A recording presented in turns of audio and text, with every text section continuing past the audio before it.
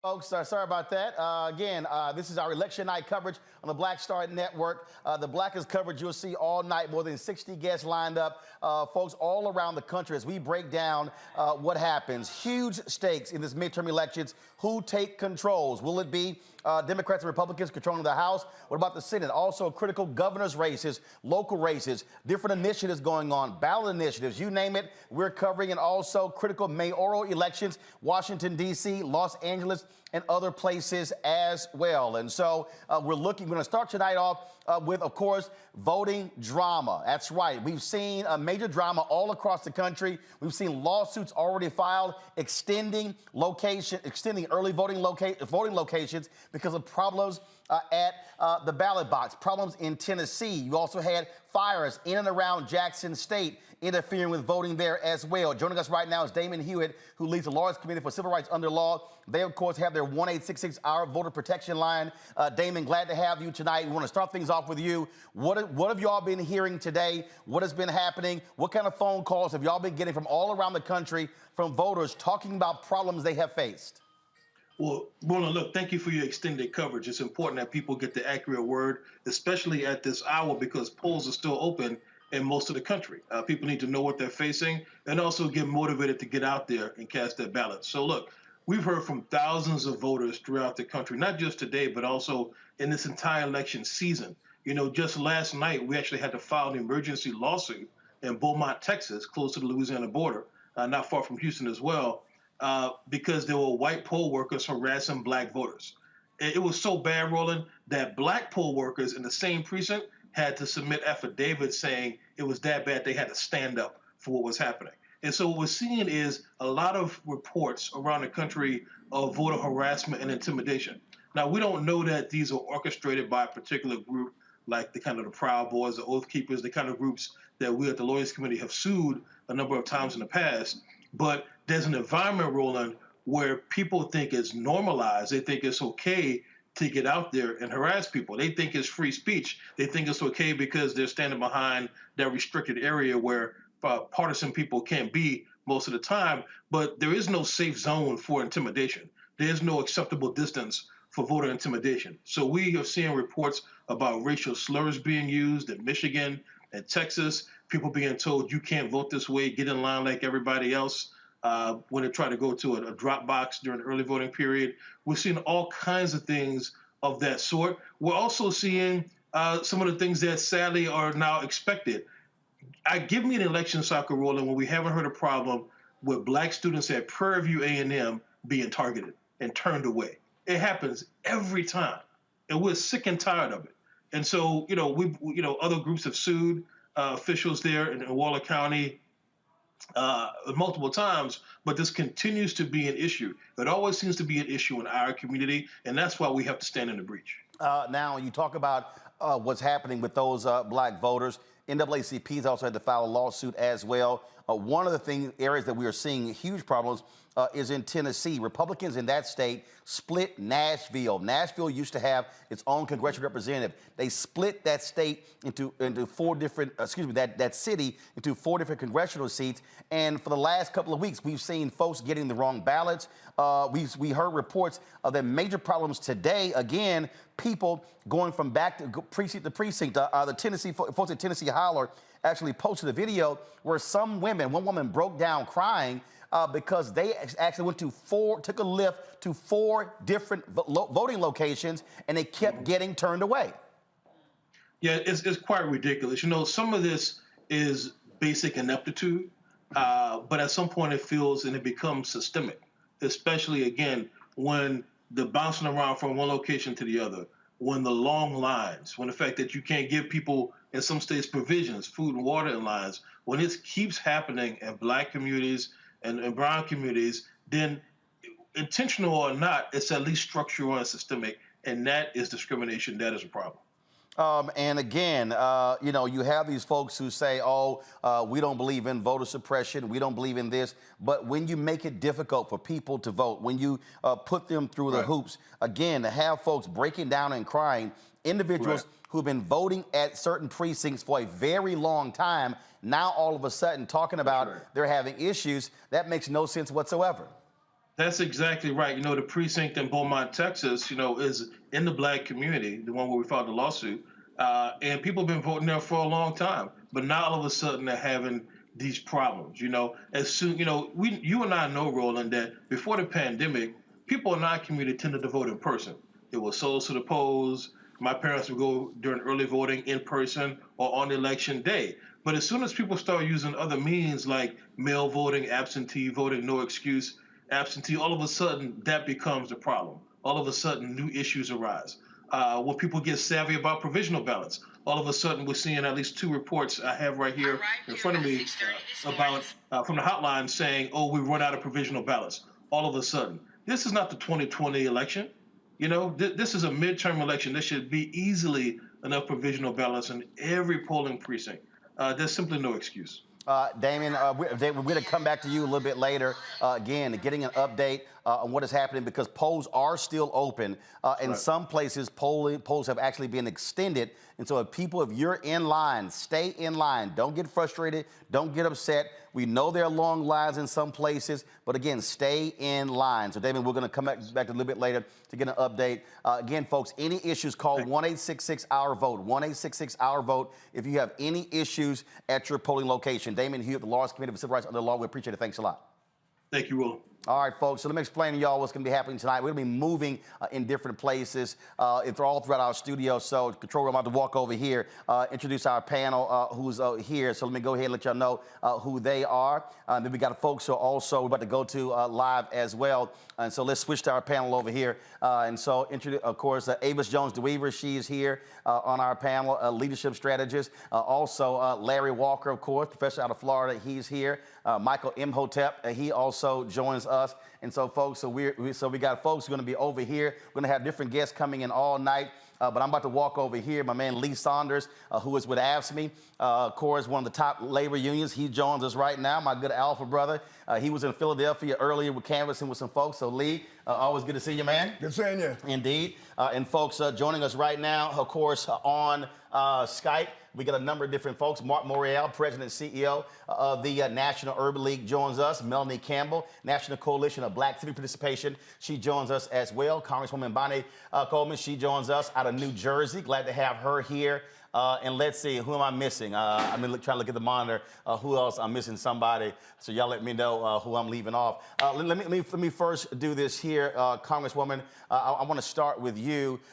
Huge stakes today because obviously, who controls the House, who controls the Senate. You got several African Americans in the CBC who lead congressional committees. They played huge roles when it comes to lending, dealing with loan discriminations in banks. That's Congresswoman Maxine Waters, Financial Services. The amount of money that's gone to HBCUs, you can give credit to Congressman Bobby Scott. You've got Congresswoman Alma Adams, the role that they play as well. You got an African American for the first time who is chair of the Agricultural Committee, Congressman David Scott, Congressman Benny Thompson, Homeland Security. We could go on and on and on. So if Democrats lose control of the House, that means those African-American chairs, they go into the minority, and it's a lot different when you're the minority as opposed to when you're the majority.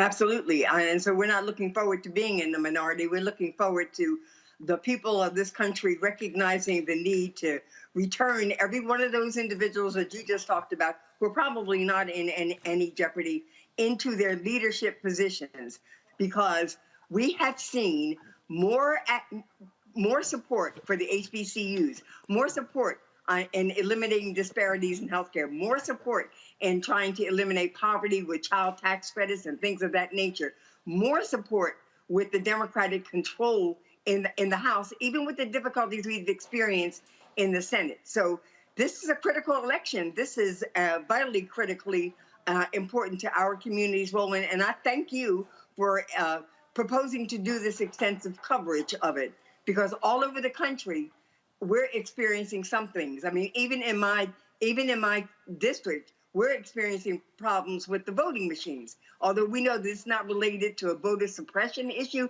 it is an issue. We don't want anybody to be discouraged. Stay in that line. Please come out here and vote. Vote until the polls close. And if it's necessary, because of things that have been happening that have suppressed the vote, keep those polls open as long as they need to be. Indeed, indeed. Lee Saunders, first of all, this looks a little bit different than the first studio. Y'all, Ask Me was, of course, with Lee. They were our first partner with Black Star Network. And actually, Black Star Network didn't exist. Roland Martin Unfiltered. So I can take it when you walked in here, this looks a little bit different from the other place, huh? I appreciate it. So, look, Lee, it has been a lot different for labor the last 2 years with President Joe Biden in the White House than it was for Donald Trump sitting in the Oval Office. And again, if Republicans take control of the House, take control and or the Senate, that does not bode well for labor unions in this country. Not at all. And not only in the House, in the Senate, but also the gubernatorial races across the country, the down ballot races, where our members live and work every single day. That's why we have been working almost a year now as far as going into our communities across the country. Labor activists, our community partners working very, very closely together to get the word out and talk about the importance of this election and how we've got to continue to support progress rather than go backwards. And we've been getting that message out in our communities across the country. I'm just getting back from Pennsylvania. I've been in Minnesota, Ohio, Nevada, and a whole bunch of other places. But we're really canvassing and we're getting the word out, and people are excited, I believe, about knocking on those doors and those folks listening to the message and us listening to what they have to say to really urge them to vote on this election day. It's extremely, extremely important for all of us. When I was in Texas on Thursday and Friday, I was talking with Claude Cummings of Communication Workers of America, and he talked about why he was putting money directly in the ground. He said, frankly, I'm tired of giving money to the parties because it's not going to our communities.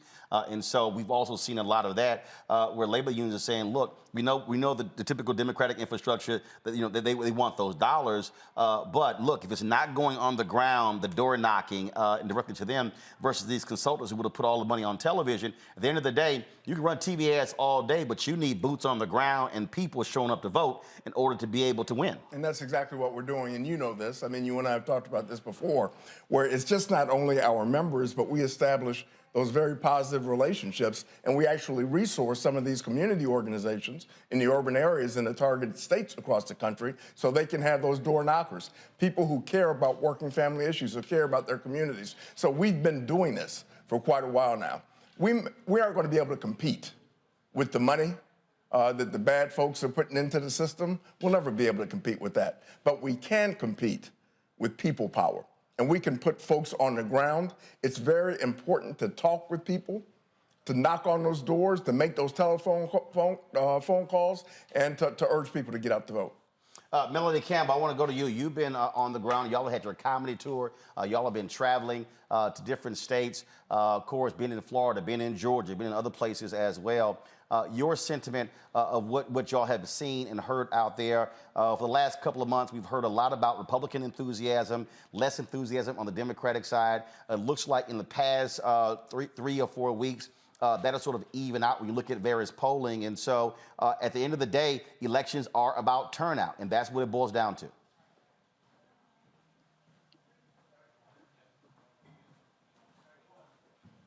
The last 30 days, we've been on the road in Ohio and Florida and Georgia, Michigan, and Pennsylvania with the Power on the Ballot tour. And we're in Georgia now. And I can tell you, Roland, over those 30 days, there was a drumbeat going. In the African-American community, we have a drumbeat, and that drumbeat was getting louder and louder everywhere we went. People were concerned about issues around safety, but they were not anybody, whether we were talking to young folks to seasoned folks, who did not say they were concerned about this democracy, this election.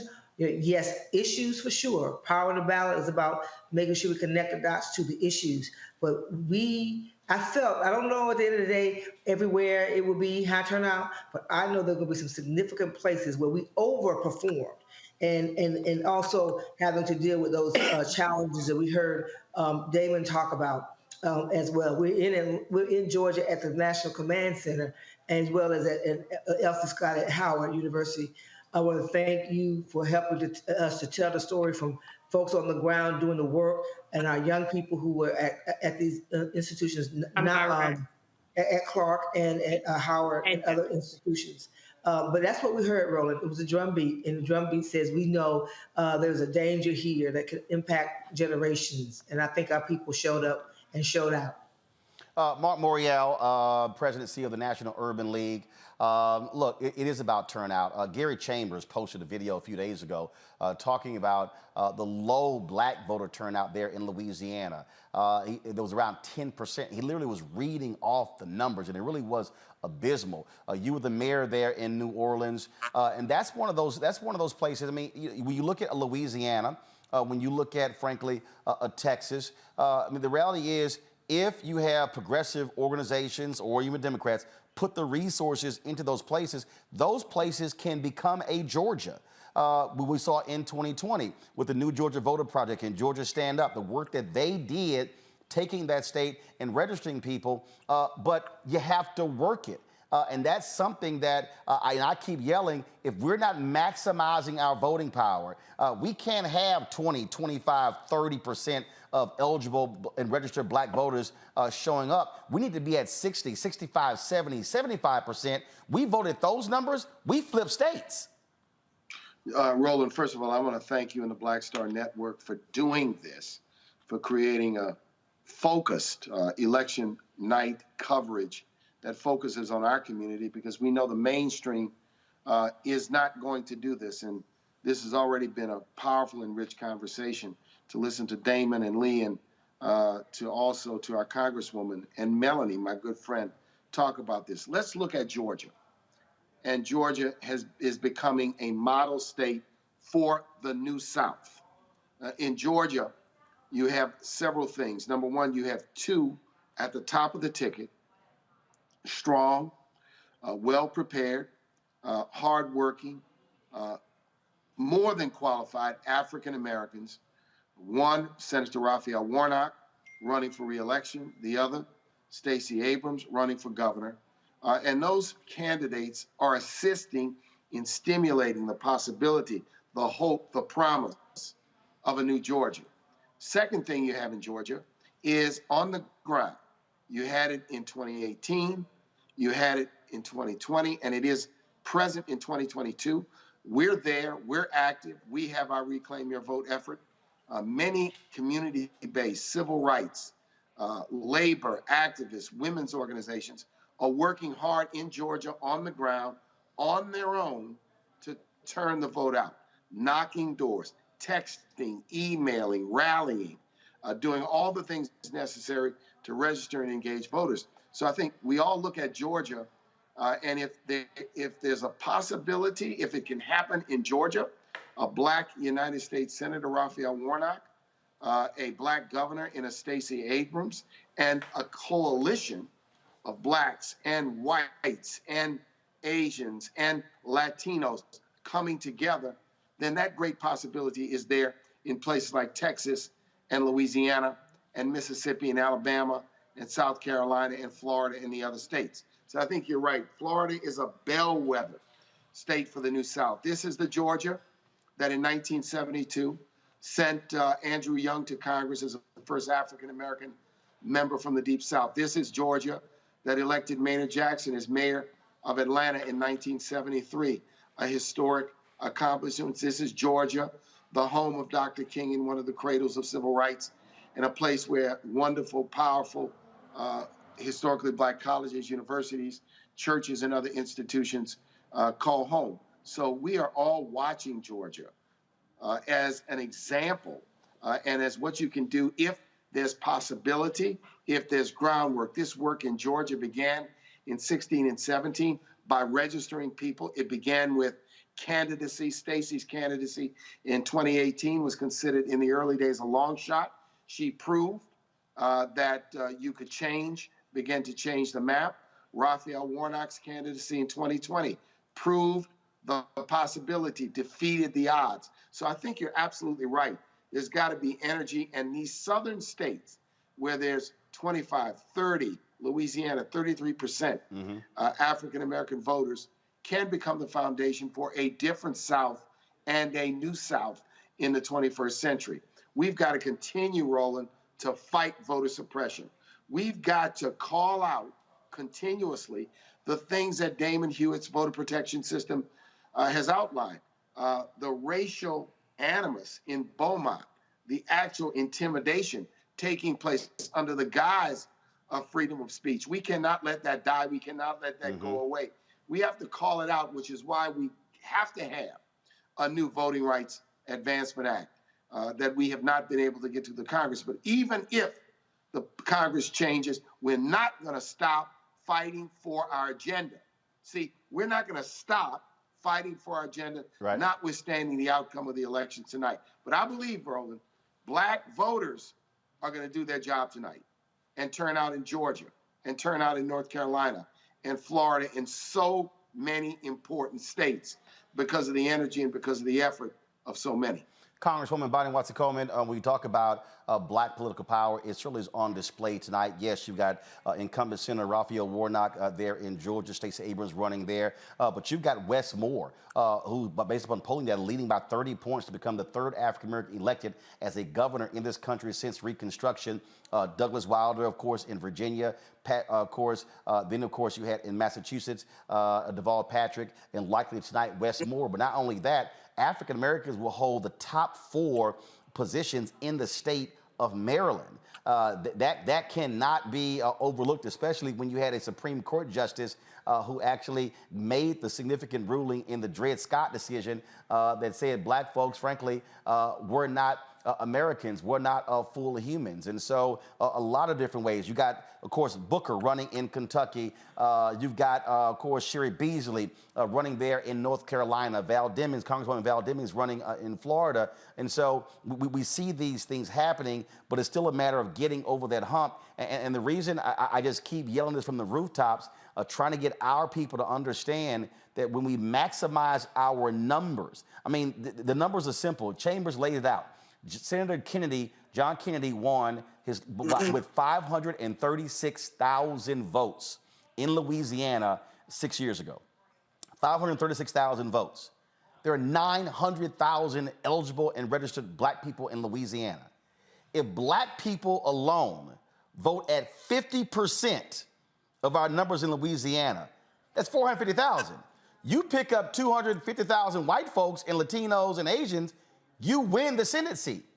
And so I just really believe that, but after tonight, no matter how black voters turn out, there really has to be this centralized focus in these places where we have numbers. Same thing in Texas. When I sat with Claude Cummings, doing early voting turnout, African Americans comprise 8.8% of black turnout. There are more black voters in Texas than any other state. He said that if black turnout in Texas hit 12 to 15% of the total electorate, he said we went across the board. And so I think it's really getting African Americans to understand we have the power. It's about using it on Election Day. Absolutely, Roland. And I think that I'm talking about with what even Mark Morial just talked about. We have been doing a better job of energizing our communities, communicating to our communities, and having a discussion with them about, you hear these esoteric discussions about the economy and all that other kind of stuff and the climate, but we brought it down to how it really impacts you and how your vote and your participation could mean a difference. And so when we look at what happened right after the Dobbs decision, the kind of registration that took place, it took place because of what happened in the Supreme Court.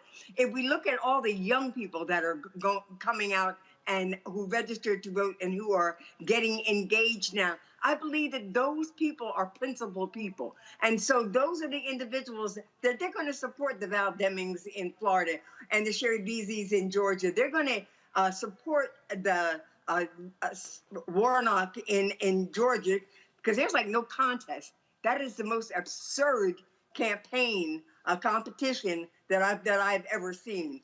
I honestly believe two things. Number one is Republicans have done a great job misadvising, telling you a bunch of lies, oversampling in communities, trying to create a narrative that things are going good for them and things aren't going so good for Democrats. Don't believe that.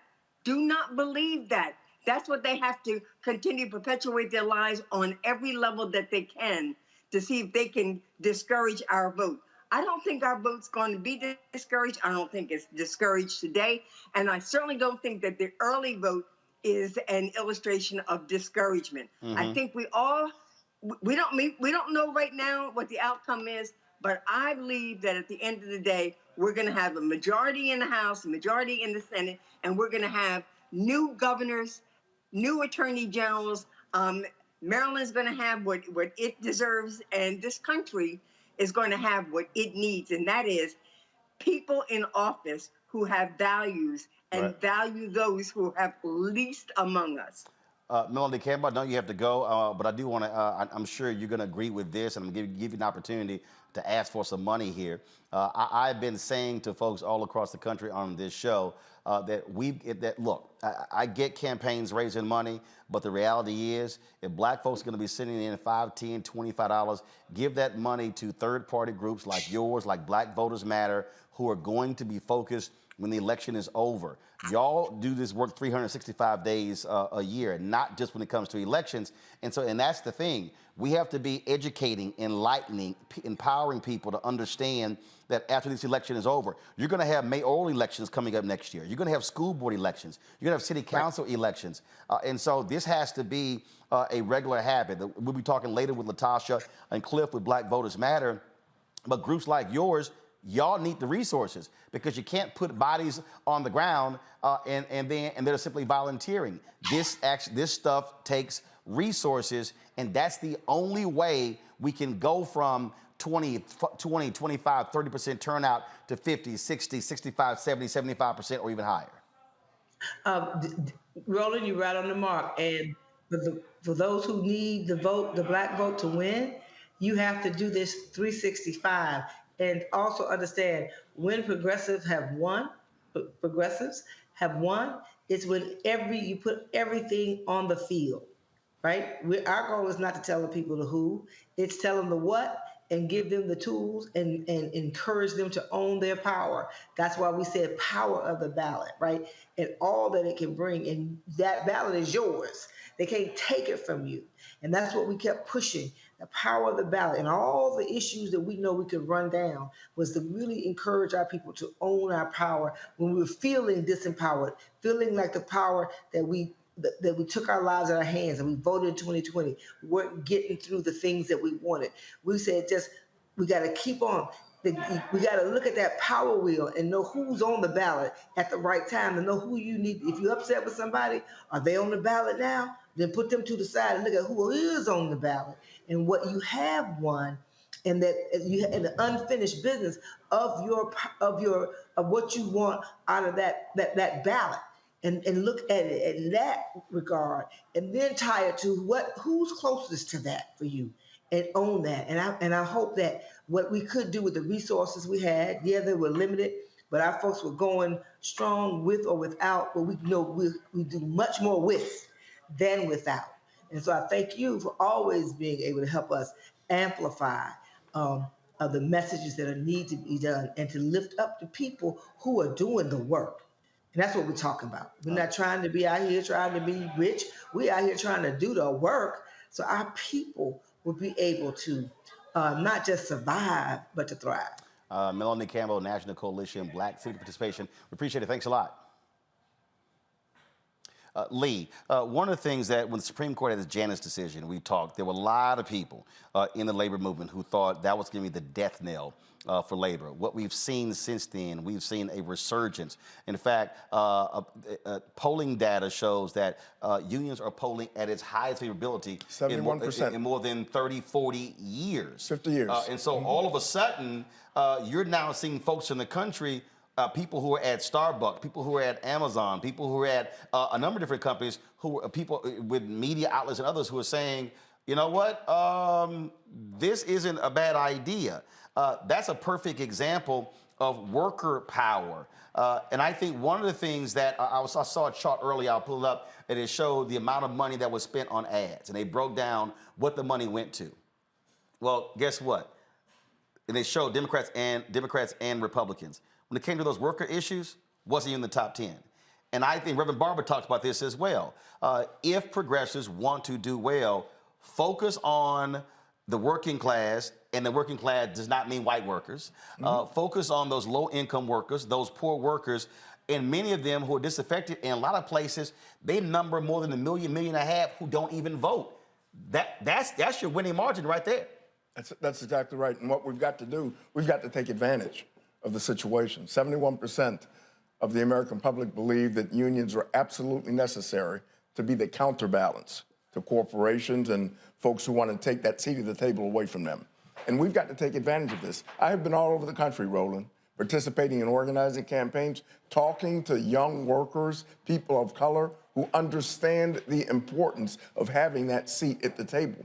And we've got to help them, and we've got to support them. And I just came from Philadelphia, for example. We're organizing cultural workers, museums, zoos, libraries, folks like that, mostly young people, a lot of them people of color. They want to be a part of the labor movement.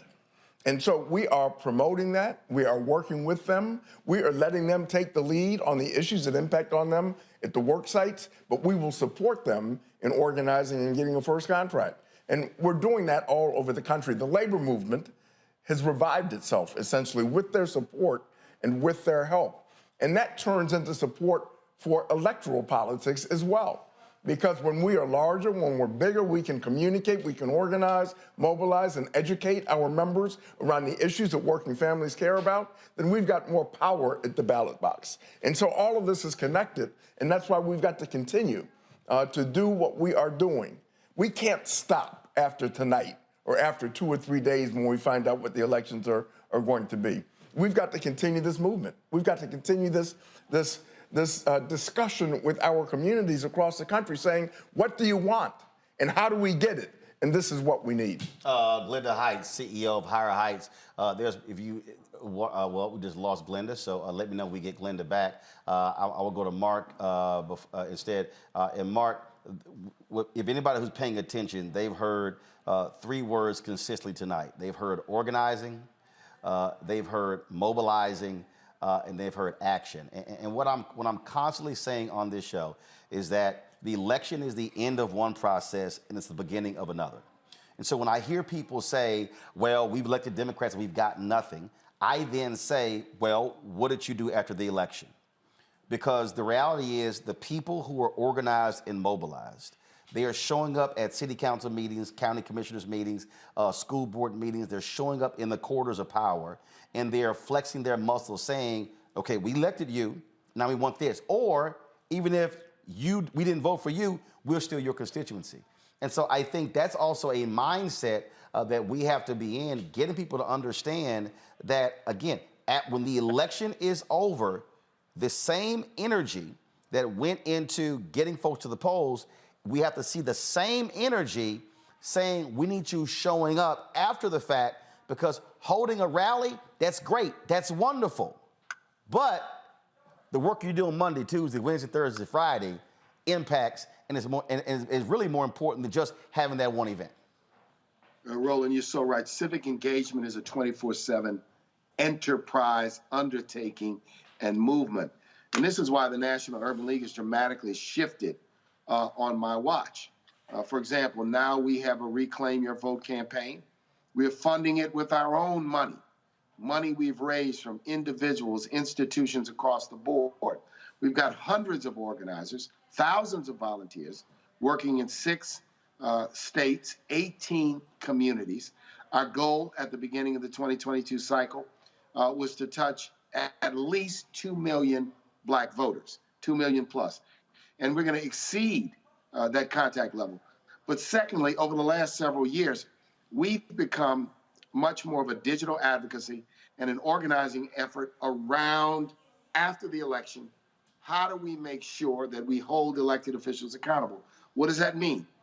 Campaigns that we have run for the George Floyd bill, for the John Lewis bill, campaigns we've run to ensure that there are equity provisions in the infrastructure bill when it comes to broadband, campaigns in favor of the child tax credit and the earned income tax credit and the minimum wage to address poverty. So you're right, we have to deploy our forces, whether it's civil rights or labor or faith-based organizations, after the election. Sometimes there's a tendency to vote and then become a spectator, as though we've transactionally voted. Now our job is to go sit in the grandstands and watch the game. No, we have to remain engaged, because the forces that are aligned against us have legions of lobbyists, legions of talk radio hosts, legions of digital advocacy proponents pushing their agenda and pushing back on our agenda. From the vantage point in our community, many times we don't see that clearly because it's not targeted towards us. We've got to bring the same kind of pressure. You're right. City council meetings, school board meetings, transit authority hearings, active online and sometimes in person if we can, to impact the members of Congress, going to the town hall meetings when the members of Congress come home, and going there to be heard on the issues that are important to us. So this is a level of new engagement. What's exciting to me, Roland, is the way in which, whether it's Black Voters Matter, the National Urban League, the NAACP, Melanie Campbell's organization, labor organizations, tenant organizations, student organizations, the way in which people are leaning in to do their own thing. I call it self-propelled, not waiting on a candidate, not waiting on a party, not waiting on some sort of established order. When we vote, and this has been our message, we want people to vote for themselves. We vote for our agenda, not just for a personality. And this is what we have to do. We have to change, we have to evolve, we have to embrace this whole spirit of activism, activism in furtherance of democracy, and activism in furtherance of public policy that improves the quality of life in Black America. Mark Morial, President and CEO of National Urban League. We appreciate it. Thanks a lot. Thank you. Congresswoman, your final comment. I have to say that listening to the conversations from my brothers and sisters here tonight, I'm quite moved, because I do understand that we have been having this conversation with our communities and our younger people more consistently than we've ever had before. We're at a turning point in this country. We are very pivotal about as to what's going to happen in the future.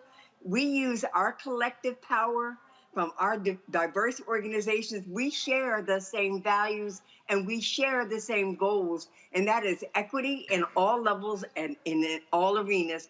How we get there may change from time to time, but recognizing our collective power and what that means when we show up in the collective and when we represent different agencies and organizations, but we're here for this reason together, that's very strong. That's very powerful. And I actually think you're going to see the manifestation of a lot of that tonight or in the next couple of days as a result of this election. People have voted, and they voted out of their self-interest and their needs. Congresswoman Bonnie Watson-Coleman, we appreciate it. Thanks a lot. Thank you. All right, then. Lee, Mark was just there talking about the Urban League using their own resources and what it is we have to do. And as he was talking, I really thought about this speech that Dr. King gave, where he talked about signing our own Emancipation Proclamation. So I just want to go ahead and play that before I get your final comment. Listen to this, folks. Believe in yourself and believe that you're somebody.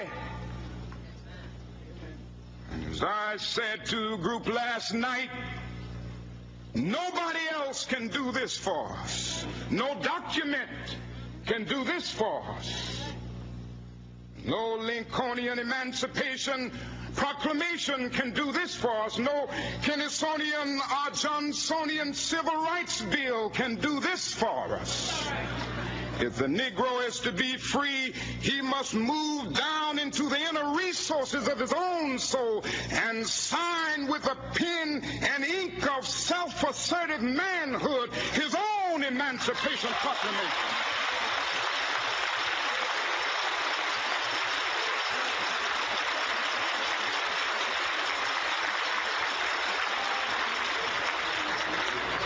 Don't let anybody take your manhood. Be proud of our heritage. As somebody said earlier tonight, we don't have anything to be ashamed of.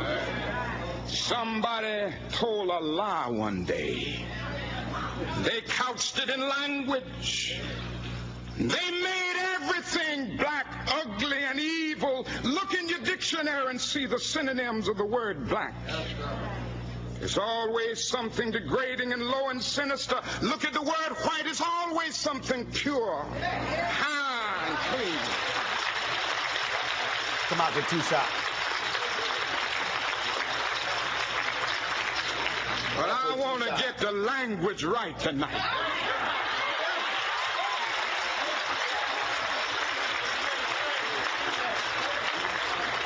I want to get the language so right that everybody here will cry out, yes, I'm black, I'm proud of it, I'm black and beautiful.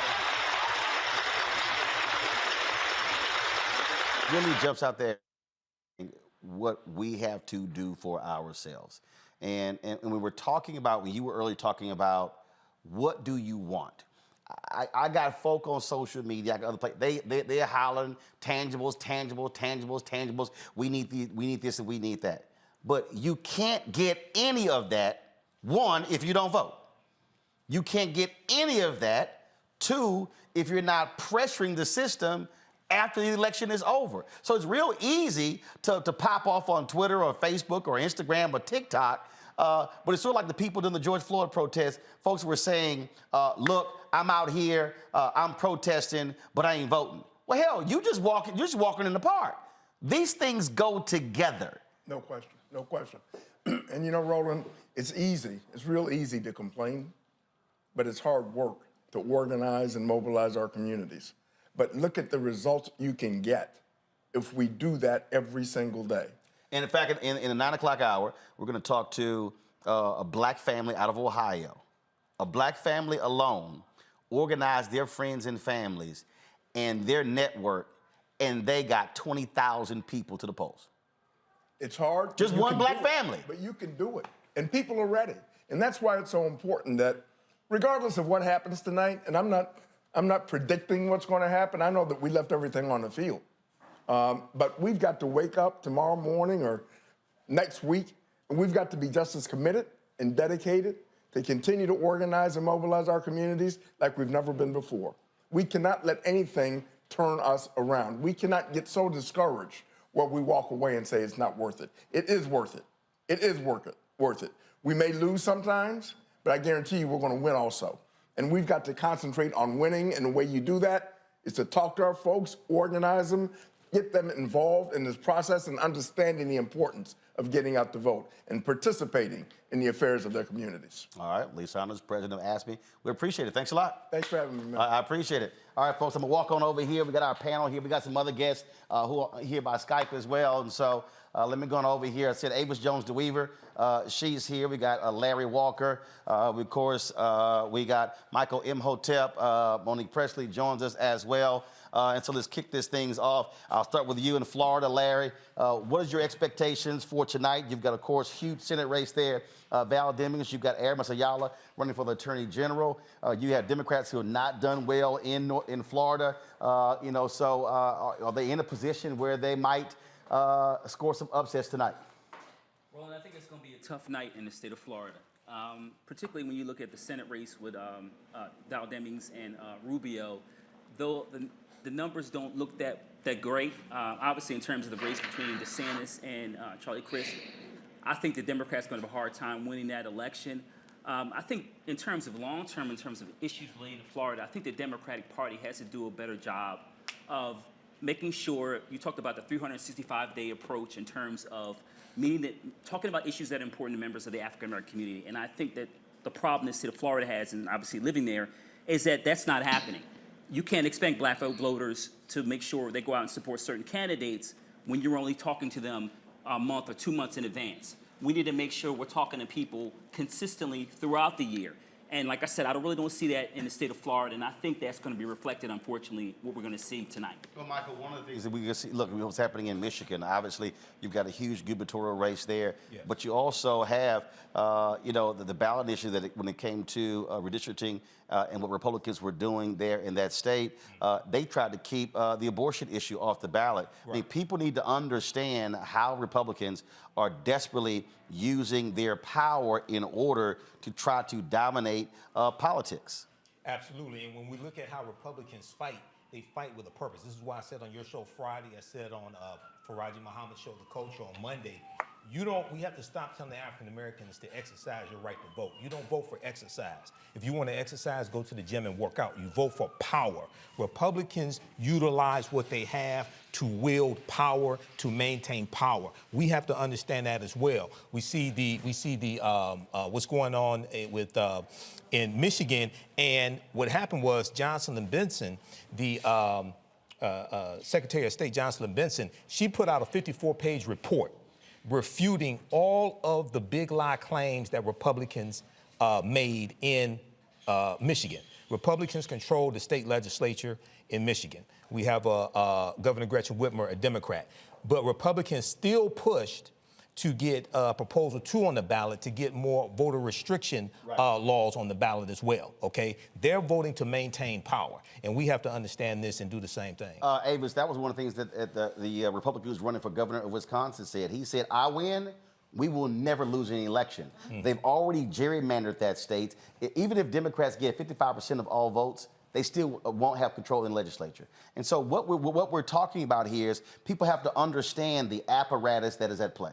They have to understand that the other side, they are playing for keeps.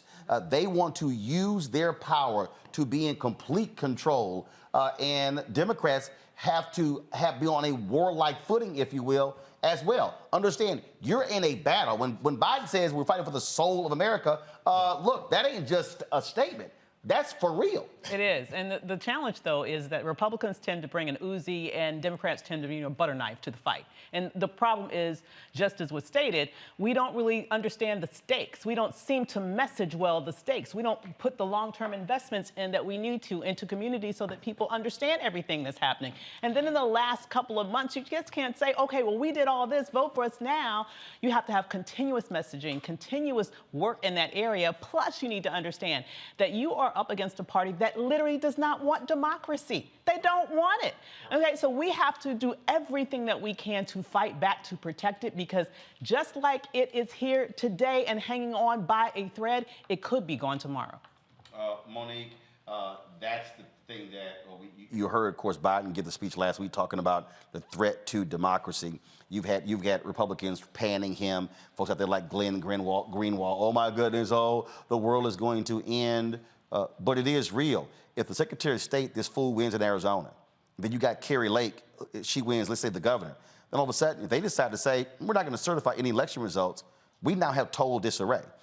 You already have Republicans who are saying they've got lawyers lined up in every single major state, all states in this country. And so many of these battles are going to be fought in the courtrooms. And so when we were talking about why it was huge that Trump was there, because who are they going to be trying to seek out? Trump-appointed federal judges to try to follow through. And if the Supreme Court is the backstop, that's scary as hell with this Supreme Court. Yes, and because it's scary and because democracy is at stake and it's my first opportunity to speak tonight, I'm gonna say to everybody who's listening right now, go vote. There are just a few polls that are closed. For the majority of this country, they're open. People in Arizona have hours left where they can go and vote.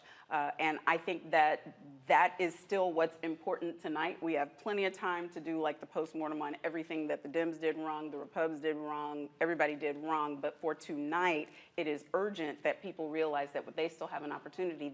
These races may come down to 50 votes, 100 votes. Well, look, Shira Beasley lost for the Supreme Court in North Carolina 2 years ago by 401 votes. Remember, in Virginia, who controlled one of the chambers was decided by a coin toss. Yep. Yeah. Right. Because it was tied. Yeah, right. I mean, and right now, it's 4 o'clock places where some of those elections are going to matter. So I would urge people to utilize the time that they have. Listen to us on your phone and go get in line. Yeah, stay in line, but you can watch this while you're also online. Folks, joining us right now is Alicia Bannon. She is the Managing Director for Democracy Program at the Brennan Center for Justice. Also, Ianthe Metzger, the Director of the State Media Campaigns for Planned Parenthood Federation of America. Glad to have both of you here. So let me ask you this, Alicia. Again, these voting issues, we have been talking about this for a long time, and you know, people hear voter suppression, but we're talking about the creation of long lines. Now we're talking about not having enough net ballots. Now we're talking about the moving of early voting, of polling locations. Now we're talking about these laws passed where you have people who are standing over the shoulders and looking at people. In fact, in Georgia, 2 poll workers were fired today because of social media posts because they also were January 6 sympathizers. And so that's what's happening at where people are voting today. Absolutely, and we need, so going to what you were saying about the courts, that's part of the reason why it's so crucial that we have fair and independent courts. And you know, we've seen state courts, for example, be targeted in a number of states, including Georgia, with bills that have, limited courts' power to address certain issues on Election Day. We've seen efforts to get more political control over state courts, for example, or to gerrymander judicial districts, all with an eye to, essentially, manipulating how those courts are hearing cases and making judges into something closer to politicians in robes. And it's a really serious issue for the health of our democracy.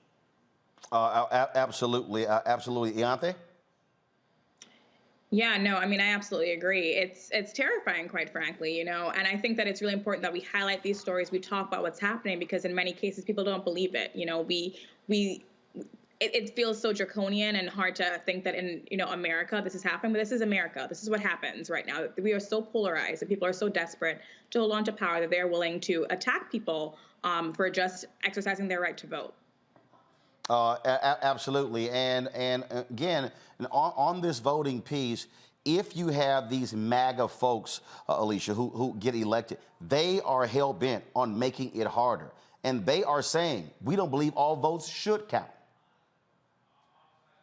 It's a chilling thing to when we think about the stakes for our democracy. And, again, I think this goes to the importance, of ensuring that we have strong institutions. And in a whole bunch of fronts, our institutions have been under threat, have been put on defense. And so, I think this is, somebody was saying earlier, the importance right now of voting and, the importance as voters and as members of the public for holding our officials accountable, calling, saying that we want our courts to be fair, saying that we are going to be paying attention and making sure that our officials are doing what they should be doing. All of that is so critically important now and every day. I'm going to bring in Dr. Amara in here. She's a public policy expert with the Movement for Black Lives. Amara, glad to have you here. Look, there are people who are watching, there are people who are listening who are saying, you know what, you guys are saying the sky's falling, and so I'm just not believing it. But I don't think people really understand. January 6th was the first quarter. This midterm election is the second quarter. 2024 is the whole ball game. Folk better understand what is at play right now. Absolutely. I mean, I think you're exactly right. And actually, there's an even longer time scale at play as we see how the composition of the Supreme Court has changed, as we see the sheer number of pieces of legislation that are being proposed and passed across the country designed to try to restrict people's access to voting, as well as on gerrymandering and a number of topics. What we're witnessing and what gives credence to the notion of the urgency of this moment is the fact that we are witnessing a very long-term strategy that has actually generated significant results in areas that are harmful, particularly to Black people. And so there is an urgency about not only voting on election day or voting in the elections, but also the work that has to be done in between elections to ensure that these policies are not getting passed, whether in state legislatures or in the courts, whether at the state level or even the federal level. And on that particular point there, Alicia, again, as we talk about state legislatures, who controls them, this is going to be even more so. If you see more Republicans take control of legislatures with veto-proof majorities, look at what was happening in Wisconsin. Depending upon what happens tonight, they may very well have veto-proof majority. So even if Democratic Governor Tony Evers wins re-election, if he vetoes it, they can override him. They can then do whatever. We already see that in Florida. We see that in Georgia and other places as well. And so people have to understand why their state representative and state Senate races are equally important to what's happening in Washington, D.C., because that's where the battles are taking place.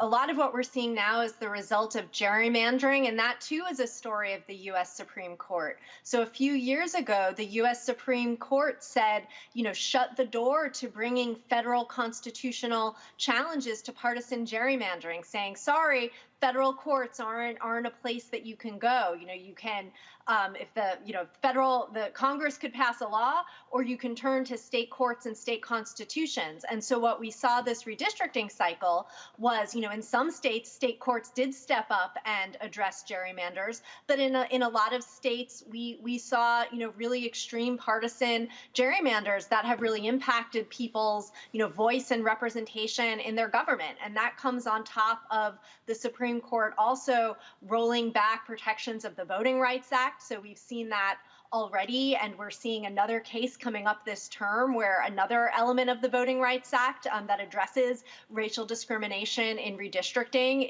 is up for consideration and is at risk of being dramatically weakened. And so, it's just one example of how the courts are such critical players in, the functioning of our democracy. And time and again, the U.S. Supreme Court has had rulings that have really undermined the fairness of our elections and, real representation for communities of color. Ianthe, we saw, of course, the decision by the Supreme Court, Roe v. Wade, in the Dobbs decision. But then we saw, of course, what voters in Kansas did. You now also have on these ballot initiatives. They got it on the ballot there in Michigan. Also, there's a ballot initiative in Kentucky as well. Yes, there is one in Kentucky. It is similar to the Kansas one in that it is about voters rejecting or approving no right to abortion in the state constitution. So we're hoping that people vote no on that. And, I think that people need to remember that abortion in general is what made the midterm elections competitive. We were expecting a wipeout on the Democratic side, but voters saw what happened with Dobbs. And within a month of that ruling, voter registration was up amongst women in all but 4 states. So people really are motivated, are energized, and we hope that we can carry that to the polls today and see some results that show that reproductive freedom is a winning issue, because we've long said that people want to control their own bodies and make these decisions for themselves and not have politicians inserting themselves in these decisions. So in Kansas, in Michigan, California, Vermont, we are really hoping that we can get positive results for state constitutional amendments on abortion rights. And Amara, for the Movement for Black Lives, look, the ground game is going to be important. So what is your focus over the next 2 years doing this work every single day? Because again, you can't demand policy changes unless you change the politicians.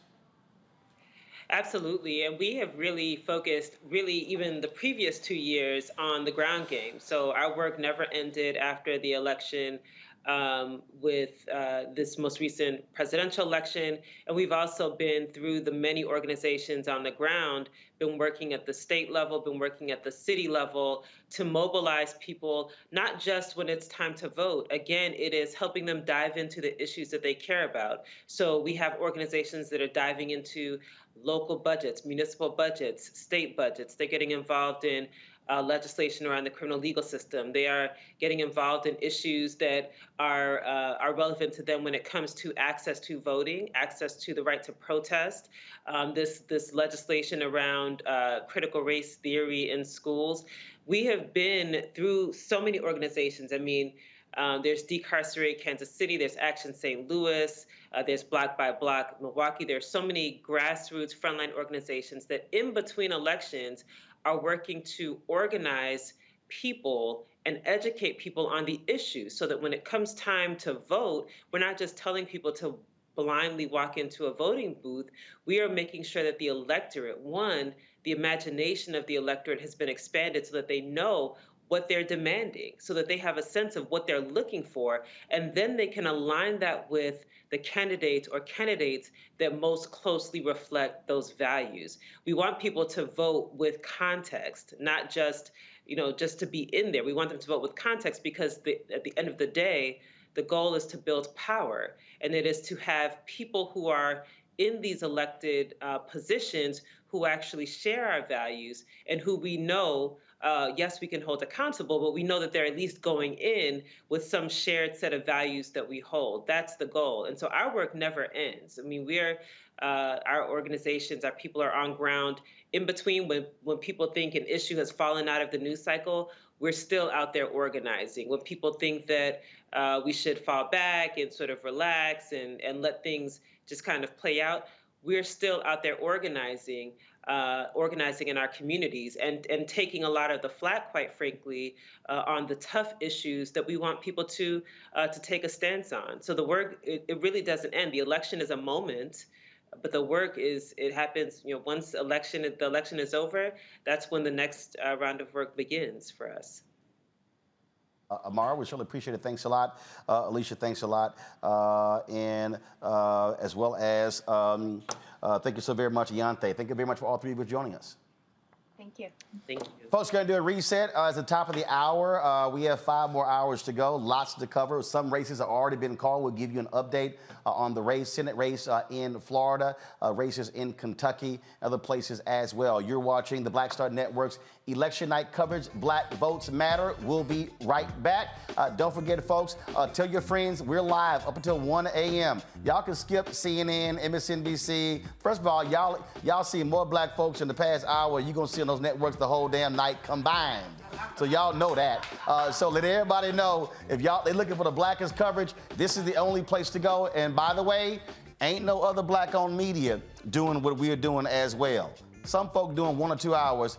We got 6 hours of live coverage right here from our Black Star Network studios right here on Black Lives Matter Plaza in the nation's capital. We'll be right back.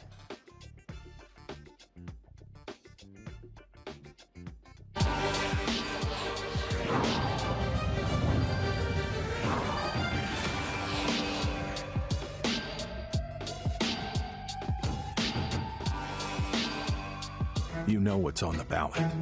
It's not just legislation and policies we believe in. It's democracy. Our democracy. There's a choice on the ballot between freedom and fear, between cruelty and compassion, between chaos and community, between voting or violence. And the end of rights generations have fought for. The extremists have a plan, a roadmap for a nation where your voice is silenced and your vote is a memory, where they count their votes and cast ours aside. That's why this year, this fight, this vote is so important. Register, engage, volunteer, fight back against the disinformation and despair, and most of all, vote, because your vote is all that stands between our future and theirs. It doesn't happen like we think it does. No one rolls the tanks. No armies meet in pitched battle. It happens quietly, little by little. And because so many think it can't happen, it does happen. Little by little, the rules change. It doesn't seem shocking or sudden. And that's the point. Fewer places to vote, longer lines. Don't worry, they say. We're just improving the system. They hope we won't notice the rules are changing because they lost the last election. They hope we just won't care enough to stop them. They believe they can take America away from us, and we won't even notice. We know who they are. We know what they want. The question is, who are we? Do we let them get away with it, or do we fight? Democracy is on the ballot. Vote while your vote still counts. The Lincoln Project is responsible for the content of this advertising. We've got to stand up. Republicans are banning abortion rights, tearing down democracy, blocking progress. But when Democrats stand together, we win. Because we voted, Democrats stood up for Black lives, voting to ban police chokeholds, stood up for Black women, putting one on the Supreme Court, stood up for our families, lowering cost of health care and prescriptions and capping insulin, and stood up for millions by slashing student debt. This November, let's stand up together and keep making progress.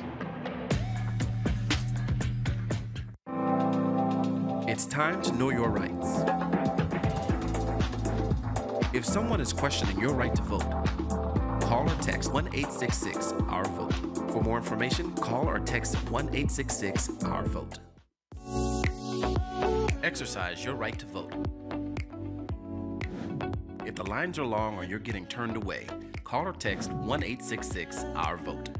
For more information, call or text 1-866-OUR-VOTE. Know your voting rights. If you are unsure where to vote or don't know if your polling location has changed, call or text 1-866-OUR-VOTE. For more information, call or text 1-866-OUR-VOTE. I want to be fearful every time I'm in an open area in a public place. I want to think about how completely vulnerable I am while I'm closing my eyes to pray at my place of worship. I enjoy practicing semi-annual lockdown drills with 6-year-olds who don't fully understand what's happening. I like going to the movies and making a mental note of every exit in the theater to plan my escape. I hope that our set is interrupted by loud percussive sounds that cause the audience to scream in horror and run for their lives. I want to think of this dumpster as a hiding place for my kid. I enjoy when the only way a family member can identify their mutilated loved one is by the make of their shoes or a DNA test.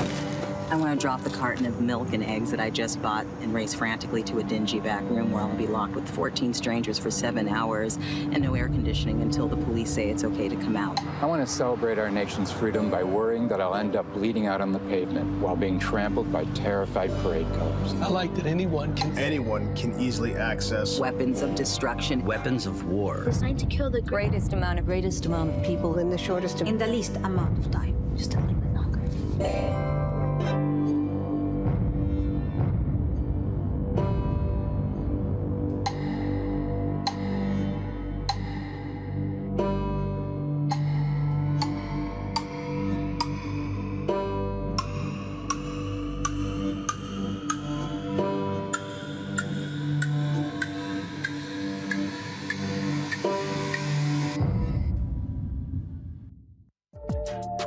Know your rights before you vote. If you have any questions or a problem voting, call or text 1-866-OUR-VOTE. For more information, call or text 1-866-OUR-VOTE. My name is Charlie Wilson. Hi, I'm Sally Richardson Whitfield. And I'm Dodger Whitfield. Hey everybody, this is your man Fred Hammond, and you're watching Roland Martin, my man, Unfiltered.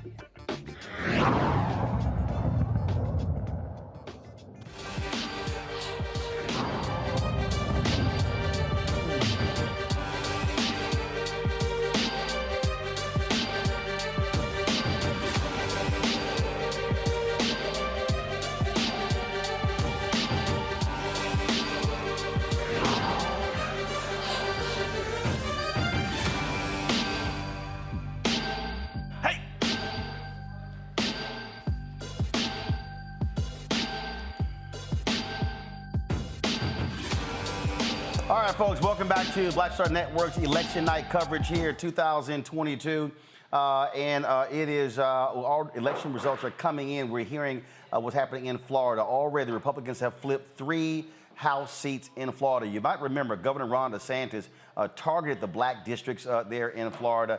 And so this is what happens when you control the legislature as well as the governor's mansion. And we're seeing that as a result. That's one of the things that you hear. That we also seeing here. Also, the folks that are calling the race for DeSantis over Charlie Crist for governor. DeSantis gets reelected there. Also, Politico is calling the U.S. Senate race for incumbent Senator Marco Rubio over Congresswoman Val Demings. And so that was always going to be a very, very tough seat for Democrats to pick up. And one, again, one of the problems there in Florida is that Democrats have not had a strong infrastructure there. That used to be a Democratic state, became a purple state. In many ways, it is a very red state. And so Democrats continue to be in disarray in the state of Florida, and many believe that they may lose that state for a generation based upon how they have performed in the last 2 election cycles. And so that is what is happening there.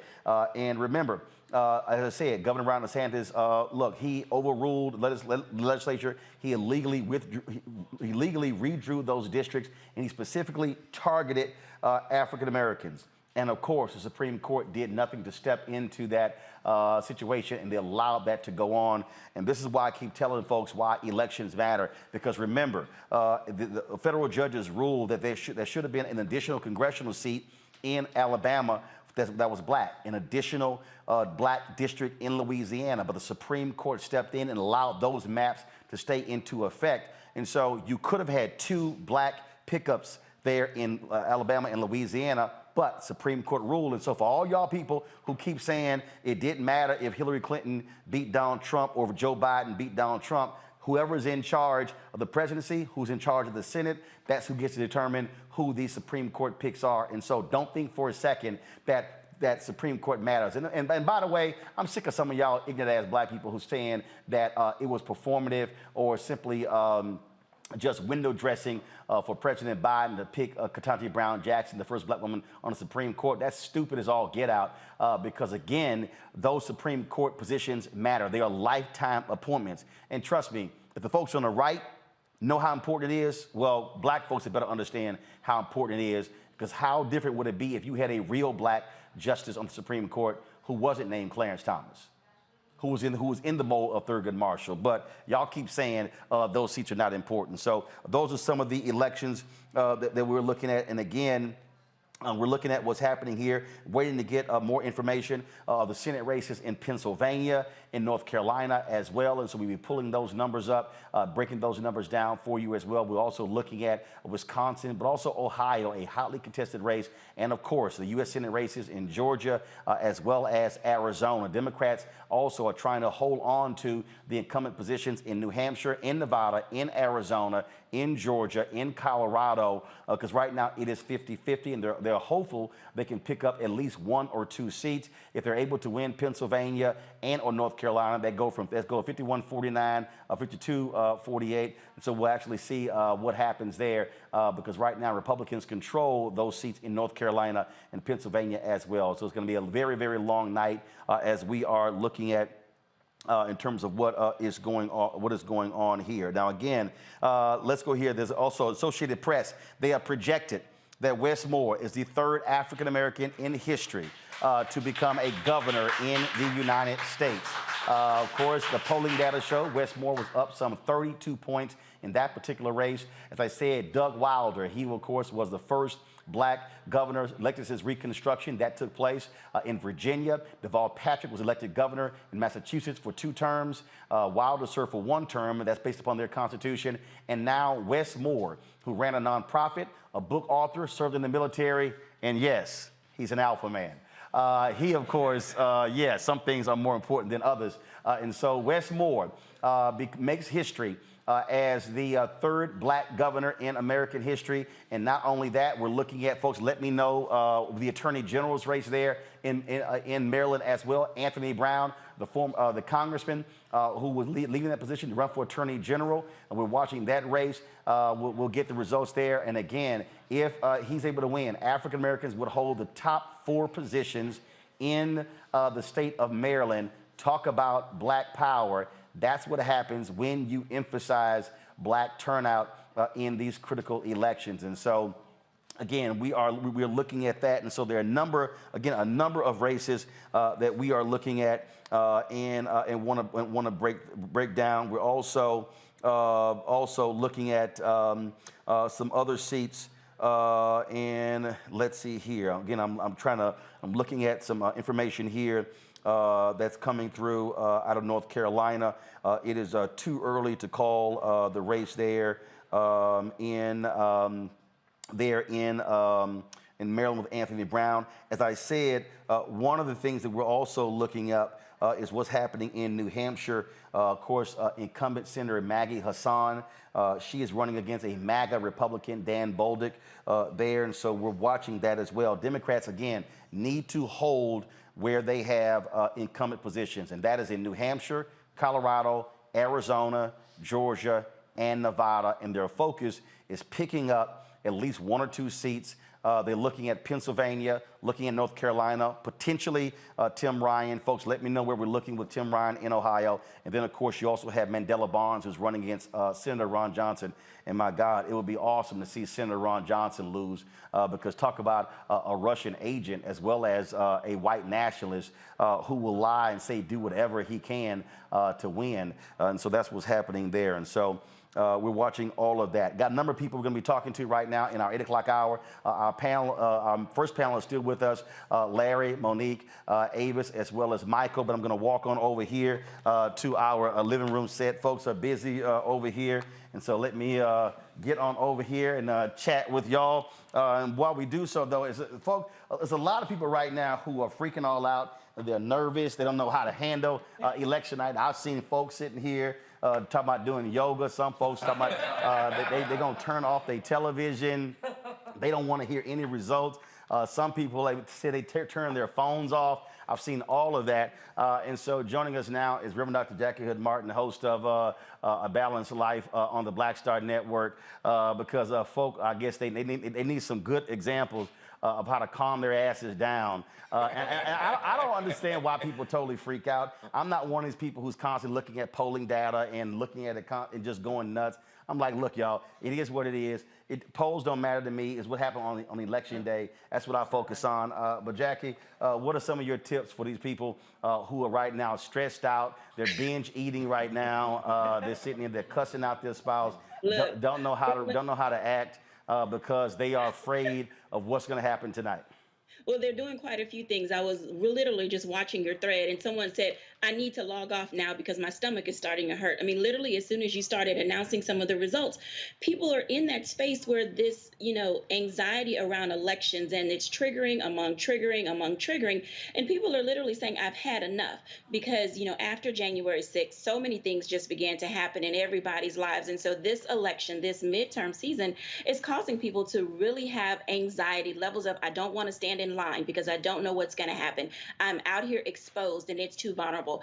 All of this ignorance and hate that is out there literally has people charged in such a way where they are physically feeling their emotions in a negative manner. Headaches, stomachache, backache, all types of panic attacks are happening to individuals because they're in this space where they feel as if they're not wanted. Even though we know that our voice and our vote matters, they're saying to themselves or getting worked up in such a way that I'm exposed. And it's that type of exposure that causes people to find themselves in stressful situations. So when you think about ways in which to cope, one, we love our social media, but sometimes you have to limit how much you take. Two, you have to also look at who you're around. You can't be around negative people talking trash in your ear constantly about the elections and what if this happens and what if that happens. A lot of this doomsday talk gets people tied up in knots in a lot of ways. But then also you have to know your capacity. How much can you take as an individual? Is it too much for you to be in a line too long? Are you with people who cannot control their conversation? I think if any of us got one more robocall from some small town that never existed, we were probably going to throw our phones against the wall. So this constant... No, that's mean all these damn emails asking to give. And I don't know about y'all, I cannot get the hell off of that punk-ass Donald Trump emails.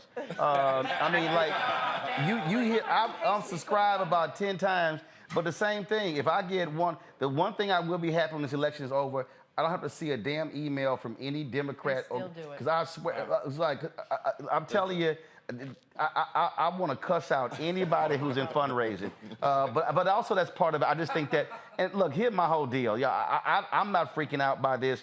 On election night in 2020, I never forget when that idiot won, and there was a producer at TV One. She came up to me and she was just going nuts, and she was like, "Roland, you okay?" I said, "No, I'm fine." I said, "I done seen crazy white people act crazy before." This was a white producer, and I told her, she's like, "Well, what's going to happen?" I said, "Baby, this is called war."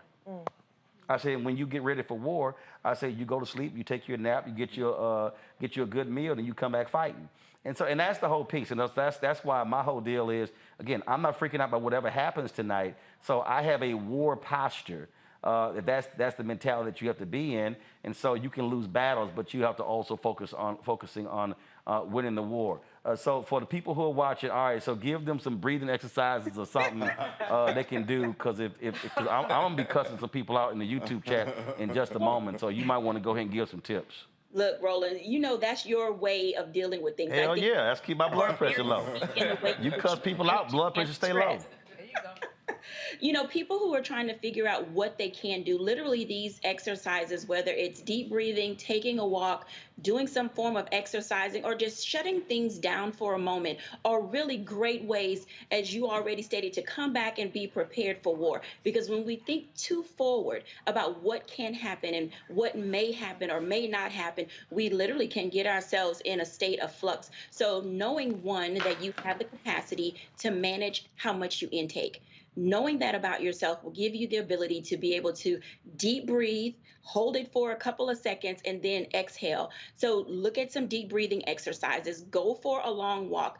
Go grab a hot coffee or a hot toddy, whatever floats your boat. Do that thing which is going to give you the peace that you need to endure, because with the amount of coverage we're having tonight, some people are going to be up and some people are going to be down. And then depending on where you live, this is just the beginning. So you got to strap in for the long haul and get yourself in that shape of saying, I can endure this, because literally the battle is just beginning. Oh, well, somebody just hit me. They said cannabis works. Yes, it does. All right. Folks, be sure to watch Balance Live on the Black Star Network. We're Dr. Jackie Hood Martin. We appreciate it. Thanks a lot. Thank you. All right, folks. Joining us via Skype right now, we got several guests. We got Congressman Ro Khanna, who joins from California. Glad to have the congressman on the show. Also joining us on the show, is that Lori? Do I see Lori there? All right, Lori Daniels Favors. You can check her out, of course, on Sirius XM. Her show is, you can always check it at midday. She's also executive director of the Center for Law and Social Justice. Cliff Albright, co-founder of Black Voters Matter. He is also with us. And Terrain Bailey, attorney, she's with us as well. Glad to see you. Joining us, let's see here, we got a bunch of folks here in the studio, so I'm going to introduce them in just a second. Let me do this here. Congressman, I'm going to go to you. You've got big races there in California. You got Karen Bass, who's running against a Republican and Democrat. He's a dino, Democrat name only, who spent almost $100 million to win that race there. And it's quite interesting how you've seen some of the people who have been endorsing him. That's one of the races that we're looking at in California. But also, you look at the race with your fellow Congresswoman Katie Porter there in Orange County. She's raised a ton of money, was in a tight race there. And so it shows you, again, how the map is changing with Republicans, especially these MAGA Republicans, very enthused out there, seeking blood because the orange one lost in 2020. Well, Roland, the polls are still open, so for those who are watching in California, I hope they'll get out and vote. But I'm very optimistic and confident on my good friend Karen Bass.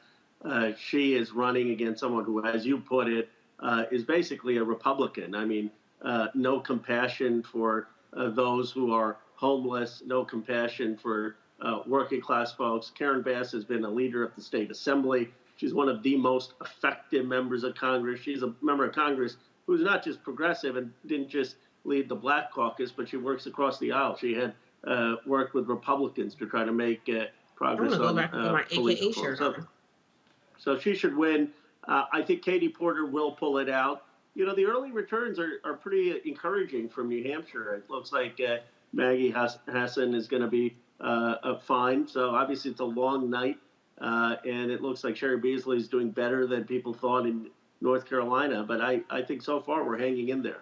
Lori, I'll go to you. Again, on this night, I tell people, look, I don't even, my staff has been sending me information since 7 o'clock. And I'm like, y'all, stop sending me stuff.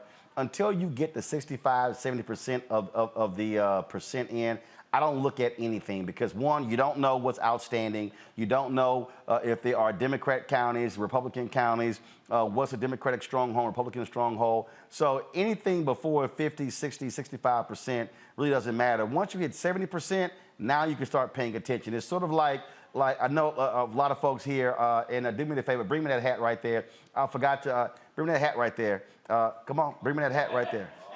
See, I forgot, I didn't do this the other day. I did it, so a lot of y'all who don't watch baseball, it's 162 games in baseball, and so some folks don't pay attention till October. But just in case y'all did pay attention to baseball, the World Series champions are the Houston Astros, just in case y'all ignored baseball. So any Philadelphia fans in here? Any Philadelphia fans? Don't nobody want to claim Philadelphia right now here. Any Yankees fans, we spanked that ass too. Any Mariners fans, we swept their ass too. I'm just letting y'all know. So a lot of times, Lori, people don't pay attention to baseball with the first 162 games. They pay attention to the playoffs. That's really the same thing on election night. I think you're right. And I think that if you start watching the news now, you're in for a lot of pain. There was a network that I used to watch before they disgracefully fired the amazing Tiffany Cross. But I would watch them typically on an election night, and you will notice that the music rises and soars just for them to get you all hyped up and excited to let you know that the race is too close to call. So it is a long game. This is an emotional game. And I would like to remind everyone, this is just one inning. We got elections. Well, and some of us have elections next year. We have elections coming again in 2 years. This is not a moment. This is not even a moment that's independent of previous elections. This is just another layer on top of whatever it is we're baking here in the United States of America. So we are not in it just for this moment. We're in it for the long haul. Unless y'all got somewhere else for us to go and we moving, then let me know and I'll happily join you. But while we're here, be ready to dig in, because it's not just about this election. It's about every election that's going to take place between now and the last breath you take on this earth. Cliff Albright, you've been out there all around the country on the ground, going to the places a lot of people ignore.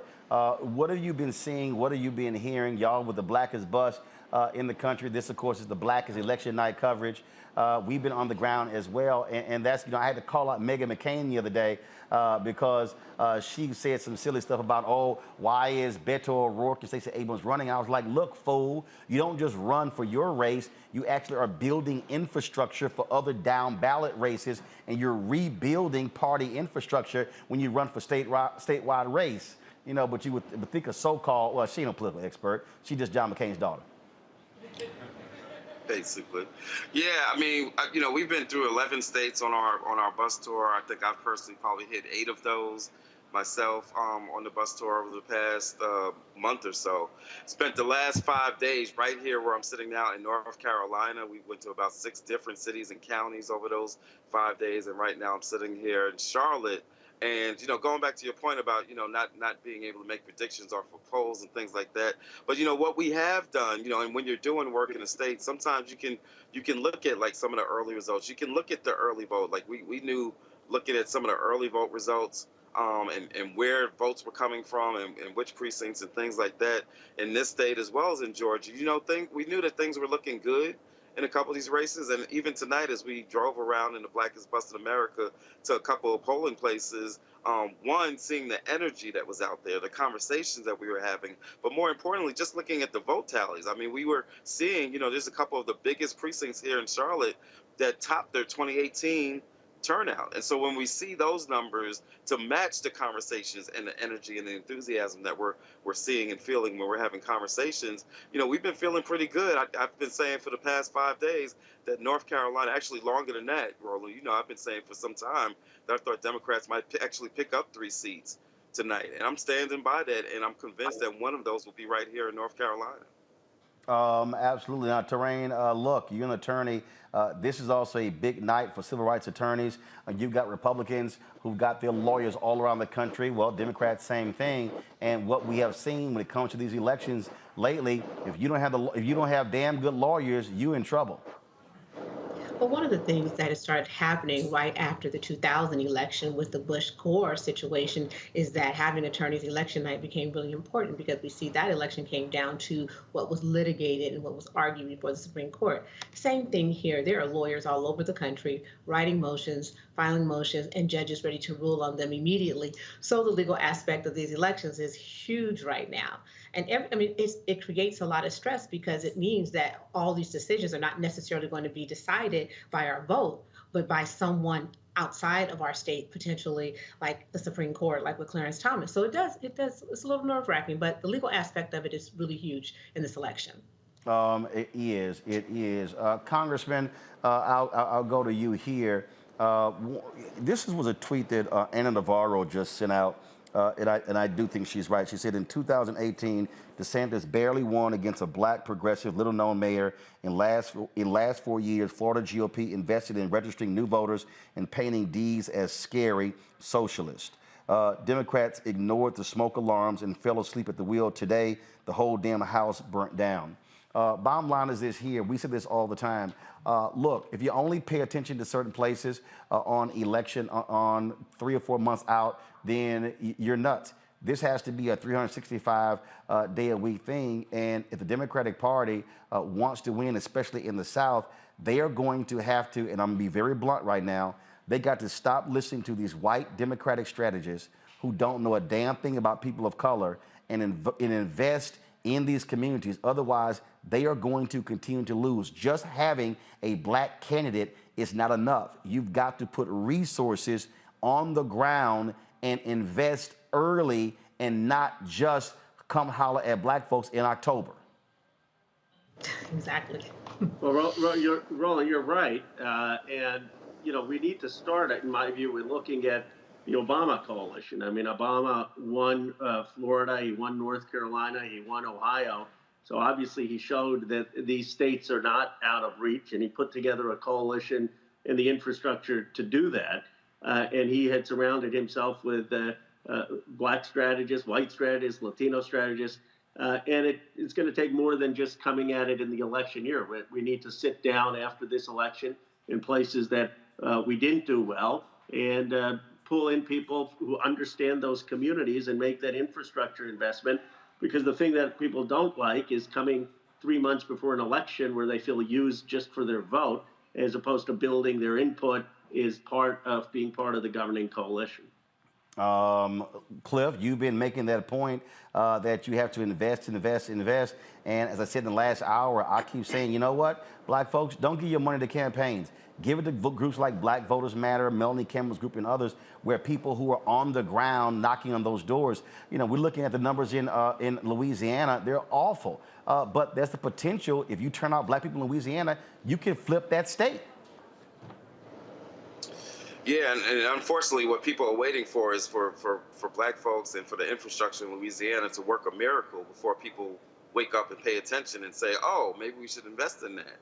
And then sometimes, even after you do the miracle, it doesn't work out. In fact, sometimes they'll use the miracle against you. We've seen a little bit of that in Georgia when they say, oh, you're so resilient off that little bit that we gave you. I guess we can decrease it a little. So yes, this is this issue of investment into the local organizing infrastructure. It's not rocket science. I say it all the time. If you give us a fraction, and by us, I don't just mean Black Voters Matter, our organization, I mean this entire ecosystem of black-led organizing, progressive organizing. If you gave us a fraction of the millions of dollars that is spent, in fact, wasted on TV advertising, there's not a state, there's not a Senate seat, there's not a legislature in this country that we could not, if not flip, have significant impact on. But instead, as you said, Roland, at every level, every layer of the political strategy, from the advertising to the technology tools that are used to the strategy that is used, it is dominated by white men using the same old strategies that have been proven to not work.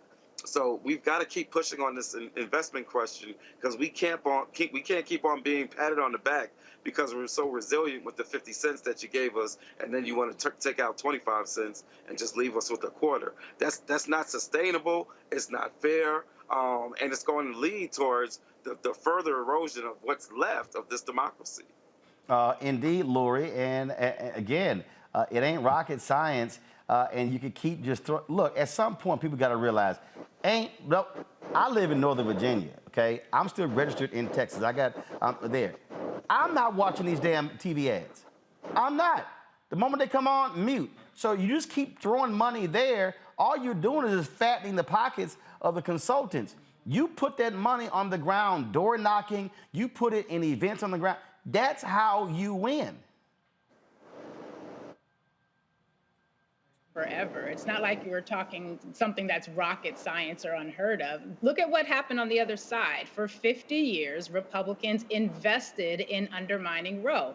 50 years later, they got the return on their investment. We often think about investment as in a cycle by cycle effort when it's really year over year, month over month, not just digital media, not just social media. We often forget the vast majority of Americans are not actually spending a whole lot of time on social media. I know Twitter seems like everything to those of us who were there before it got to be what it is right now, but most of our folks are not following the trending topics. And so if we were to think about what could a 50-year investment look like, then that could give us a vision that could stand up against something like a 50-year investment in the undermining of Roe, a 50-year investment in undermining the Voting Rights Act. But I think for us, what we have to think about as part of the Black Star Network is let's pretend they never invest a dime. Let's pretend we can't figure out a workaround with the racism. Let's pretend they refuse to give us another dollar. What are we going to do to make sure that our people are safe, that we can get clean water to Jackson, Mississippi? What are we going to do if we can't figure out a workaround for the racism and they refuse to do the investment? How are we going to make sure that the Black folks who live in Florida, who are now basically going to be abandoned to what has become a Republican stronghold, who is going to help make sure that the Black children coming through those schools are going to have a shot?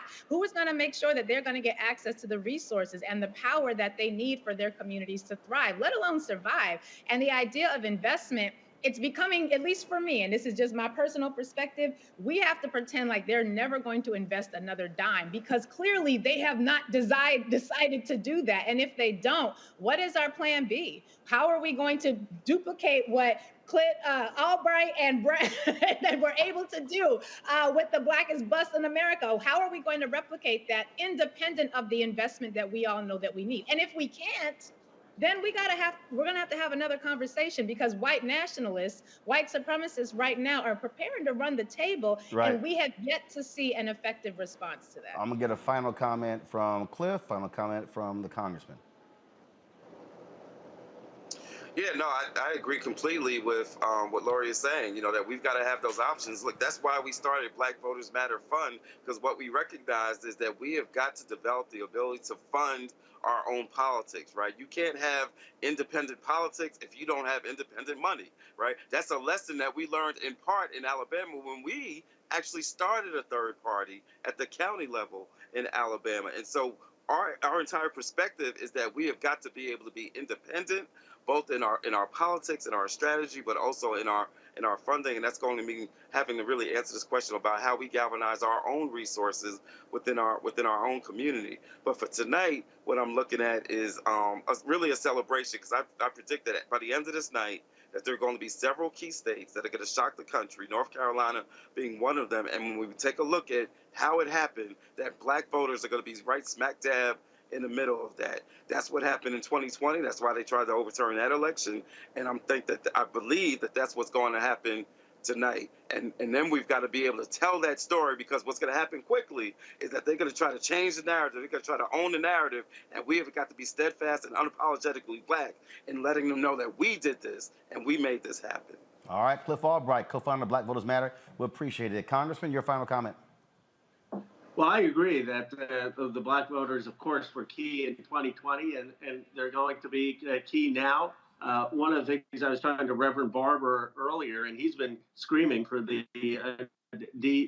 SCC to invest in North Carolina, and unfortunately, the state parties did not, in my view, in Washington, invest enough in some of these races. So I'm glad that there are independent groups that are doing the organizing. But after this election, we need to also have a conversation about all the money that the national parties are raising and what investments they need to be making in these states, not just for any one election cycle, but for the next decade, because the governing majority for the Democratic Party in the House, Senate, or with the presidency all run through doing well in the Black South and with the Black community across the country. It's been Ro Connor. We really appreciate it. Thanks a lot. Lurie, we thank you for joining us. Terrain, I'm going to give you your final comment. Again, we need as many lawyers as possible. Some of these races, we're not going to know tonight. We're not going to know tomorrow night. Remember, there was a decision in Pennsylvania when it came to the mail-in ballots. They can come in up until the 14th, which is next Monday. Next Monday should be a national holiday. It's my birthday.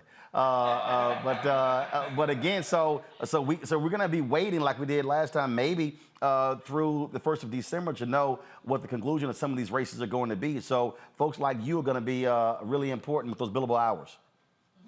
Well, what we have in multiple states throughout the country, and we have these bank of lawyers. And the bank of lawyers are on the phones right now. They're going to be working until the final votes are counted. And when I was in Georgia in 2018 and again in 2020, the attorneys, we reached out to voters whose ballots were being challenged, and we helped them cure their ballots. And that's what's going to be happening. But what I find that's interesting in our current election process as an American is that before we had all of this electronic and digital voting, we used to get our results easily.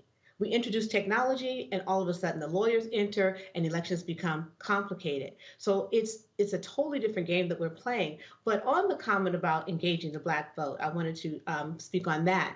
Is that the work in engaging the Black vote for 2024 starts tomorrow. This election is not over tonight. We need to start tomorrow at a grassroots level, working with the HBCUs, working in the Black communities and investing more funds there. What happens after every election is that we turn it off. And then we wait until we get closer to after the primaries, and then we start engaging the Black community. That is no longer going to work. We need these college students, we need these high school students who are going to be able to vote to be engaged starting tomorrow. If not, we're going to be in the same position because, as my other counsel said earlier, if we do not make this a sustainable campaign and we make it continuous, we're going to be in the same position time after time. They got what they wanted with Roe. We can get what we want, but that takes time and investment. All right, Terrain, we appreciate it. Thanks a lot.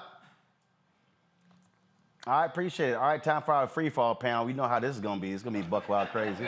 Joe Richardson, civil rights attorney. To my left, you got Eugene Craig, CEO of the X Factor Media. Rebecca Carruthers, Vice President, Fair Elections Center. Amakongo Dabinga, Professor of Lecturer, School of International Services, American University. Dr. Julian Malveaux, Dean, College of Ethnic Studies, California State University, Los Angeles. We also have, of course, with us, Brianna Cartwright. Brianna, of course, political strategist, and of course, she'll likely be sticking up for her millennials and that whole crew. Yeah, you know exactly what's coming. Tammy Allison, Esquire, presidential pardon expert. Did I miss anybody? Got everybody? All right, cool. All right, because a whole bunch of y'all. Of course, we still got the panelists over there as well, and so I'll get back to them in a second. And then Monique, stop texting me. Seriously, I don't need all these updates from you. Okay, it's too many damn text messages. So here's the deal. Governor's race. Get some update. Governor's race in Georgia. Kemp up 5 points against Stacey Abrams. About 44% of the vote is in there. They're calling the race in Arkansas for that fool Sarah Huckabee. Now, the race that we're watching, also Warnock and Herschel Walker, 2 percentage points. Warnock is at 50.3%. Warnock is at 48%. And again, if it's 50 plus 1, no need for a runoff. And so that's really what the Warnock folks are hoping for. So we're watching that. The race that everybody's watching, about 53% of the vote is in. Let me just double check that again. 56%, Sherry Beasley, 51.5, Ted Budd, 46.7. And so, yeah, Sherry Beasley is up in North Carolina. And so that could be the big story of the night if she's able to hold on there. Now, it's only about 31% in Ohio. Tim Ryan is at 55.5%. J.D. Vance is at 44.4. There's about a 10-point gap between DeWine, who they've already declared him the winner, the Republican governor of Ohio. So a lot of people voted for DeWine for governor, not voting for J.D. Vance for U.S. Senate. Same thing happened in Georgia. Split ticket there. People are voting for Warnock, not voting for Walker, but they voted for Kemp and not voting for Stacey Abrams. So that's what's happening there. Just I'll throw it out there. Anybody can jump out and go first. What do you find the most interesting tonight so far? I think you're going to have a lot of split ticket across the board. I think you're going to see a Kemp Warnock situation. I think you're going to see a Tim Ryan situation, particularly in Ohio. Ohio Republicans can be pragmatic. I mean, for a very long time, they had their delegation be Sherrod Brown, Rob Portman. Right. And Sherrod Brown has been winning in Ohio. Winning. Even though Hillary Clinton lost Ohio by 450,000 votes to Donald Trump in 2016. And then the other part of that is that if you look back at COVID, DeWine was one of the few Republican governors, along with Governor Hogan, that was willing to fight the fight the presidency on actually putting in COVID restrictions in place to save lives. You also had a Republican Ohio Supreme Court that was also blocking Republicans when it came to their voter suppression. That, Rebecca, was a huge thing right there because, in fact, the Chief Justice is retiring, and she wrote an op-ed blasting Republican legislature what they were doing when it came to the vote. Yeah, so we're really watching to see what's happening in the Ohio Supreme Court tonight. We're really encourage a lot of our students on the campuses that we engage and do work in because we really want them to understand that they have a true voice in what's going to happen tonight with the Ohio Supreme Court. Brianna, you should feel good in Wisconsin. I saw a tweet earlier where young voters were up 360% in Wisconsin today over 2018. That's why you beaming so, because I've been killing y'all. I'm beaming because it's for my friend Barnes, okay? I'm beaming for my friend Barnes. Well, I certainly hope so. But again, this is what I have been saying for the longest. If young folks show up, y'all should have that video. I sent y'all folks in the polls at the University of Texas, other campuses. You see that this is right here, long lines. People were in line there. And again, you look at the last two elections, young voters represented 24, 28% of the electorate. If that number goes to 35, 40, again, it's game over. And that was, that was the thing that, look, if you got to show up, and you can't just say, hey, we got great numbers, we're tired of these boomers. Well, guess what? Them boomers vote. And if young folks hit their numbers, it's game over for Republicans. And another state I would like to focus on is Michigan. There is a lot of uptick at Michigan State specifically because Michigan has the law now that you can even register to vote the day of. So they went to their local poll right around the corner, registered, and was able to vote. So Michigan State, where a lot of, well, they're not actually millennials anymore, they're a different generation, but the younger generation. Millennial, Gen Z, whatever. It's not the same, it's not the same. Well, after Gen X, it don't matter. Yeah, they are. In my opinion, they the same. After Gen X, it don't matter. I'm a millennial, but there's Gen Z. No, let me correct you. It's the, hold on, that's the whole point Julian's making. It's the largest potential voting bloc. Right. See, because we're the children of the boomer. No. Yeah, but when they show up and act like they have sense, we'll support them. So they're the grandchildren of the boomers. No. So, Roland, so, I have a sibling. In 1981, and technically I'm an elder millennial. Yes. No, you're not. You're a Gen X. No. Hold up. Nice try. Okay, hold up. Let's do some research. Hold up. Generation X. Hold up, 1 second, hold up. 1 second, Gen X. Researchers and popular media use the mid to late 1960s as starting birth years and the late 1970s to early 1980s as the ending birth year. You ain't no millennial, you a Gen X. Don't even try. I love how y'all trying to slide. No.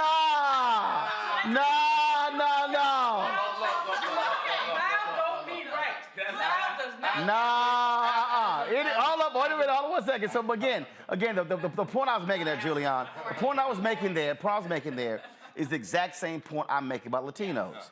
You might have demographic numbers, but if you're not registered, and then if you don't vote, it doesn't matter. That's what I'm saying. They have the potential. And I've been saying, look, vote, because vote your numbers. When you vote your numbers, then you can truly say, hey, we are the largest voting block. Voting block means you vote. Exactly. So, Roland, 25-year-old, I don't know what they call them, but a 25-year-old, I'm not dealing with y'all. A 25-year-old brother just won Val Deming's seat in Florida. Yes, Yep. that's right. He's the first millennial to win in Congress. Black Latino. But it's really exciting. It's really exciting to see him win. That's what young people can do. But y'all who are organizing these youngins need to organize them effectively because they talk a lot of smack, but they don't do anything. And let me say before y'all start jumping, I just want to talk about LA for a minute because you know I live in LA sometimes. And y'all see me here. Right. But I'm very worried about the LA race. Caruso is outspent Karen 13-1. Right. Yesterday, I was in my office watching TV. I was supposed to be doing something else. Literally, in 1/2 hour, 7 Caruso commercials. Yeah. Wow. 7. That was like, that's my Betterman. That's all I saw. But the thing is, so the concern, Roland, is the folk. I also participated in the NAACP thing last evening where they were trying to get people out to vote. And the concern is the indifference that so many of our people have, whether they're youngins or even, I mean, baby boomers, we do vote, but not all of them. Well, you're now, a lot of right. the conspiracy theorist black folks and those 80s people who they're not going to vote until they get reparations when they never go vote. But here's the thing. I want to go to you because you teach on the college campus. Again, I keep going back to understand how to get people to vote. There's an actual process here, okay? Just saying go vote ain't it. That's one. Yeah. 2, there has to be an education and enlightenment phase, okay? I got to educate you and enlighten you. Then once I do that, then I can register you. That part. Right. Then after I register you, then I got to get you to the polls. Yes. Come on. And so the part of the problem here is that when we talk about how the infrastructure works, it's, bombard with ads, but that don't work if you're not enlightened and educated, okay? Right. And so there has to be an actual structure. One of the things that I have said to civil rights groups, I remember doing a panel at the CBC probably a decade ago, and they were talking about voter suppression. And I said, hey, y'all keep talking about Black and Latino. Y'all need to include these white students. I said, because they're moving voting locations off of college campuses. Yeah. Look, Texas A&M, my alma mater, that's a conservative university. Them Republicans moved the early voting location off the Texas A&M campus. That's 65,000 students at the school, and they tried to actually say, well, you know, there's low turnout. It's one of the highest turnout places. They're even moving early voting locations off of Republican strongholds. Yeah. And so that's a part of the education process to get to tell these white students, hey, they ain't just targeting black folks, they targeting you. Yeah. Oh, most definitely. And teaching at American University, these students, having seen them just 2 years ago versus now with the Dobbs decision and the like, when you talk about educating them and they're looking at— Hold on one second while you talk. Steve, get off the floor. You was trying to fix the microphone. Y'all, we don't worry about all that. Steve, get off the floor and go ahead and walk into the studio. Steve is laying on his back trying not to be seen, and all I'm seeing is feet and his knees. So Steve, go ahead and fix up microphone. While Steve, stand up. While Omokongo talks, fix up microphone, Omokongo, keep going. Just seeing their level of activism just 2 years ago versus now, when we have the Dobbs decision and the like, and they're seeing at the beginning of their reproductive stage of their lives, they've just lost the right. And many of them are very progressive as relates to LGBTQ plus rights, and they see that now that might be on the chopping block, because Clarence Thomas is like, put it on the table for me. And so like you said, Roland, when you inform them that this stuff is not just going to affect people in poor communities or those people over there, that they're coming for you too, I'm seeing just a night and day difference as it relates to their level of activism. And so when we talk about these young folks as it relates to potential, now they're at a point where many of them are seeing that people are really going to come for me. They don't care about my rights. We thought it was just going to be about those quote-unquote people of color in the hood, attack them, prison reform, and all that other type of stuff, lock them up. But now you see that these Republicans don't care. All they want is power, and they will step over anybody to do it. Tammy? Roland, you know my credentials. So, I remember. No, I don't, but go ahead. I'm just messing with you. Go ahead. Go ahead. Just go. My Nigerian self like to go through my list, but we don't need all that. Just talk. I think it's important to your comment, and also to your comment, Roland, about informing and educating, right? So my run in Texas District 6, which is now District 30, shout out to Jasmine Crockett, because she's leading the race, okay? So, as a first-time politician, never ran for Congress before. I was shocked when I got the call, like, you know me? But what I did was I informed and I educated. And I recognized that most Americans at our 8th grade reading level, right? That's right. So That's why Trump relates to right. So That's Texas right. District 6, where I ran for Congress, it's like, okay, you want me to run? I'm gonna run on my terms. Not code switching, just being just like this from the southwest side of Houston, Texas. You're impressed by all these credentials, but I'm here in Texas, which for the most part, as you know, Roland, a lot of it is kind of purple, right? So I appealed to both, like you said, those white voters that understood that their rights were being suppressed, as well as what we're doing for black people. So as soon as I recognized that, whoa, I can do the same stuff I did while I was at DOJ as a senior attorney, infiltrated at the highest levels, right? Quit, and I brought that information out to everybody. Gave y'all the cheat sheet for clemency, right? I did the same thing with the congressional run. Gave them the cheat sheet as to how it works. Let me not alienate the majority group in this predominantly red district, Ellis County, Navarro County, Tarrant County in Texas. Ran as a pro-Second Amendment, pro-cannabis Democrat. And as a first-time politician, with that strategy, as you said, informing and educating, including these white people to see, like, listen, they messing with your rights too. They don't know that I'm really talking about our rights, but I'm talking to them, and it's gonna benefit us, right? And I'm able to come in 3rd place out of 10 Democrats as a first-time politician with less than $50,000 raised. No major endorsements at all, had the lowest cost per vote, and I shook it up to the point where no Democrat made the runoffs. It was 2 Republicans. Wow. That was probably what was gonna happen anyways because it's a predominantly red district. So they redistrict. But I was able to endorse Jasmine Crockett whenever they made it District 30, and those same white people that was messing with me because, oh, she pro-Second Amendment. Yeah, I'm pro-Second Amendment because in this country, when you have a conviction, the only way to get your federal gun rights back is through clemency. So black people are adversely impacted more than that. So that's what I'm running on. But white people, all they hear is pro-Second Amendment, right? Roland, real quickly. I'm going to go to Chuck here because I'm talking about running. Right. And that's one of the deals that when you look at a lot of these places around the country, Tim Ryan went off on some unnamed Democratic consultant who's told Politico, we need to blow off Ohio. We need to run in these places where we have educated college voters. And I'm going, well, that's how you keep losing. Right. Because frankly, you can't ignore the number of people in this country who don't go to college. That's right. But you also have to have a story where you're talking to them as well. And the thing that I keep saying is, if you don't run people, you will lose. And part of the reason, again, going back to why I had to slap Meghan McCain around, the reason it's important for Stacey Abrams to run, the reason it's important for Beto O'Rourke to run, even if they lose, is you're building infrastructure for other candidates and the next election. And when you don't, again, Florida is a perfect example.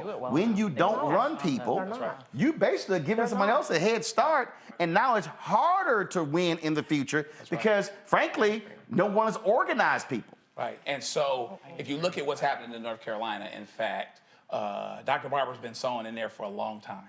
And you cannot make a withdrawal if there's no deposit. And Democrats gave up on North Carolina line. We'll never win. Right. Yeah. But again, and even this year, Chuck Schumer, they came in late. Right. When it came to put money into Beasley, and it was like, look, you guaranteed to never win if you never invest. That's right. That's right. And it has to be multi-pronged, right? So absolutely, you have to educate. You have to put seed in the ground. You have to be bottom up. You can't just be top down. Okay, I'll show up when it's time for you to run. I'll flood you with ads. You know, Lord willing and creek don't rise, you go vote for me. You know, and it's worth it for a lot of them because a lot of black folks will still vote together. But if you invest at the beginning, and you know, this is an interesting irony tonight.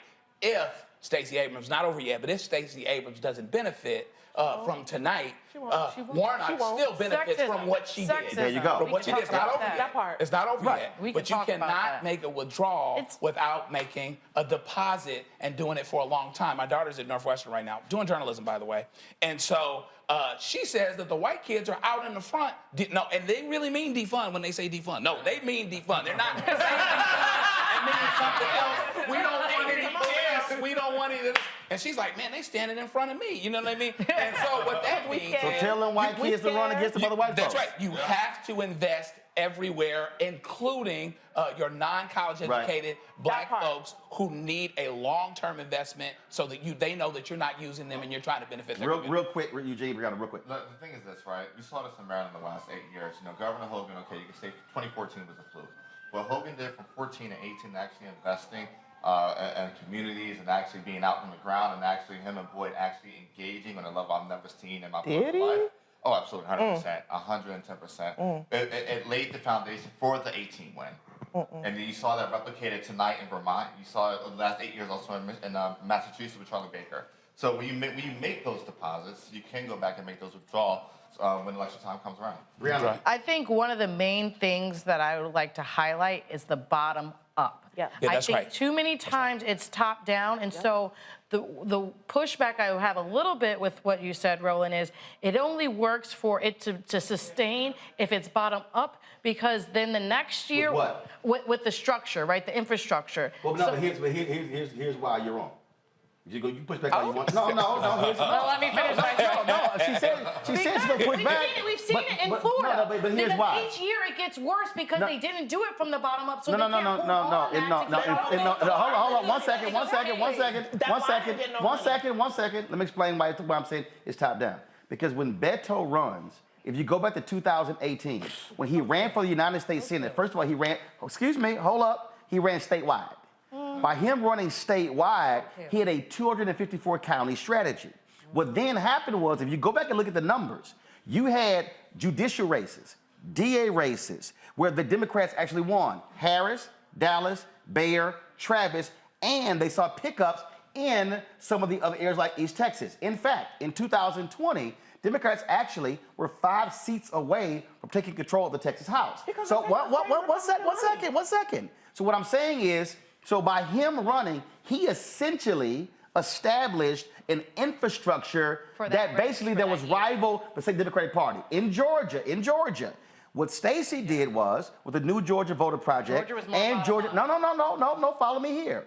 The way they created Georgia New Voter Project and Georgia Stand Up, they created the infrastructure, but hold up. The infrastructure created the statewide, because follow me here, the statewide infrastructure has to campaign across the entire state. Correct. If you're running for DA, you're only running in your county. So the statewide races are critical because now you are creating the external money that's coming in. Now you're filtering down. I sat down with Harris County Commissioner Roddy Ellis Friday in Houston. He said even this year, how Beto is running, it's helping down ballot.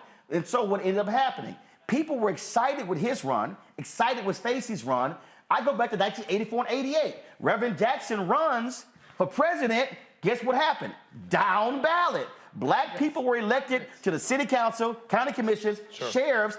So what I'm saying is, you have to have that top piece that then cause somebody to go, wait a minute, I can run for that local race. I can run for the school board. And so now the voting rolls, as Richard Shelby, the reason he became a U.S. Senator from Alabama as a Democrat, because Reverend Jackson put 2 million new people on the rolls. Now he rewarded Democrats by becoming Republican, but if it wasn't for Reverend Jackson running here, they don't win U.S. Senate, congressional, county, city council, sheriffs, judicial, DA. And so that's why I'm saying you got to have that top race that creates the statewide infrastructure that helps everybody below. Sherman Chisholm, Roland, they're bought and bossed. They take money from these organizations that we're fighting from. When you talk about first Beto, I'm sorry. you can Sorry, follow who's the they? paper trail. Shirley Chisholm? No, who's they? You said they take money. Beto, for example. If you follow the paper trail of donations, it comes from the same people. First of all, of course he's getting donations, but again, I'm walking. AFL-CIO, biggest union. Okay, how do you think you're going to win without money? Unions and put those police right back in positions, just like Derek Chauvin. AFL-CIO also supports working black They men do, but they're also the biggest union for police Well, they're officers. not a union, they're a collection of unions. They support police unions, and those. Okay. Hold on. 1 second. You can complain about him getting money. You can't run. Change. What are you talking about? You can't run if you don't have money. I did. Hold on. In what place you came in? Stop. What place you came in? As a first-time politician. Stop. Did you win? Third out of 10. Did you win? No. Thank you.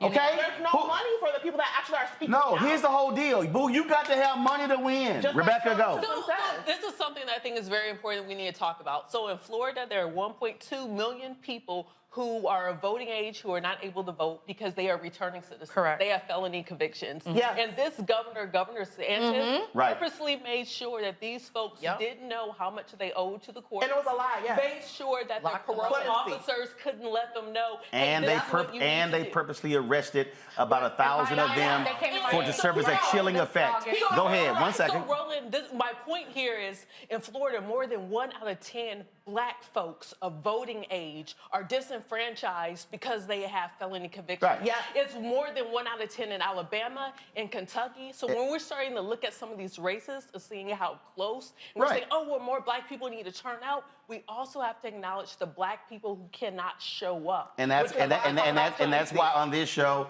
we support the Florida Rights Restoration Coalition and Desmond Meade and Sheena Meade, because a lot of those, first of all, 95% of the people who owe money, they don't owe actually more than $1,000. They're helping to pay those things off, but that requires money. That requires infrastructure. That requires organization. That requires mobilization.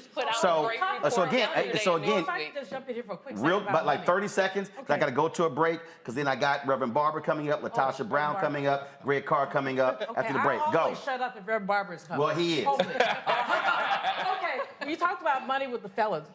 One of the horrible things about this election is that we haven't talked enough about the economy. People have talked about abortion. We have to talk about the economy, especially for young people. Young people, this is the first generation of young people who are going to be worse off than their parents were, whether they're college educated or not. And so, for some reason, economic content in this election has been missing. You know, that's my thing. On the Republican side. Missing. It's been on the Republican side. Right. Democrats have tried to ride the Dobbs decision, the abortion all the way, and that actually was a mistake. And you cannot eat the Dobbs decision. Hold tight 1 second. I got to go to break. When we come back, folks, we're going to again hear from more folks on the show. Lots more to talk about, folks. We're going to give you some more updates on some races. Coming up next, we're going to hear from Greg Carr, of course, host of the Black Table on the Black Star Network. My man, Reverend Dr. William J. Barber. Both of them are alphas. Y'all know how we do. Don't hate. Just kiss the ring. Don't hate. Just kiss the ring. And that's why. And I give it to Lauren Victoria Burke. She the first one. She said, "Oh, what's up? You got Diana Ross wardrobe change?" Because I had a different alpha vote shirt on earlier. And so I said, "Yeah, Lauren, I got a different alpha voting shirt for every hour because we on 6 hours." I'll be right back on the Black Star Network, folks. Download the app, all platforms. Tell your friends. This is the Blackest Show tonight. Y'all don't waste y'all time over there with CNN. It's probably one black person on the air. You know the only person at MSNBC now is Joy. And then you know Fox News, they ain't got nobody. And then, of course, you ain't gonna see anybody else anywhere else. And all the black networks, they showing sitcoms right now. So y'all know how we do. And so download the Black Star Network app, Apple phone, Android phone, Apple TV, Android TV, Roku, Amazon Fire TV, Xbox One, Samsung Smart TV. Of course, you can also support our show. Your dollars absolutely matter for us to do what we do. Trust me, ain't none of this stuff free, y'all. Just wanna let y'all know that. Okay, the caterer wasn't free, the extra crew wasn't free, and hell, we had to pay them extra to keep the heat on after 6 o'clock And so, yeah, I got to pay $45 an hour to multiply that shit by 6. I'm trying to tell y'all, ain't none of this free. So check your money order. Go to P.O. Box 57196, Washington, D.C. 20037-0196. Cash App, $RM Unfiltered, PayPal, R Martin Unfiltered. Venmo is RM Unfiltered. Zelle is Roland@RolandSMartin.com. Roland@RolandMartinUnfiltered.com. And of course, get my book, White Fear, How the Browning of America is Making White Folks Lose Their Minds Like Tonight in this election. You can get it everywhere. Also, order from your favorite black bookstore or download a copy on Audible. We'll be right back.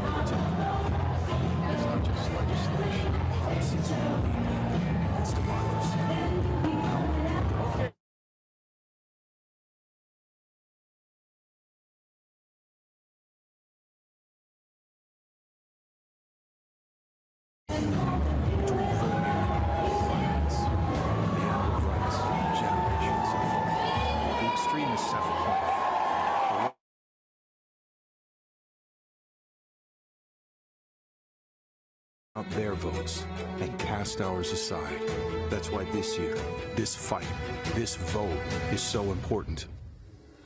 Register, engage, volunteer, fight back against the disinformation and despair, and most of all, vote, because your vote is all that stands between our future and theirs. It doesn't happen like we think it does. No one rolls the tanks. No armies meet in pitched battle.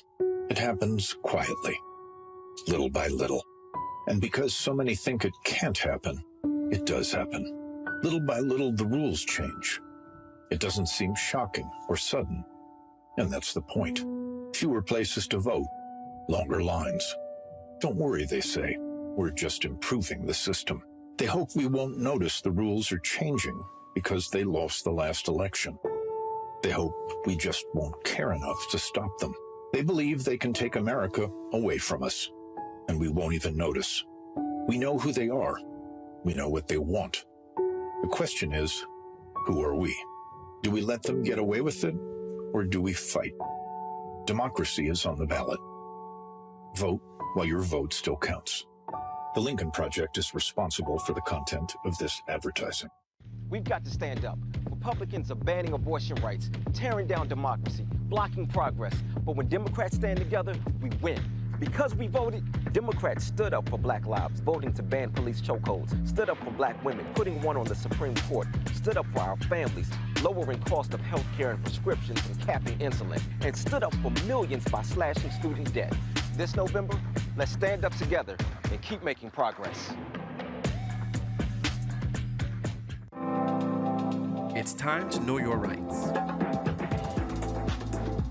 If someone is questioning your right to vote, call or text 1-866-OUR-VOTE. For more information, call or text 1-866-OUR-VOTE. Exercise your right to vote. If the lines are long or you're getting turned away, call or text 1-866-OUR-VOTE. For more information, call or text 1-866-OUR-VOTE. Know your voting rights. If you are unsure where to vote or don't know if your polling location has changed, call or text 1-866-OUR-VOTE. For more information, call or text 1-866-OUR-VOTE. I want to be fearful every time I'm in an open area in a public place. I want to think about how completely vulnerable I am while I'm closing my eyes to pray at my place of worship. I I enjoy practicing semi-annual lockdown drills with 6-year-olds who don't fully understand what's happening. I like going to the movies and making a mental note of every exit in the theater to plan my escape. I hope that our set is interrupted by loud percussive sounds that cause the audience to scream in horror and run for their lives. I want to think of this dumpster as a hiding place for my kid. I enjoy when the only way a family member can identify their mutilated loved one is by the make of their shoes or a DNA test. I want to drop the carton of milk and eggs that I just bought and race frantically to a dingy back room where I'll be locked with 14 strangers for 7 hours and no air conditioning until the police say it's okay to come out. I want to celebrate our nation's freedom by worrying that I'll end up bleeding out on the pavement while being trampled by terrified parade cars. I like that anyone can easily access Weapons of destruction. Weapons of war. Designed to kill the greatest amount of people in the shortest in the least amount of time. Just a little bit longer.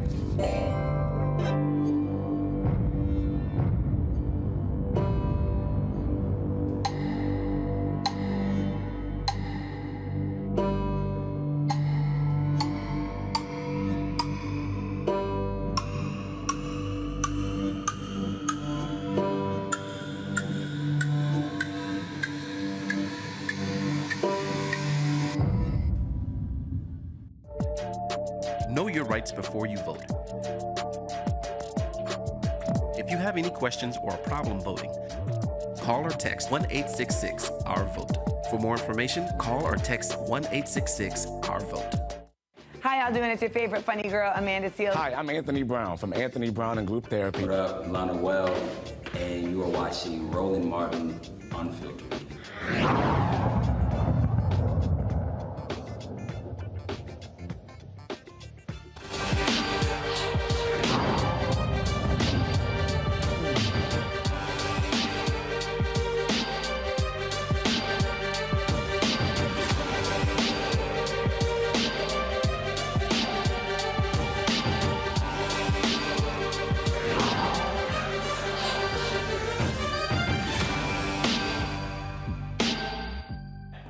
All right, folks, welcome back to the Black Star Network's election night coverage, Black Votes Matter. We are in beginning of our third hour. We'll be on the air until 1 a.m., breaking down what's happening. The race is tightening in North Carolina. We'll give you an update on that race in just a second. The sister in Iowa, she loses in the governor's race. AP is calling the race for Republican Governor Kim Reynolds in that particular state. And of course, the brother who was running for governor in Arkansas, they've already called that race for Republican Sarah Huckabee Sanders. Joining us right now, folks, is Reverend William Barber, President, Senior Lecturer for Repairs of the Breach, Poor People's Campaign. Also, Dr. Greg Carr, Department of Afro-American Studies, Howard University. Dr. Shonda Macias, founder, National Holistic Healing Center. We also are joined by Caleb Bethea, Communications Strategist, and in a moment we'll be joined by Latasha Brown, co-founder of Black Voters Matter. Reverend Barber, I want to start with you. We were talking about, before we went to the break, Julian was talking about the economy and talking about, again, Candace not speaking to these issues. You have been yelling from the rooftops, stop ignoring poor and low-income voters. And you were running some numbers down to me last night that was powerful. The number of poor and low-income voters in these states who are not voting. We're talking about 500, 700,000, a million, upwards of 1.2 million and 1.3 million. That's how you win elections if you target them. That's what you've been saying for the longest. You're right, Roland. And as Julianne said, you can talk about both the economics and the abortion. For instance, there's 73 million poor and low-wage women in this country, and poor and low-wage women are the ones that will be hurt the most by denying voting abortion rights. I don't know why in the world that Democrats are not honing in on this. For instance, if Sherry Beasley pulls this out, and it's closer than many thought, you know, we contacted 717,000 poor and low-wage voters in North Carolina who had not been voting. 56,000 formerly incarcerated people received their voting rights back because we were part of a coalition with Second Chance that fought to do that. The numbers are there. In North Carolina, the margin of victory in 2020 was only 70,000 votes for Trump, but 1,179,000 voters, poor and low-wealth voters, did not vote. In Ohio, the margin of victory was only 470,000 votes, but 1,695,000 poor and low wealth voters did not vote.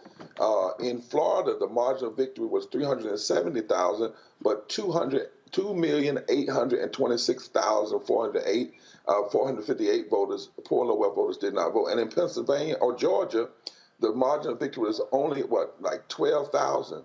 But the number of poor and low wealth voters who didn't vote in Georgia was 1,076,000 people. You cannot have those kind of numbers and not have intentional on the ground, not on TV, on the ground campaigns to reach those people. You cannot run campaigns and not talk about economics where you have upwards of 1 million people, and as I said, in Florida, 2 million people who are poor and low wage, and you not even talk to them. And what we also know now is in 2020, when Biden and Harris were talking about living wages and voting rights together, that 54% of poor and low wealth people, not black, poor and low wealth people, voted for that ticket because they at least heard something about their experience. So I think when Democrats didn't talk about all that they have done, but also when they failed to pass living wages and didn't have a second vote on it to make sure people knew where people stood,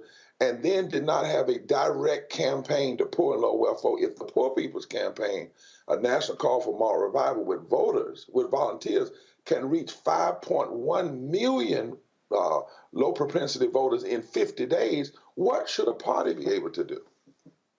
It's trying to get through, and I'm going to keep hammering this, and you know this, when you have these white strategists who control the money, who control the messaging, who control the candidates, they keep trying to say, oh, let's go after all those white suburban voters. You win by turning out your base voters and the people who you can likely convince to actually vote. And if you have an economic message that's appealing to working class workers, we talked about that earlier when Lee Saunders have asked me, then you can turn those people out. And guess what? You don't need those suburban voters because you got enough folks out there, but you got to talk to them. You got to show up. You got to speak to them. You got to go touch them. We put people on the ground. We created another C4 as part of repairs called Rev Up, and we put people on the ground in key places in North Carolina. People literally were crying when folk knocked on their doors and said people had not talked to them in 10 to 15 years. That is untenable. That is morally indefensible and economically insane for any politician, group of folk trying to win, to be that politically inept that you don't go after this data. And you keep saying, well, poor whites are voting against their own. First of all, it's not true when you look at the numbers. But more importantly, Roland, what you just said, I wrote an article in the USA Today about the real swing voters are poor and low-wage voters because there's not one state in America where if just 25% of poor and low-wealth voters who have not voted in the last few elections, if they could be organized in a block, could not change that election and close the margin of victory. And in most states, Martin, like Florida and Georgia and Pennsylvania and Michigan and Ohio, it's under 10%. And then in North Carolina, it's 19%. But the party cannot continue to walk away and think that what you can do is just bring some high-powered speaker in at the last moment. It's going to be planting the seed over and over again, even when we're not in the middle of an election, and then talking to people and going to them door by door, call by call, and reaching out to people. Otherwise, we are literally leaving the victory off of the field. Greg Carr, that whole point there in terms of organization, that's how you do it. This here, early, go to my iPad. This is, as Brianna, I think, spoke about this here. This is the University of Michigan, how folks are voting on that campus. There were similar lines at the University of Houston. And so if you're not targeting these people in a concerted way, that's the University of Houston right there, Greg. You know the case at Howard University as well. Those are the folks who are likely going to be appealed to a message that Democrats and progressives offer. But if you keep trying to get, they just keep trying to get that mythical white suburban woman, and the bottom line is she gonna let you down every time. No question, Roland. Well, our brother Barber, Reverend Barber, has framed it. This is what Gary Chambers was screaming for a better part of a year. Get those people who haven't voted to the polls. I spent all day today in conversation with young people, with my Howard students, talking about this. And, a number of them, didn't get their absentee ballots. I had students who drove home to Georgia, to Pennsylvania to vote, and because they didn't get their ballots in time, flew to Texas to vote, all these things that were going on. But one thing that we are encouraged by, and we certainly saw this, we saw the students at North Carolina A&T lined up to vote. Virginia State, our frat brother up there, the president of Virginia State, Makola Abdullah, they closed the university today for people to go out and vote. And maybe that makes the difference in those 3 House races that we are looking at, Spanberger and the other 2. One of them is leading. I think Wexton is leading in the D.C. suburbs. But at Southern University, the young people took the second line to the polls. And of course, Raphael Warnock and Angela Robert on the campus of the Atlanta University Center today, Morehouse, Spelman, and other places. So young people are engaged. But one thing the young people were saying to me today, and we were deep in conversation about this, is that there is a sense that this electoral system is not working. And so trying to generate enthusiasm really is a matter of organization. And as Reverend Barber has said, and we were all together with him and Reverend Thea Harris down at the Poor People's March this summer, we've got to now engage in the next leg of this cold civil war.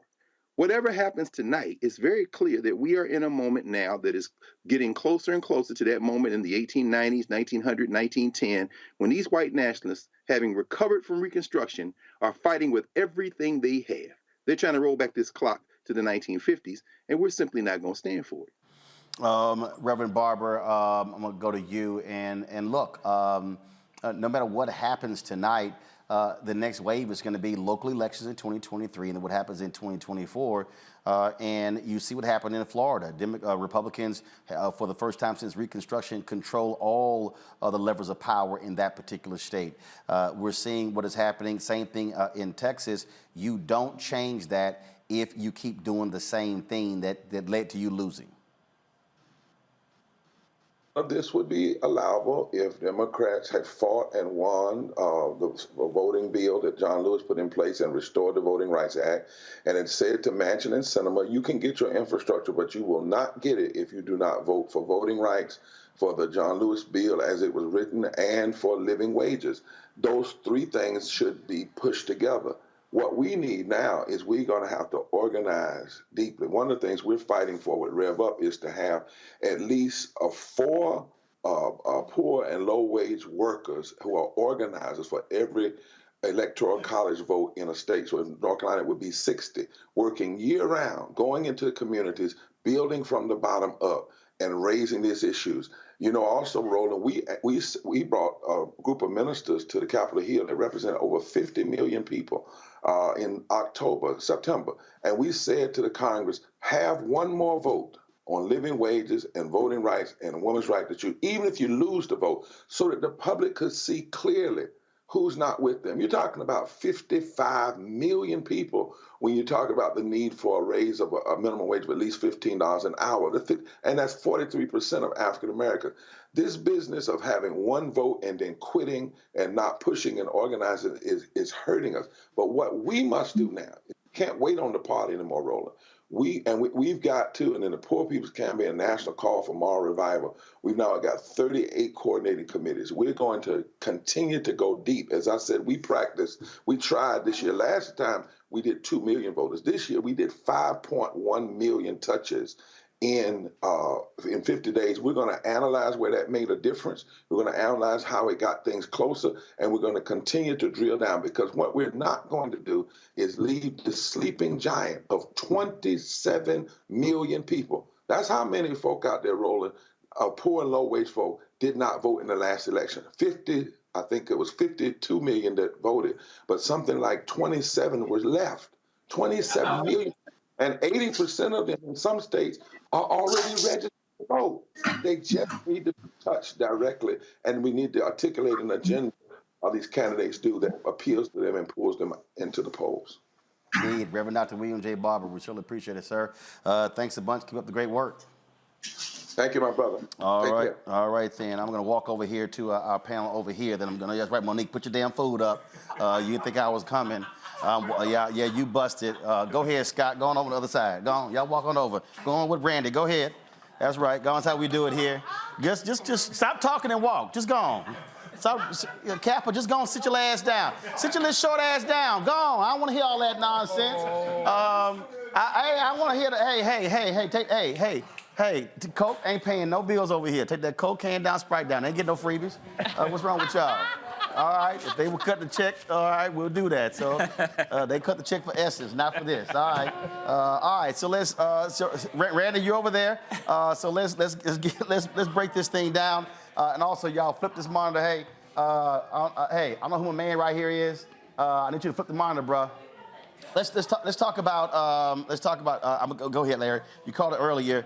Total wipeout. Democrats in Florida again. You got to. Hey! We got a live show going over here.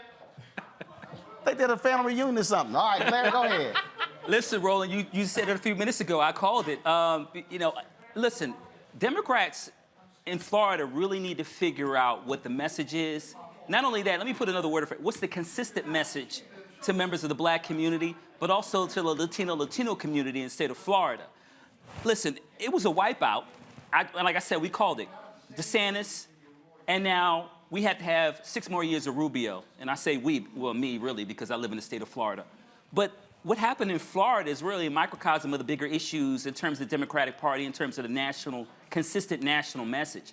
And like we talked about earlier, it has to be 365, 24/7, And listen, Roland, you've talked a lot about black media and the lack of support of black media, particularly your show and other black shows. We, Democrats, and particularly Democratic leadership, the DNC, et cetera, has to put money into black media to get black folks energized throughout the year with a consistent message. Because when we don't do that, and I love President Obama, but when we airdrop him in a couple days before the election, that's not part of a consistent message.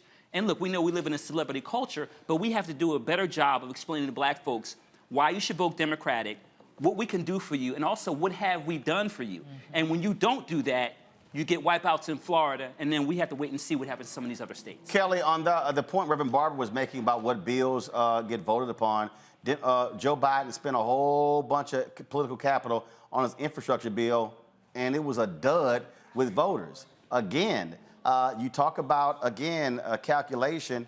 Even if they had made another run at a voting bill and that economic bill Barbara was talking about, if you at least make the attempt, you show folk you're trying.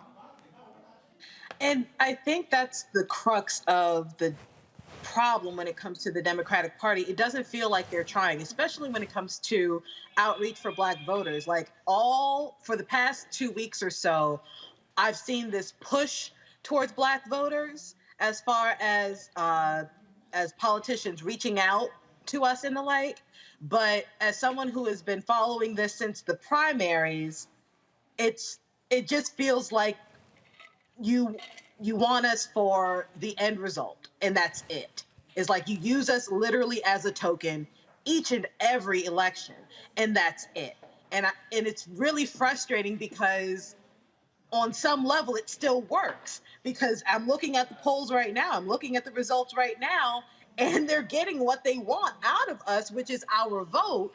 But at what cost? Because they got our vote, but are we going to get the policies that we requested? Are we going to get the change that we seek? And the pessimist in me is saying no, because they used this as a token. They didn't use this as anything else other than a pawn in this political game, and that is what's frustrating. And unless black people say that ahead of time, it is going to continue having this issue. We're going to continue seeing positive results, so to speak, but not at our benefit. It's always going to be for the party. Well, I'll say this, Monique. Again, we could talk about in terms of Kelly said they're getting what they want. I still go back to the issue is not the percentage of black vote. It's the number of people who's actually turning out. And again, this is where, and I'm just going to keep saying it, Reverend Barber even said it, we can't leave this in the hands of a party. This is where Black Voters Matter, other groups, this is where we have to make a decision. Are we going to fund our own institutions and have boots on the ground and not wait for somebody and then hope and pray they actually spend some money? Right. I mean, and I'm a Democrat.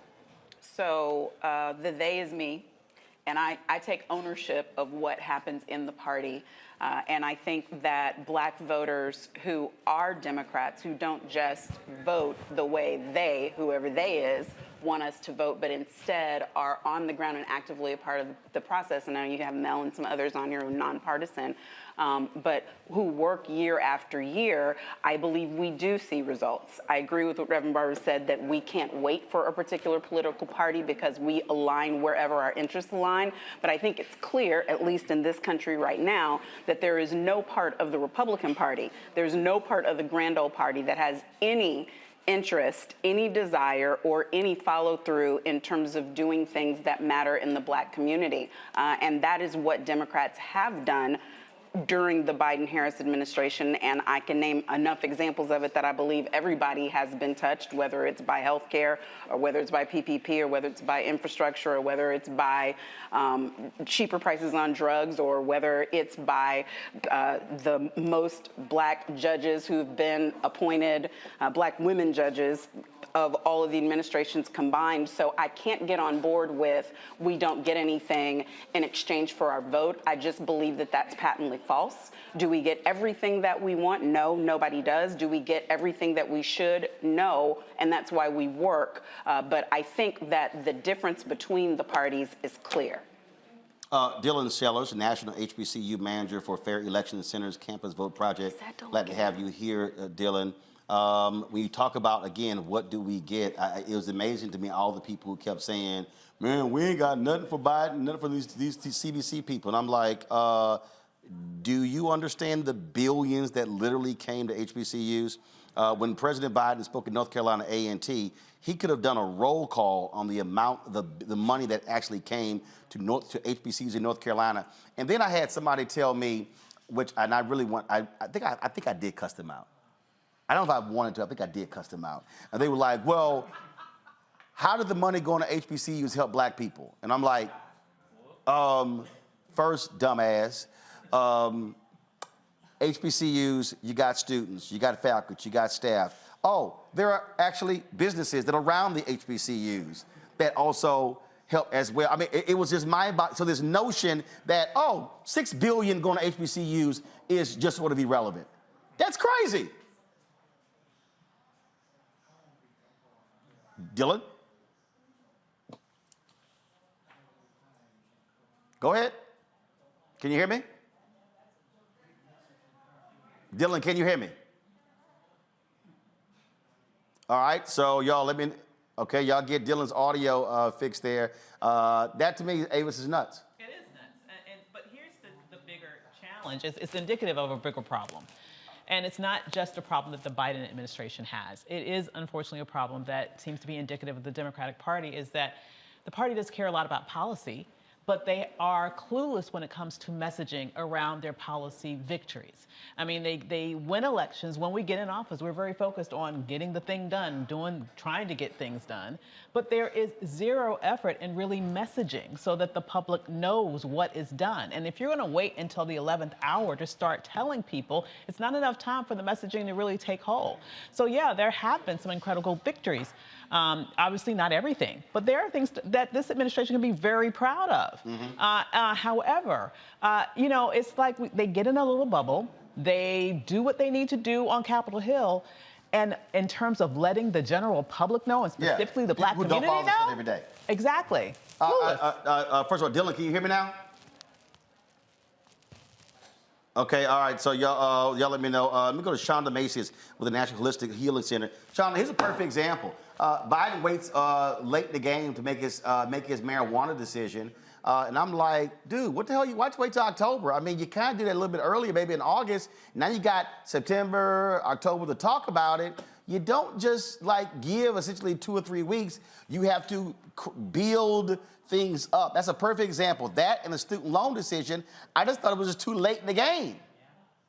I agree. You know, what's so crazy, Roland, is that the cannabis industry, with these 5 cannabis bills coming on board today, most likely, it's going to be $1.7 billion just in the first year. And Biden's salute to saying, let's go ahead and pardon people who have been convicted of drug policies that were unfair to them in the first place at this point in the game is unfair to our community. We should have had that signal to be a part of the cannabis industry years from now so we could actually, one, look at sensible policy that can help install our voting rights for those that were disproportionately impacted, and also think about the entrepreneurial aspects. But even with that, I have to always go back. Patient rights to cannabis will free our community. And until our community gets on board and support that narrative, the vote still won't count for us because we'll be excluding ourselves. Michael, when we start talking about, again, in terms of how this night is shaping up, one, people keep talking about Democrats must have a national message. Well, actually not true, because first of all, congressional races are 700,000 people, okay? So it depends upon your congressional race. And so, look, Tim Ryan runs in Ohio for U.S. Senate. Right. He has to run a different race than Sherrod Beasley runs because it's a different state. Exactly. Same thing in Florida, same thing in Texas. So you can't have the same message. That's why what AOC runs on in one place can't be the same as somebody who's running in California. And even if you talk about California, Katie Porter is representing Orange County. Okay, she can't run the same as Maxine Waters. Right. And so people just get deluded with that. But I do think that I do believe that one of the greatest failures of Democrats across this country was not taking advantage of, we did this dealing with the economy. Exactly. And literally saying, again, I guess what keeps jumping out at me is that scene in Jungle Fever when Flipper, played by Wesley Snipes, was leaving the architecture firm, and he was like, mine. And they were like, ego. He's like, hell no, I did all the work. You gotta take credit for shit you do. Exactly. And you gotta tell people, yeah, we did this. You know, you got that $1,500 check. See, you gotta be real black. You gotta be real black. Yeah. It's like, so like if I gave somebody some money, right, and then they act like they forgot, who the hell gave you $1,500? Right. Exactly. That's where I come from. You gotta remind folk what you did. Exactly. And you know, I talked about the American Rescue Plan a number of times. The reason why Democrats really had to drive home the point of how the $1.9 trillion American Rescue Plan saved the economy, and no Republicans in the House and the Senate voted for the bill, is because the bill was passed and signed into law in March 2021. So that is 2 months basically into the Biden-Harris administration. So people don't make a distinction between that COVID bill and the 2 previous COVID bills under Trump. You have to explain to people. And what was in it? And what was in it over and over again. $46.5 billion for renters assistance and landowners, property owners. Hold up. And this, what? Okay, something wrong with your mic. So come fix it then. Y'all come out, your mic failed. Your mic failed. Okay. Well, find your mic, Michael. It's on the floor. What's Michael? I didn't know it failed. I'm telling you to find your microphone. So I'm like, it's on the floor. Pick that shit up. What's wrong with you? But here's the whole point here, again, as you're laying out. See, here's what Biden and the Democrats would do. We have $46 billion for rental assistance. No. You got to say, who helped y'all pay your rent, Greg Carr? Right. There you go. Who helped you from getting evicted? There you go. We did. Who didn't help you from getting evicted? Right. Them. Exactly. It's the same thing with insulin. Well, we tried to cap insulin at $35. Republicans didn't. No. Big Mama spending $400 a month on insulin. We wanted Big Mama to spend $35. Right. Hey, Joe, what does my man Joe Madison say? You gotta put it where the ghost can get it. Yeah. You gotta make it plain, Greg. Uh-oh. Guys, pull up Greg. He's on mute. And I got my mic fixed too. Yep, I can't hear Greg. There we go. Go ahead, Greg. Yeah, no, I was saying, even as we enter the first stages of what's going to be a long night in the next long few days, that is the kind of messaging that has to be done, and it has to be done between election cycles. We know that. That's what everybody is saying. I mean, but unfortunately, here we are. And of course, the early results seem to indicate that things may not be, certainly not going to be what the pollsters were talking about, but we've seen the young brother, the 25-year-old Maxwell Frost, the Afro-Cuban, take Val Deming's seat in Florida.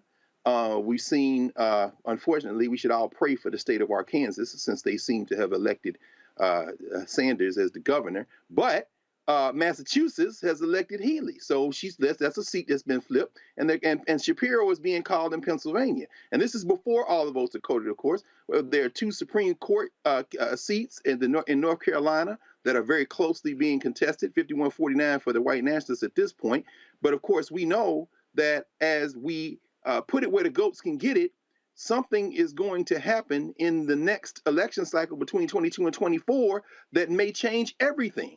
The Supreme Court is going to hear this Moore case out of North Carolina, where they may turn over the legislative control in the state legislatures in the state to the white nationalists to basically wreck the federal elections. We are facing a moment when this election may set up a better scenario for Democrats for 2024, because we're going to have real enemies to run against for the presidential election. And God help us if Kerry Lake wins in Arizona, because while everybody's looking down at that charisma-less pufferfish in Florida, DeSantis, you better be worried about a female Trump who's been on TV, who talks a little slicker and doesn't turn down any interviews and ain't too crazy. It might be Kerry Lake we're looking at in 2024. And at that point, if they lock in these legislatures to really rig the election, we got a real problem on our hands. Earlier, folks, I was on social media and I saw this tweet, and I said, look, we got to get them on the show. I'm always talking on this show, and y'all know this. Anybody who doesn't watch this show and they say I don't discuss mobilization organization, they lying. I'm always talking about how you can use your circles and begin to build your circles to get folks registered. So joining us right now, folks, a group of folks who actually have done that. First of all, Prentice Haney is co-executive director for Ohio Organizing Collaborative. He's joined by Ebony Deloach, as well as Michelle Deloach.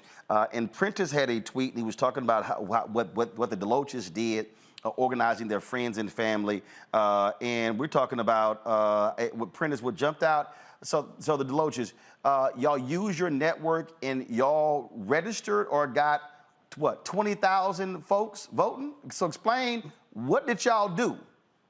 How did y'all do this? We just recruited people in different neighborhoods to recruit family, friends, whoever they think probably wasn't most likely to vote. We just recruited them to tell their family and friends to vote. So y'all just said, look, we got to do something, and it began to build and just kept building and building?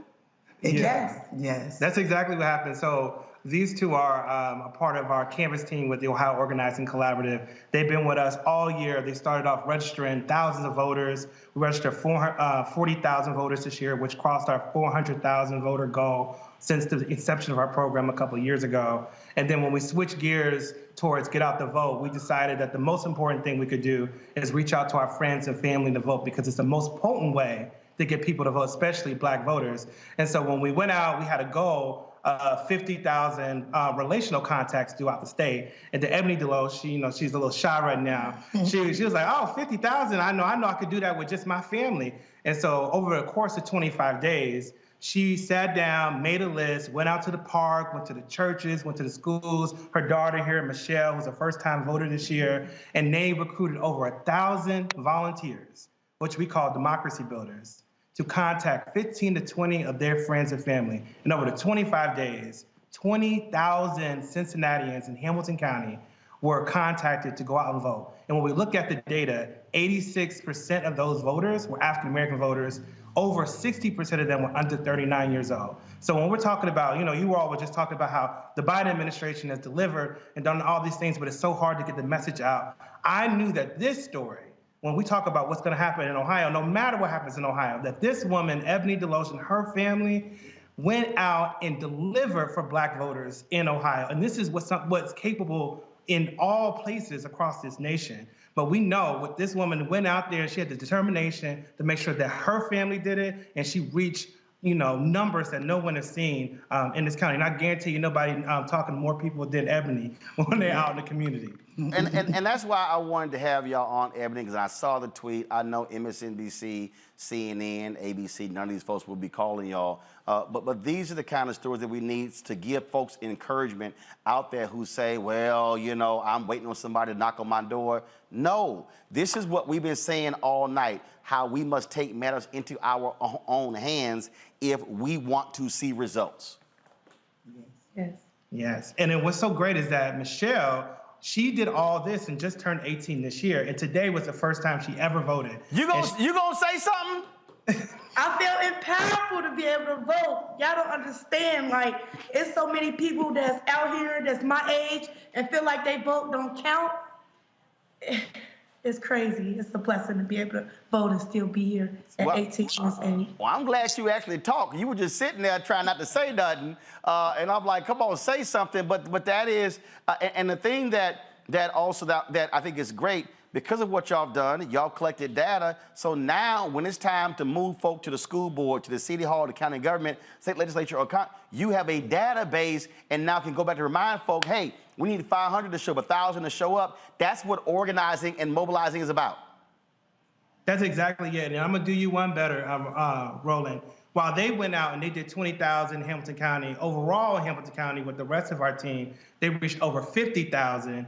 And then in Franklin County, they reached over 75,000. So across the state, 75,000 families, friends, co-workers, colleagues were touched and told to go out to vote through over 3,500 volunteers. The majority of those are African American. There's no one in the state of Ohio talking to that many Black voters. We run the biggest and the largest Black empowerment program and voter empowerment program in the state. And we know that those numbers are going to make a difference tonight.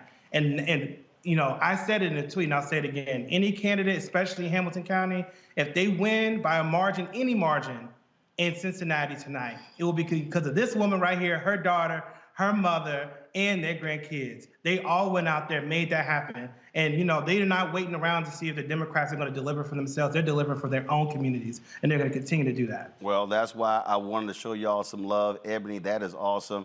Michelle, that is awesome, being 18 out there doing your thing. Prentice, thanks for posting that tweet. That's how I saw it, and we're certainly glad y'all were on the show. Thank you. I appreciate it. That right there, Melanie Campbell, who joins us, is what we're talking about. As I'm about to walk over to the other side there, Melanie. That's what I'm talking about when we talk about people taking control of their own destiny. They didn't ask anybody for permission. They just went and said, "This is our community. Let's do it." Yeah, and that's what time it is, right?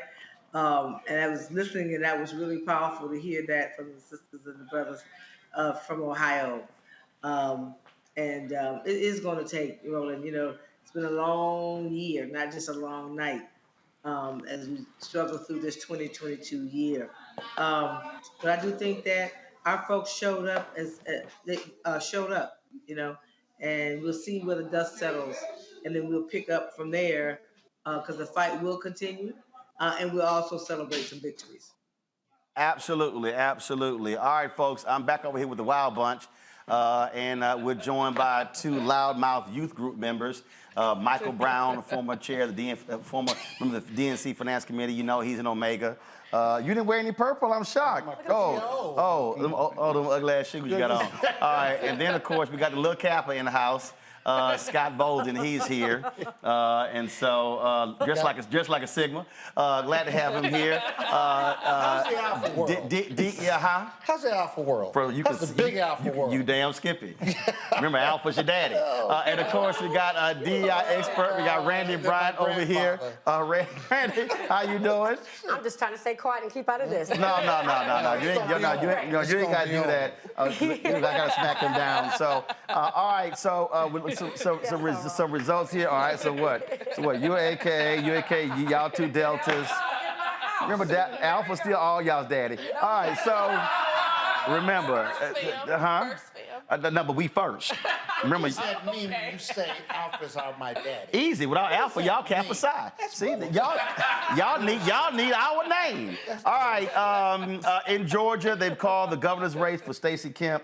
I'm sorry, for Brian Kemp. And then it's too close to call the U.S. Senate race in Georgia. Bud has gone ahead with about 60% of Cherry Beasley in North Carolina, but we're trying to assess what counties are still out, where the votes are there. So that race is flipping. So again, pray for Beasley in that race. Still waiting to get information on the Mandela Barnes race against Ron Johnson in Wisconsin. And so all of this talk about a red wave. We'll see what happens. Everybody keeps focusing on Florida, Michael, and this is how media runs after this. But if you ignore, as Greg was saying earlier, if you ignore the fact that Democrats win the governor's mansion in Massachusetts, and then you begin to look at some other races. Spanberger looks like she's going to win in Virginia. We saw what DeSantis did in Florida by his illegal power, and so they wiped out Democrats there, picking up 3 House seats there as well.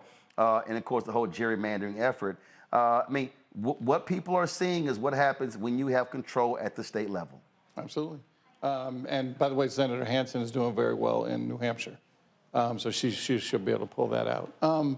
But we and you've been talking about it all night. We always talk about people of color, and we love the top of the ticket. We forget about you got to go all the way down through that ballot, through the initiatives, the resolutions, everything. And we just sometimes, if Obama's not on the ballot or if Trump's not on the ballot, we sometimes forget that we got to vote in midterm elections. That's why I'm worried about Georgia. It would be great if Warnock could get to 50%. Right. Otherwise, we got to rely on people of color to come out twice in the month. And remember, they changed the rules at the last time, not allowing people to register during the runoff period because they were ticked off the folk who didn't register during the general, who didn't register in the runoff. Right. So, people need to, it's tough. And obviously, Reverend Barber talks a lot about educating folks to understand their responsibility to participate in this democracy, which means voting for everything from city council to president. But Randy, when it comes to the issues, though, it also has to be broadened. I really think Democrats made a huge mistake somehow thinking the Roe v. Wade decision was the be-all to end-all, and that's what everybody was going to be voting on. That simply wasn't going to be the case. There needed to be, you got to hit folk on different issues. It was clear the economy was a fundamental issue. It was clear inflation was an issue. And to somehow think that the Dobbs decision was just going to be it, that's crazy. You need as many votes as possible, not just hope more women turn out than you expect. Mm-hmm. You're absolutely right. I believe that they thought that when the Roe versus Wade was overturned, that absolutely was going to be a watershed moment for us. And I believe they somewhat got comfortable and lazy, to be honest. And it looked good early in the summer. It did look but that was early. People forget. Right. And we have... inflation kept rising. Right, and that's it. And at the end of the day, people are going to vote with their pocketbooks. Can I get to work and not spend so much money on gas? Can I pay my rent? Is the rent affordable? At the end of the day, you have to deal with the issues that people have just to survive. And particularly when you look at the profile of a typical voter. There's not people who are actually right now concerned with Roe versus Wade, if we're being honest about it. And so, yeah, I think that was a major mistake. But the Democrats had an argument and a message. They were just afraid to run with it, to run to the inflation issue, and to say what their legislative accomplishments were. Hold on. If they had an argument and they were afraid to run to it, that means they had no message. Come on. Well, they didn't know how to craft a message. No, they thought the Dobbs decision, and democracy on the ballot was going to trump inflation. That's crazy, but that's what they decided to do strategically. I think it's because a lot of people actually blame Biden for inflation. And so the issue is, it's saying, okay, the reason why Republicans can say inflation, because someone was in office who should have been able to, or they say, cause inflation, right? So I think it was more that the Dems were running from that because there was too much causal for who was already in power. Well, the president's always going to get blamed. But Julian, here's what Dems did not do. And I don't understand, and I didn't hear it. They didn't say these punk-ass corporations are jacking up prices, record profits. Right. They wouldn't call the corporations out. No.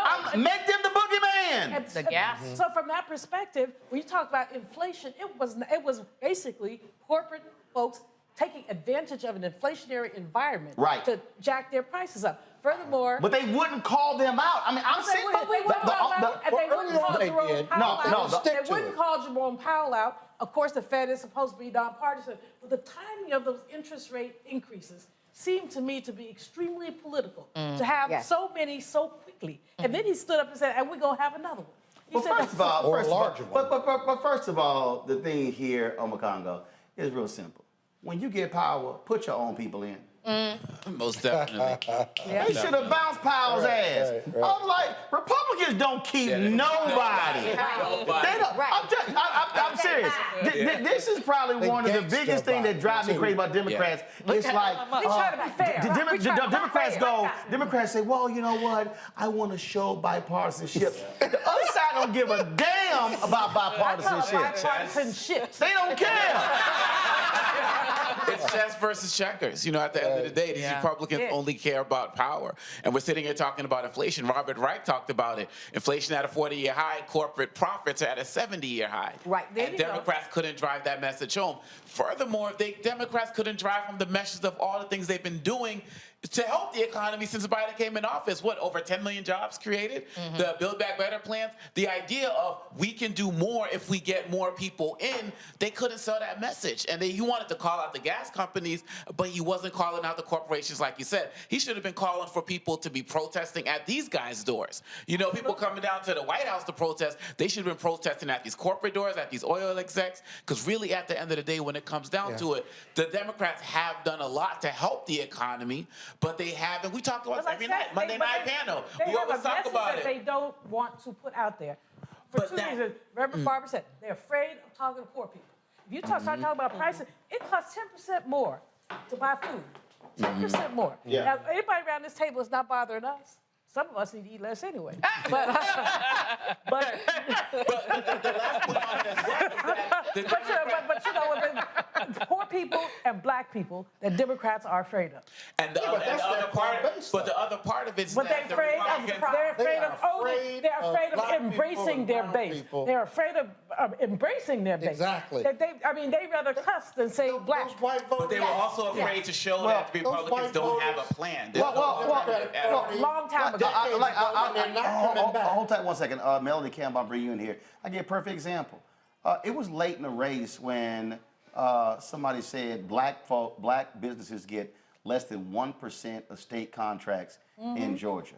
I'm sitting here like, well, who in the hell gave a narrative that somehow Brian Kemp was good for black folks economically in Georgia? I'm like, that's one of those things that should have been hammered home, Melody. Melody, go ahead. I think you're on mute. There you go. We got you. Okay. Can you hear me? Yeah. So earlier this summer, late fall, when I've been out here quite a bit, and one of the things you kept hearing was that people were looking at Kemp as actually being better for the economy, and he was selling a really good shell game. And unfortunately, it seems that it works, at least at this point, in where they're saying that they're calling the race. But it is a shell game. And how he was handling black businesses. I saw my sister Sarah Julianne Malvo in the room, Dr. Malvo, who could break this down much better than me. But at the end of the day, it's a shell game, and he's gonna flip right on, gets back in there for 4 more years, and folks are gonna feel that pain. He's not gonna take care of black businesses, right? He's not gonna do the things that he's not gonna take care of teachers. And so he was able to sell this game that he was really about the people, more so than people realize. You know, there was a lot of discussion about, and you had some political things I think that were not to Stacey's favor when it comes to some of the folks who, at the last minute, jumped into to endorse him, and that I had to have heard. But it was something I heard a lot, that people saw him as being better for the economy than her. And I don't think that's true, but people bought. It looks like in some cases people bought it. Folks, just an update.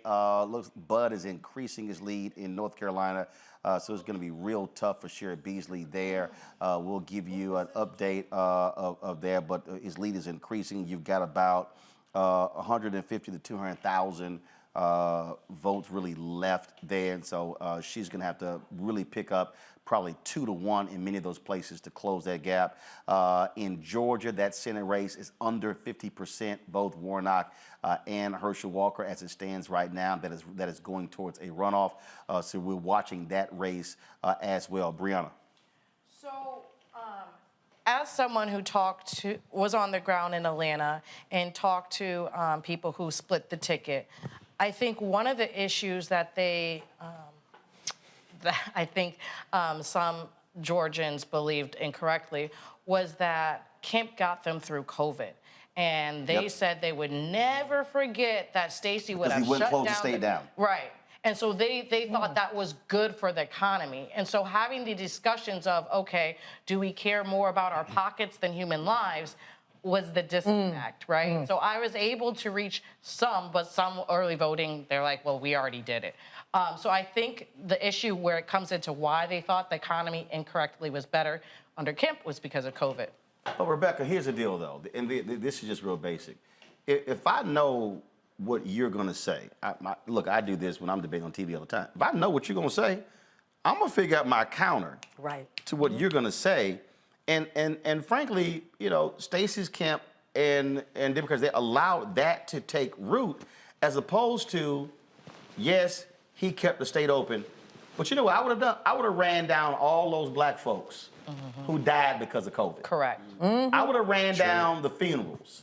I forgot the city we had them on, and the first wave of COVID, that was a funeral, and literally there were like 20 or 30 folk who died. The morgue was backed up. We had the funeral home director on and talking about the bodies that were stacked up. I mean, you have to be able to counter that, as opposed to, and what ends up happening, how national media works, when that story hops here, then all of a sudden it became, Stacey has a black male problem. Right. And then it becomes, it's a black voter problem, and all that. But here's the other thing. The polling data showed it last year.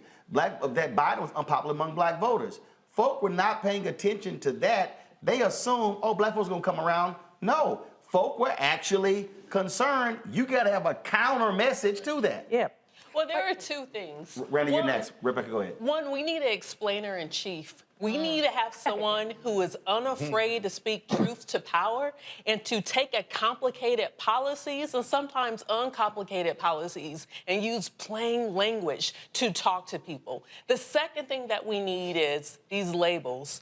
The parties label black voters as low propensity voters, meaning that they only show up during presidential years. Black voters are the most engaged when it comes to politics because our survival is rooted on that. But what we see with both political parties, they don't engage with those voters. During the 3 phases of voter engagement and voter contact, you have the ID phase where you ID your potential voters. The second phase is persuasion, where you persuade those voters to vote for you and to turn out for you. The third phase is GOTB, where now you're turning out all those voters who you have ID'd and persuaded to turn out. The issue is both parties and the Democratic Party especially, they wait until the GOT phase, which is right before the time to vote, to actually touch black voters. And that's what we see across the country. But Randy, here's the other thing that the people have to understand. And this is where I absolutely believe Democrats lose it, but Republicans have gotten smarter. And that is, black voters are not monolithic. We vote different ways. I was in Georgia. I talked to a sister who owned a coffee shop. She's owned it for 3 or 4 years. She said she was undecided. Why? Because as a business owner, she was attracted to the tax policy of Herschel Walker and not Warnock. Now, a tradition. No. Because he's a Republican, and the reality is this here. And this is fact. I heard it from black business owners when the tax rate went from 43 to 39 when Trump was in the Oval Office. Same thing. I had a brother who said, look, that was a difference of $500,000. Now, what happened was a typical Democratic strategist would say to that sister, oh, she's going to be voting based upon Roe v. Wade. She was like, no, I'm not. I ain't having an abortion. She said, no, she literally said, I have X number of employees. I am making a financial decision. They're going to have to realize that black voters are making small business decisions, healthcare decisions. They're making multiple decisions, and they're going to have to micro-target and target them based upon what they care about versus sort of this blanket thing, and it's not going to be let me swing by the church. It's going to have to be tailored, targeted messaging, and also a tailored message to black women that's different to black men. You're absolutely right. I feel as if they do see us as monolithic. We're just seen as one group. And even when you go back and you were talking about the corporations and how they didn't play on how corporations have been greedy, if they could have taken that narrative and drilled it down to the human story. Remember, people couldn't even get formula for their babies, right? If they could make them remember that, if they could make them remember how these corporations were gouging us on prices when it comes to gas, when it comes to formula, and how did that affect us? When it comes to small businesses, how are we affected? Even when on the outside, yes, it looks like there may be a tax cut. On day to day, how are we being affected by that? And that's what we need to do, is really speak directly to a person's day to day. And I think that we oftentimes speak theoretically and talk about things like democracy. And like you said earlier, we can't eat democracy. Democracy doesn't fund my business. Democracy doesn't help me feed my baby. Democracy, and that's what we need to get out of. Michael. Messaging is so difficult, especially in our party, where, I don't mean our, because I don't know everybody's party affiliation, certainly mine, Democratic Party is because when you have, the problem with, it makes it easy for Republicans because you have such a small tent. Michael, hold tight one second. Yeah, I got to right now, folks. Update. Let's go live. The third African-American elected governor of the United States of America, West Point of Maryland, speaking now. We are keeping these illegal guns and these violent offenders off of our streets. Okay, go ahead. In our Maryland, you will feel safe in your own neighborhood, and you will feel safe in your own skin.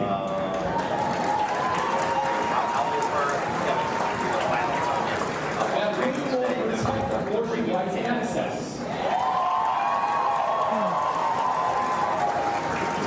And we will empower women to make decisions about their own reproductive health. Here, right here in Southwest. I was San Francisco. San Francisco I was, yeah.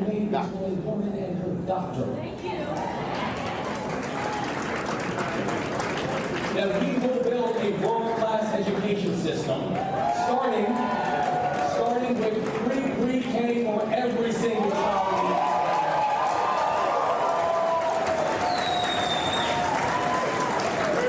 And we will invest in apprenticeship programs and trade programs so that every Marylander, every young person, knows that there is a pathway to their long-term economic viability and long-term economic success.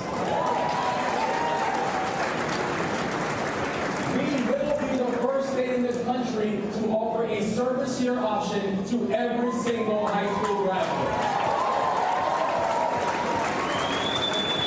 Because if we build a true spirit of service in our state, it is service that will help to save us.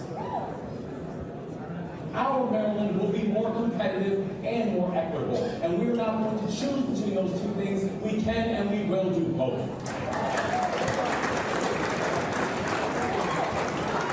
And we will make this state a true hub of innovation and economic growth. A place where small businesses can thrive. A place where small businesses can thrive, but also labor unions are strong. A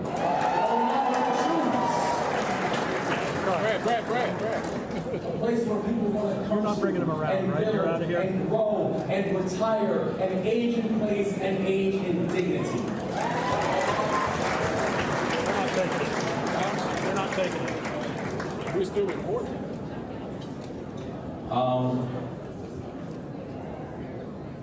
Last week, my grandmother passed away. My grandmother passed away at age 95. Her name was Montage. But we all affectionately called her Mama Win. And I couldn't think of a more appropriate name tonight than Mama Win.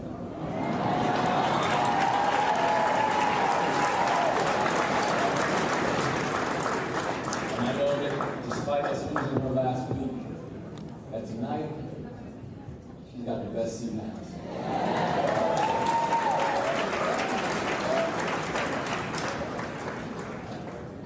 Ella nació en Cuba. She was born in Cuba. She immigrated to this country from Jamaica. And she taught public schools for nearly 40 years.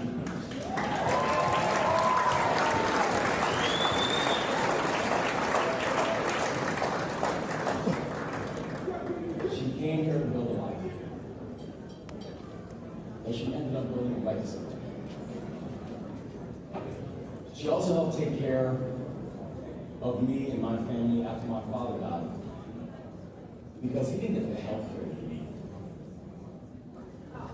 My father could have been saved, but he was left behind. So you see, this is personal. I have seen how a society with broken policies can leave its people broken too. Leaving them behind is not just a slogan. It is a value statement. And it is the value that will guide you as your next government.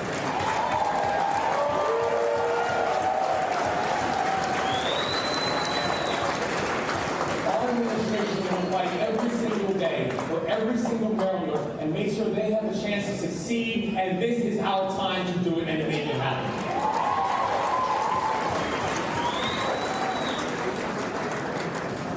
But before I do close, I do want to take a moment just to speak about history. You know, this state is blessed because we've had a lot of firsts tonight. Aruna Miller, the first immigrant and the first woman of color in the state's history to serve as lieutenant governor.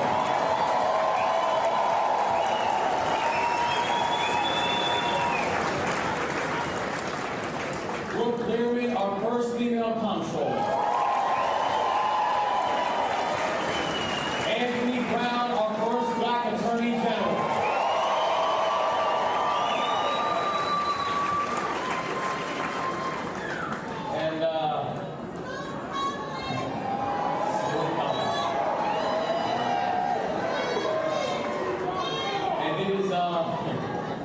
And it's not lost on me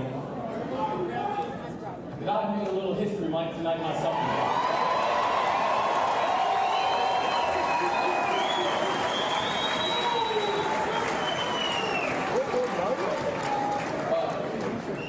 But I also know that I wasn't the first one to try. This is just more proof that progress is not inevitable, but progress is possible in the state of Maryland. And I am truly honored to be part of this legacy. But Aruna and me, that's not why we got into this race. The history that matters most to us is the history that we and the people of the state are going to make together over the next 4 years. Now, we know these results are still rolling in, right? But it is clear, y'all gave us a mandate.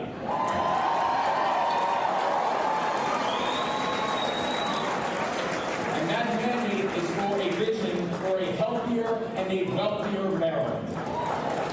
And something else is very clear too. True patriotism is alive and well in Maryland, and it is alive and well in the United States of America.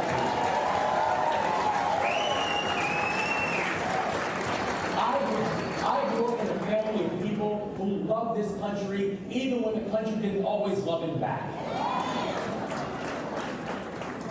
And my entire life has taught me that patriotism does not mean waving a flag around. It doesn't mean telling our neighbors that we're better than them. Patriotism isn't a boast. It isn't self-righteous. You cannot love your country if you hate half of the people in it.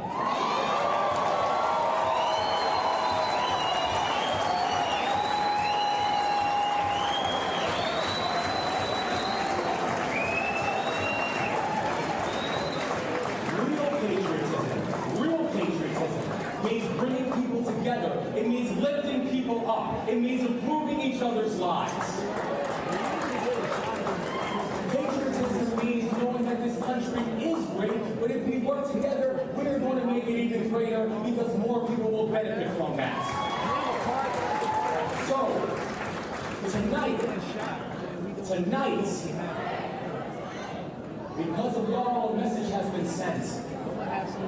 So tonight, we celebrate.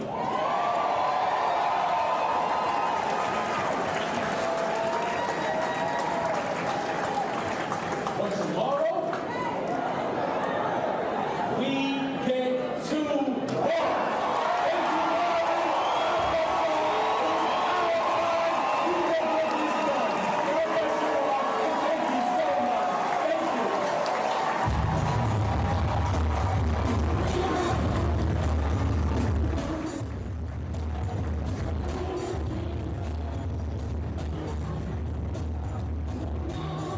Speech there. He is the next governor of Maryland, a certainly bright spot on this night. Lots of red on the scoreboard. That is a huge win. Michael made the point earlier, Democrats gaining that governor's mansion, gaining the governor's mansion in Massachusetts. That is important. Now, granted, you're talking about two blue states. Democrats control the legislature there. And so, but the it's a flip. opportunity is It's there. a flip. It is a flip. It's a flip. And that is a huge win there. And keep in mind, when Hogan was governor of Massachusetts, he did not want to sign Maryland. He did not want to sign the settlement with the HBCUs. In fact, he told them it was a red line. I'm not crossing $200 million. The Black Caucus, nah. They passed the bill. It went through the legislature. It passed. He vetoed the bill. They came back in the next session and passed the bill again, had a veto majority proof, and they dared him to veto it. He didn't. That's why they got the $577 million settlement for the 4 HBCUs in Maryland. And so, again, this is what happens when you control politics. And so Wes Moore, the next governor there, and I hate when, I really hate it when folks do this, and I'm going to allow, I'm going to bring in Greg Carr. Sean, I'm going to give you your final comment here because they want to ask you a question, because with Wes Moore being governor there, becoming governor there, one of the issues Maryland has to fix is cannabis laws. It's because you have not had enough African Americans getting dispensaries there. I would hope that is one of the initiatives that black folks focus on, having Democrats, now they control the governor's mansion, House, and the Senate, fix that, because to have one or two African Americans with a dispensary in Maryland is absolutely idiotic. So right now we're waiting for the results to see if Maryland is going to legalize. If the bill passes today, and we think it is with 70%, what will happen is adult use will come into effect in July 2023. So what that means for us is that that bill, when the legislation was written, was to include expungement and to make sure that we could actually have a chance to gain our lives back by having our records cleaned up. But Wes Moore has always supported what the voters said, and Maryland has always been a center point for African Americans in Prince George's County. We supported him 100% for the governor's race. He supported the cannabis community to say that if you select it, I'll back you up. And this is something we continue to look for with state to state.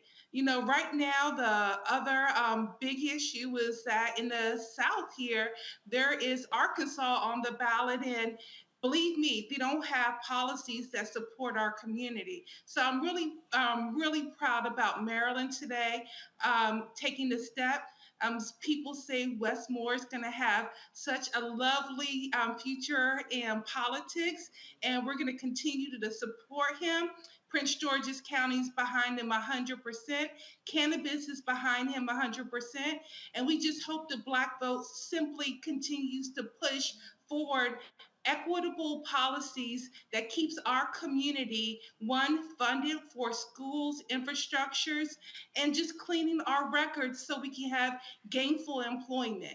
We can work in the industry that is the 5th largest crop in the nation. So it's time for these changes to happen, and I'm excited about it.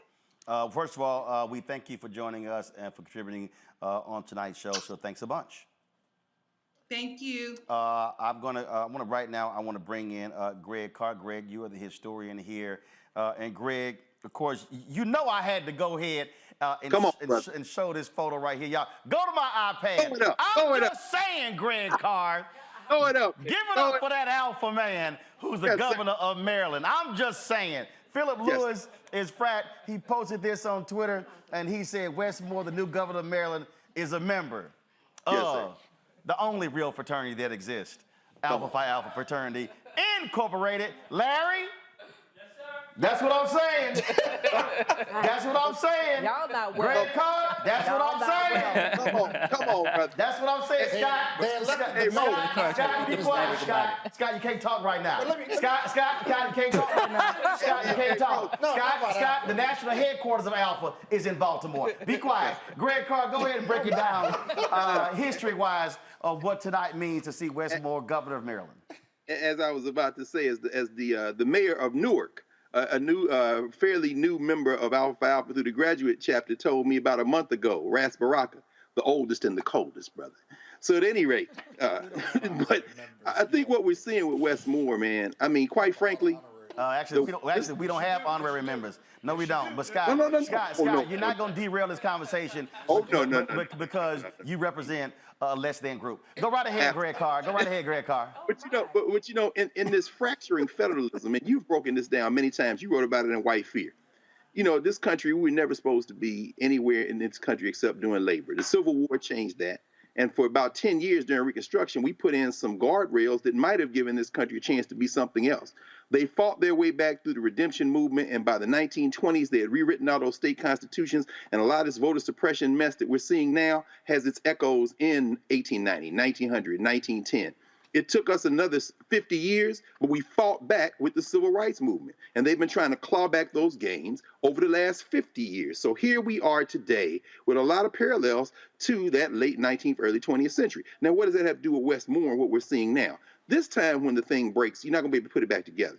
And by the thing, I mean federalism. We saw that pufferfish in Florida, as you said earlier, try to block federal intervention in terms of observers in Florida, clear violation of federal law. Well, guess what? He has those roots go back to the 1950s and 60s. Certainly what led to the Voting Rights Act in 65, because in 64, with the passage of the Civil Rights Act of 1964, we certainly see them have to have strengthen the federal protections because they couldn't do it unless they passed a big federal bill that protected voting rights because these Southern governors were fighting back. Westmore is an example, and shout out to Anthony Brown, too, who's going to be the Attorney General. And yes, the cannabis measure is going to pass, Proposition 4. What we're seeing now in Maryland, possibly, is a laboratory of democracy, as they talk about at the state level, that will be a counterweight to the white nationalists who ain't going to do a damn thing for the people who live in Florida, for the people who live in Arizona, for the people who live in North and South Dakota. By the way, the cannabis initiative is on the ballot in South Dakota. It's losing, but the expansion of Medicaid is winning on the ballot. Right now, South Dakota is looking like what Kansas looked like when they tried to outlaw a woman's right to choose. By the way, tonight, Maryland became the first state Vermont became the first state in the country to put a woman's right to choose in their constitution by a referendum. What I'm saying is that the states now are going to battle it out. And as this thing fractures at the federal level, you're going to see states show the rest of the country this is how you can govern for everyone. And a cat like Wes Moore, who in that little 10 minutes sounded more like Barack Obama than people think they heard Barack Obama talking, a man who could probably unite Baltimore City with Montgomery County, who will absolutely put a floor under with a Democratic majority in the legislature and with that quartet of black elected officials in the top positions and people of color, including his lieutenant governor in the executive chambers. He will put a floor under, hopefully, the idea that black folk who've been smoking weed and selling weed for a long time will get some of the profits now that it has been legalized, in addition to having their records expunged. And if this plays out right, it might not be 2024, but in 2028, we might be looking at a cat who, if he doesn't run for president of the United States, it won't be because everybody's not asking him to do it. And this country might have a chance at something that we haven't seen before, which is carrying that state momentum into a federal election cycle that we actually have somebody and some program to actually cheer for and get behind. I'm going to bring in Karen Towns, who's vice chair of the NAACP Board of Directors. Karen, glad to have you here. I think, and I hate when folk proclaim somebody to be a rising star and they had never won jack. That has always driven me crazy when folk do that. But there is no doubt being elected governor of a state puts Wes Moore in a different category. And look, don't be surprised if you hear people talking about Wes Moore in 2024. Greg talked about in 2028. The reality is, yes, he just won. But keep in mind, Obama was only a United States senator for a very short time before he decided to run for president, and look what happened. And Wes Moore has an amazing, compelling story. Not only ran a nonprofit, book author, but also a military veteran, one hell of a background, and he ran one hell of a race. But let me also say on this night, Karen, also, you got to give it up to Ben Jealous, who ran for governor in the last cycle. You got to give it up for the other African Americans who ran statewide, who made it possible. Those African Americans who ran for governor before, who could not get over that threshold, but they paved the way for Wes Moore tonight in Maryland. Yeah, so Roland, first off, congratulations on 6 hours of election coverage. This is really, I've been watching all night. We got another 3 to go, so we ain't got there yet. Yeah, but we 3.5 hours in. And 3 more shirts, right? Oh yeah, we changed the shirt by the hour. Matter of fact, it's past 10 o'clock. I'm supposed to switch shirts. Go ahead, I'm sorry.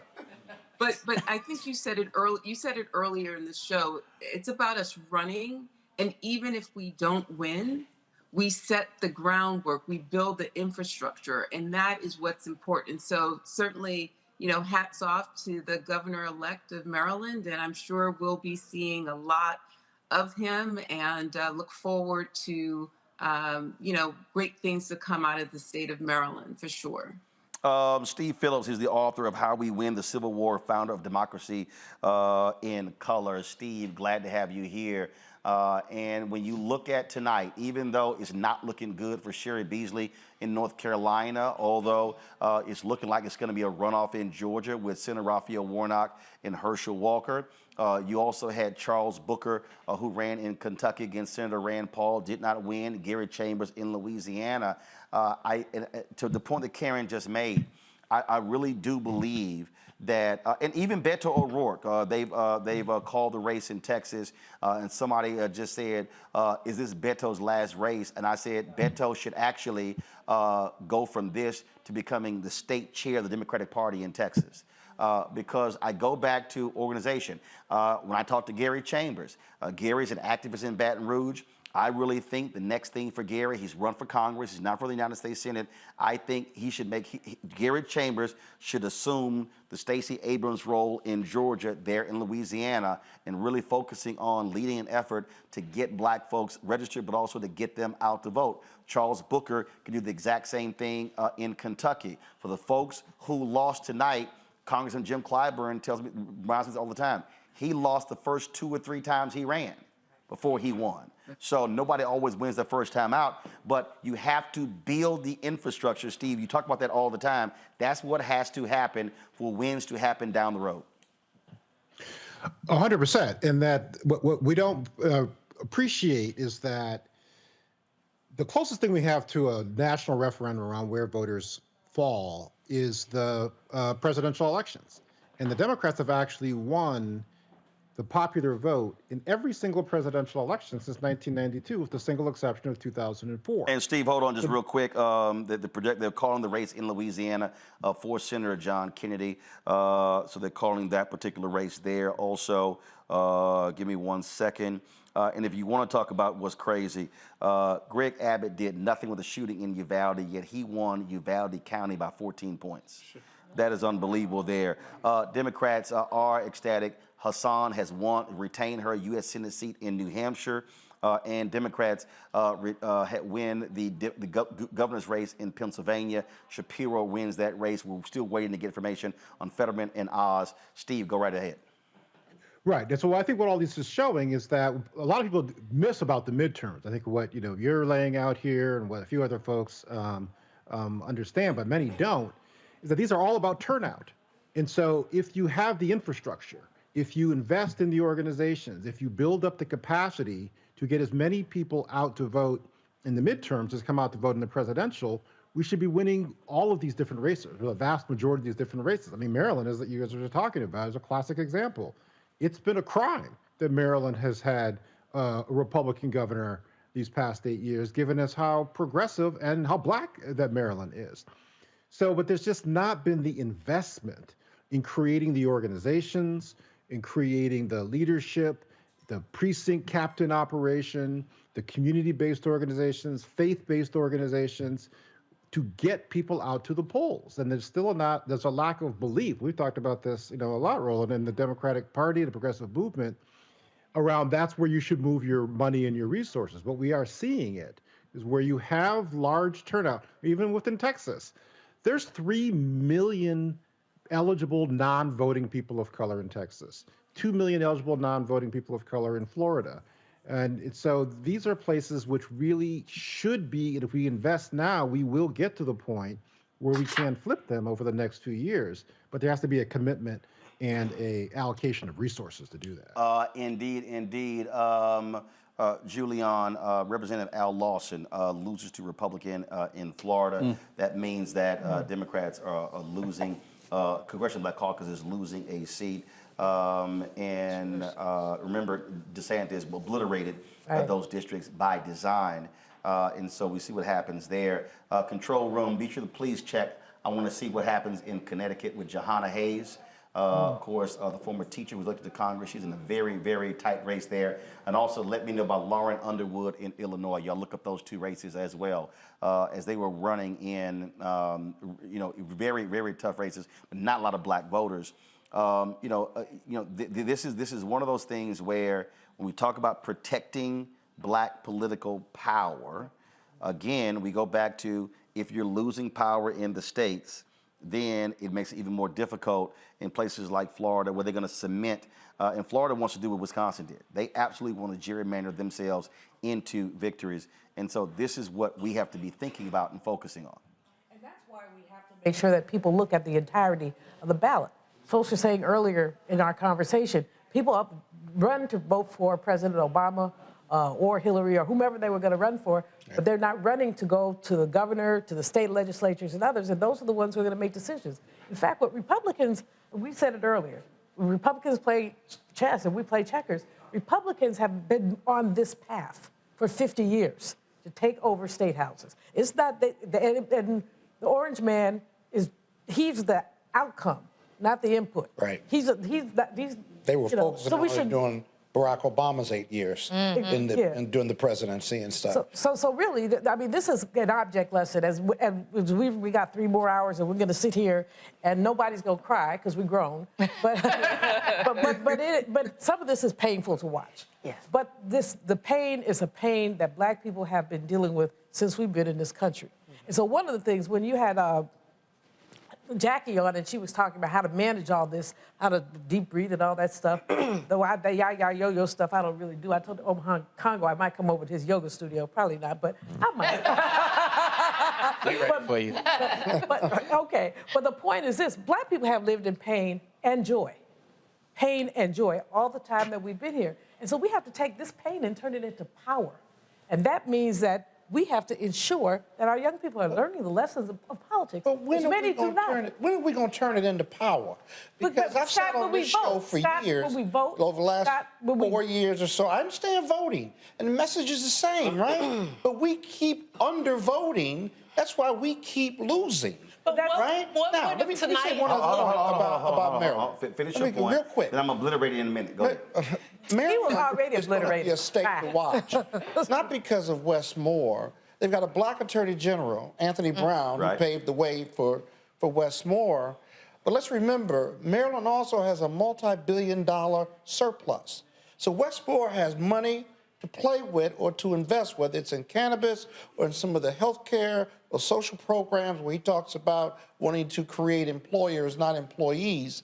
And so he's got a huge opportunity, he and Anthony Brown, to do some incredible stuff in Maryland, which will be the basis for whatever he decides to do in 2024 and 2020 or 2028. But how long are we going to wait to vote our power and get black people to vote? All right, That's a rhetorical question. All right, no, it isn't. Hold up. So let's unpack that, and I'm about to bring in several different people. So Reese Colbert, Black Women's Views, she joins us right now. Glad to have Reese. Greg Carr still with us. Karen Towns, Vice Chair of the NAACP Board. Steve Phillips is here. We still have Larry, Avis, Monique, and Michael Imhotep, who's with us as well. Give me 1 second. I'm going to pull up the name here. I'm leaving somebody out. Let me do this here before I get to that. Lauren Underwood's race is too early to call. Adrian Irmer is a fellow at the New Leaders Council in Chicago. So that's all the folks who we have here. Adrian, glad to have you here. And of course, sitting here, Michael, Brianna, Randy, Julian, Rebecca, Omakongo, and Kappaman, Scott. All right, so Reese. So here's what I'm gonna do. So I need folks. It stands for Aloysius. So what I need folks to be real tight, because I'm about to sit here and bounce back and forth. And so Reese, to the point that Scott made there, it really ties into what Steve has been talking about, what I've been talking about, and that is, first of all, we got to remember, you get this Voting Rights Act in 1965, you begin to see the numbers go up, and then you begin to see the attacks take place. Keep in mind, on this night 12 years ago, when Republicans flipped 16 state houses and governor's mansions, and they won the midterms, leading their way to taking nearly 1,000 seats during the Obama presidency, that's when they began to attack voting laws. Why? Obama wins North Carolina by 14,100 votes. They saw how well he did in Florida and other states. They saw the future, and that was to attack voting. And so, to Steve's point, Reese, if you have the Democratic infrastructure and progressive organizations and reproductive rights organizations and climate organizations and all the money that they spend, and they literally are not spending that money on the core constituency of the Democratic Party, then you're not going to get that turnout. What have Republicans done, Reese? They have put millions into targeting Latino voters, and they're seeing the dividends in Florida and Texas. It comes down to where you put your money. So the stranglehold must be broken in the Democrats, where they must choke the hell out of the white strategists who control the money, because they're the ones who are dictating where the money flows in the off years. And that's one of the reasons why you don't see the numbers of black voter turnout, because you don't have the resources being put to actually drive them. Reese first. Yeah, I mean, all those are good points, but we're also missing the part about how much money is put into dissuading Black voters from being engaged. I would reckon to say that Republicans put far more money into dissuading Black voters than they do into courting Latino voters or Black voters. And so that's what we have to reckon with. Democrats rely too much on quote unquote or so-called organic content, organic engagement. And that's not how the world works, where everything is algorithm to death. Elon Musk admitted that if you pay $8 a month, then your stuff will be prioritized, you'll get a blue check, and people will see your stuff. But that's already been happening across all these social media things. And so what Democrats have to realize is, number one, they do have to put more money into courting their base, as you pointed out, but they have to put more money in suppressing the other side.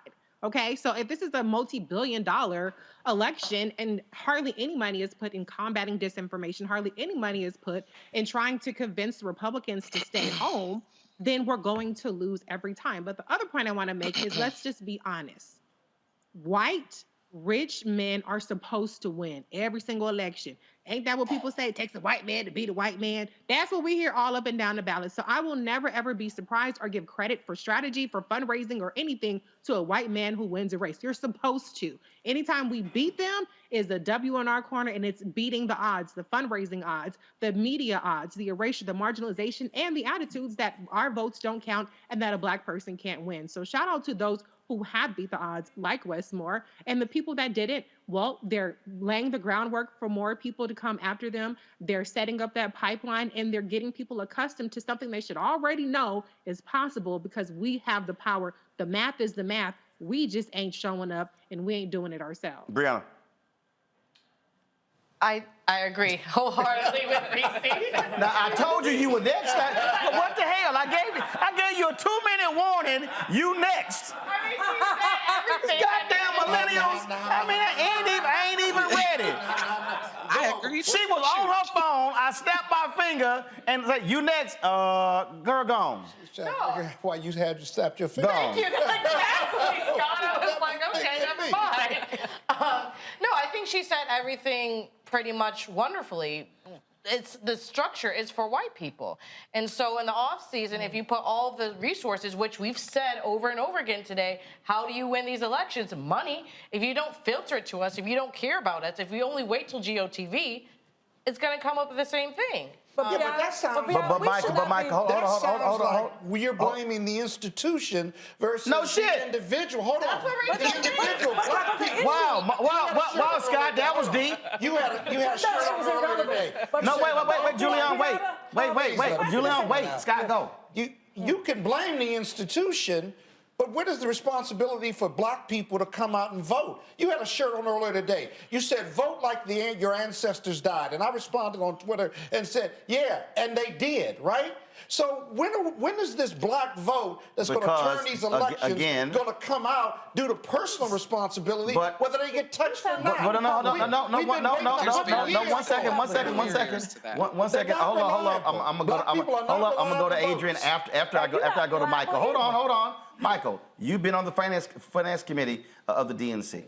The reality is this here: the DNC that your dad ran, that ain't the same culture we're in now. That used to be the place where all money was funneled into. Now you've got PACs, you've got DCCC, DSCC, DGA, all of the different groups. And so really, it's a smaller amount of money going to the DNC, which has to fund its 50 state party.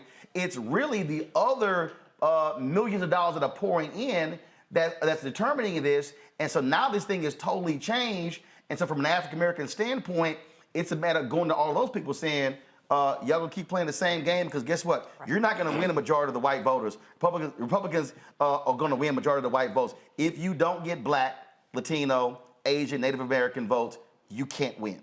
The facts are the facts. That's the coalition. Yeah, but those we've talked a lot about kind of the power, the inside power game. And Scott, you were chair of DC State Party. The inside power game is such a difficult game for folks to understand because they don't see it. Yeah. The reason my father was so successful is because he put all the money on the table, all those people you mentioned. And for all the folks who are watching, Ron Brown was the first Black chair of the Democratic National Committee, Michael's daddy. Go. And so for the first time, an African-American who was chair of the party took all the money and put it on the table and said, I'm controlling it. But the benefit that he had was that he took control when there was no Democrat in the White House. That's correct. Which meant that he ran it. So he had all the juice. It is, and what I was trying to say yesterday, it is very difficult to be the chair of the party when you're in the White House because that's who, Biden and his aides run the DNC, not Jamie Harrison. And I put some of that stuff on Jamie's doorstep. However, he didn't have a lot of that dapper juice to be able to do that. So when you control that money, you can give it to Black pollsters. You can give it to all these community-based organizations. But to Scott's point, which is a good one, and I know you want to brilliate it, is that Black folks, too, we have to also take responsibility for ourselves, whether you get to somebody's door or not. It's difficult. Yes, it would be nice to have the hot dog things and the barbecues and all the things that what outreach means. But dang, how about just go vote because it's your responsibility? No, but here's before one last thing. I'm gonna pull in Adrian and I'm gonna pull in Greg. And Greg, I want to get the Stokely Carmichael piece ready because that's going to explain that. So go ahead, finish your point. And the guest that you had on right before us, I think, what was her name? Reese. I mentioned something about the kind of messaging, real quick on the messaging. What I was disappointed about on the kind of obviously the inflation issues, why not put some of that stuff on the doorstep of the former president? Exactly. Because if he didn't call COVID a hoax, we got up to such a bad start dealing with COVID. Yes, millions of deaths, or a million deaths, plus the economy was diving before Biden came in. And we never put that message out there to convert folks that thought it was all Biden's fault, which it wasn't. Greg, I'm going to go to Greg, then Adrian. Greg, here's the piece. Now, and later, explain to the folks what Stokely Carmichael said about organization and the individuals. Because that, to me, I hear what Scott is saying, but you have to have an organization. The black couple, the black woman and her daughter we had on earlier, that was a part of a collective group in Ohio that helped do that. The point is, it requires organization, not just thinking individual. Greg, explain. You mute. My bad, sorry. Yeah, and I agree. That is the whole life and political testament of Stokely Carmichael or Kwame Ture. I mean, here's a young man who spent his young adulthood in Mississippi, in Alabama, with the Lowndes County Freedom Organization, going door to door, organizing for political power. And when he made transition at age 57 in West Africa, he always said, I don't care what kind of organization you're in, join an organization. He understood political power. Now, he also was very critical of the duopoly, the Democrats and the Republicans, which he said are both the party of capital, one way or the other. Earlier in the evening, someone talked about the fact that one of the reasons Democrats won't go hard in the paint is because they're getting corporate dollars too. It's just a softer form. But I think what we can learn from Brother Stokely, from Kwame Ture, is that we cannot leave any tool in the drawer. We have to use all of our tools, including the vote. And as Stokely Carmichael would say, it's not a privilege to vote, it is my right. And Scott, you raised something that's very critical, brother, when you asked the question, when will we kind of exert this compelling power that we keep talking about? Exactly. Well, we can look at Stokely Carmichael finally and understand that we don't feel the same type of common oppression that we did with the Student Nonviolent Coordinating Committee and SC and innovative people out there. And in fact, what we're seeing, and Roland, you made this point in Georgia, but the voter that you talked about who was voting their economic interests, class has fractured that coalition in a way so that people can literally vote their economic interests over the collective interests of our community, and that could sound the death knell. The only way you fight that is what you said for Stokely Carmichael and the life of Kwame Ture, which is you got to go door to door, you got to organize, you got to educate, and then get out of the people's way, and you trust that the people will make the right decision once they have been organized. And Adrian, the point there is what that requires when you talk about the organization, you got to fund that. That can't be done by volunteers. And so young people are saying the exact same thing. People are like, oh, go do this here. Those are jobs. If people study history, when SNCC was going into those places, those were jobs. CORE, those were jobs. I have literally said to Democratic funders, y'all have got to set aside 10, 20, 30, $50 million. Steve, you've been talking about this as well for quite some time. And actually pay people. Those are jobs, full-time jobs, not volunteer jobs. Adrian, go. Yeah, no, there's been a lot of really great nuggets thrown out here today. I just want to hold a little bit of space to celebrate all this melanin in the room and on the Zoom. Oh, this the Blackest show. That's how it ain't called the Black Star Network by just for a reason. Yeah. For sure. Well, the things that have been talked about, but also to elevate into this space, that there are institutional barriers in place that keep people from going to the polls. Not everybody knows they get 2 hours by law to go and vote. If you're a working class person working your first job of the day and have to go to a second job for the day to make ends meet, getting a way to vote on election day is problematic. It's hard. And it's also hard to stand up to a manager and tell them that you have this right when they're telling you, no, but you have these orders to fill or you have these packages to label. It's not. It's more than a notion. So I'm of the mind that we need an election day holiday nationally, Right. so that folks vote on election day without any problems. And then we also need to do a better job of making it easier to vote. Unfortunately, in Chicago, rolled back the number of precincts we have in each ward. We cut the number in half. So now folks have to travel further. There isn't a good enough job notifying folks of the relocation of their polls. So like even in a blue city like Chicago, we're experiencing these sorts of like just problematic procedural logistical nightmares that make it more difficult for folks and souls to get to the polls. And now on the organized piece, Chicago's home of Harold Washington, where Jesse Jackson Jr. organized 250,000 new registered voters to go to the polls to support Harold Washington. And Harold Washington is a bit of a unicorn candidate in that like everyone loves him, whether you're rich, you're poor. The Latinx contingency of Chicago got behind him and elevated him to the mayorship here in the city. And it had been another 87, 13, 20, another 30, 40 years before we had another Black mayor in the city of Chicago. So there's the organizational piece needs to not just be in the 6 months before election day. It has to be a continual year-round effort. To your point, Roland, there needs to be these kinds of investments from the party. But the party also needs to fix their face and stop with this notion of automatically backing incumbents. A lot of our incumbents are problematic. A lot of our incumbents aren't inspiring people to the polls. So when the incumbent is smashing the grassroots organizer who wants to throw their hat in the race and speaks the language of the people and motivates the people, but they don't have the money to reach the rest of the people, this incumbency protection and this impulse to constantly protect incumbents is problematic too. Michael, you also don't have the same old school machines you had before.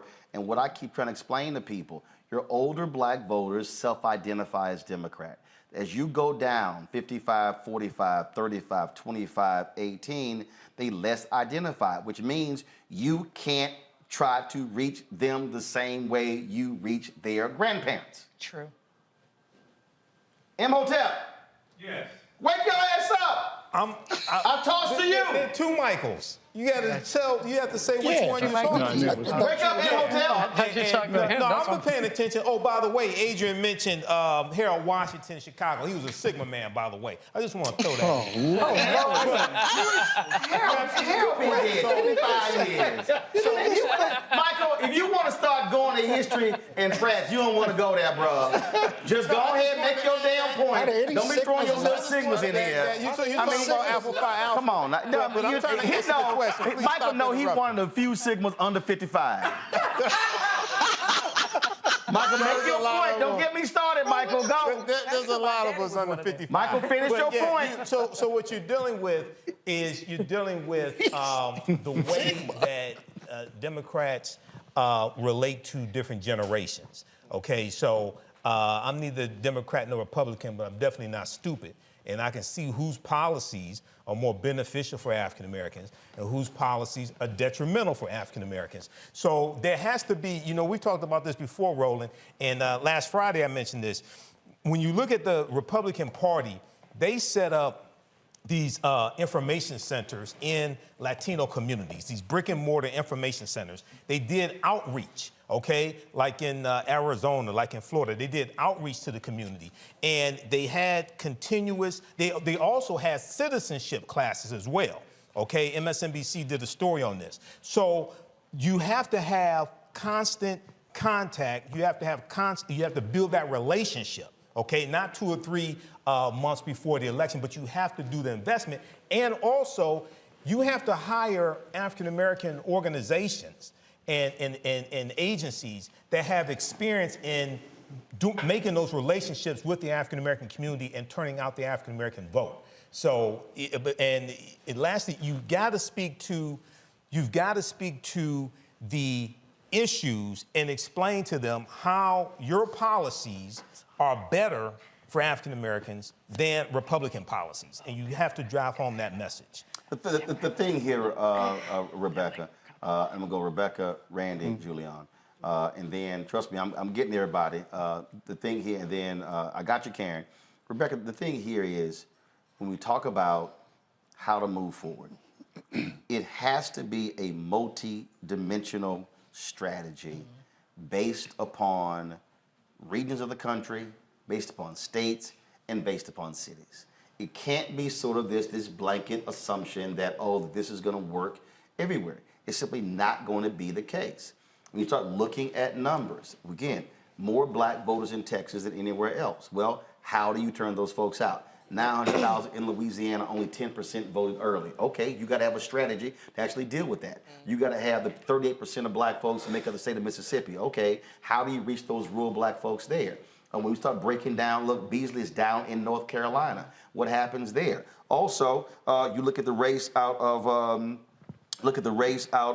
first of all, right now, 74% of the votes in, this is, again, Herschel Walker is at 49.2, Raphael Warnock is at 48.8 in that particular race there. How many percentage? 74% of the votes in. That's according to the Associated Press. And it's understanding, again, how are you reaching people? It has to be a multi-pronged strategy, and what you have is a apparatus that really is just stuck on the 30-year-old, again, let's talk in October, let's visit black churches, let's get some endorsements, and the black electorate has changed. So there's a couple of things. So one of the big things and one of the big questions that I have now, I don't know if this is a member of Congress calling me. You go ahead and keep talking. One of the big things. I'm going to go take this phone call. Yes, this is a black show. You can't walk off the show like that. Hey, Scott, this is my shit. Go ahead, we're talking about it. Let me talk about the big thing. The big question that I have is, what would have happened? Look at Scott. He think he in charge of something. That's what you get. Yeah, exactly. I knew it was something. Scott, let me get my point out. Sorry, go right ahead. No, because normally we said no call ID. That's Maxine Waters. But go right ahead. Let's call back. Go ahead. So here's my point. What would have happened if the White House would have used this bully puppet to actually pass meaningful voting rights legislation? Instead of the infrastructure bill? What would have happened? When Fulton County, where you had early voting sites that got closed or got moved, would that have happened?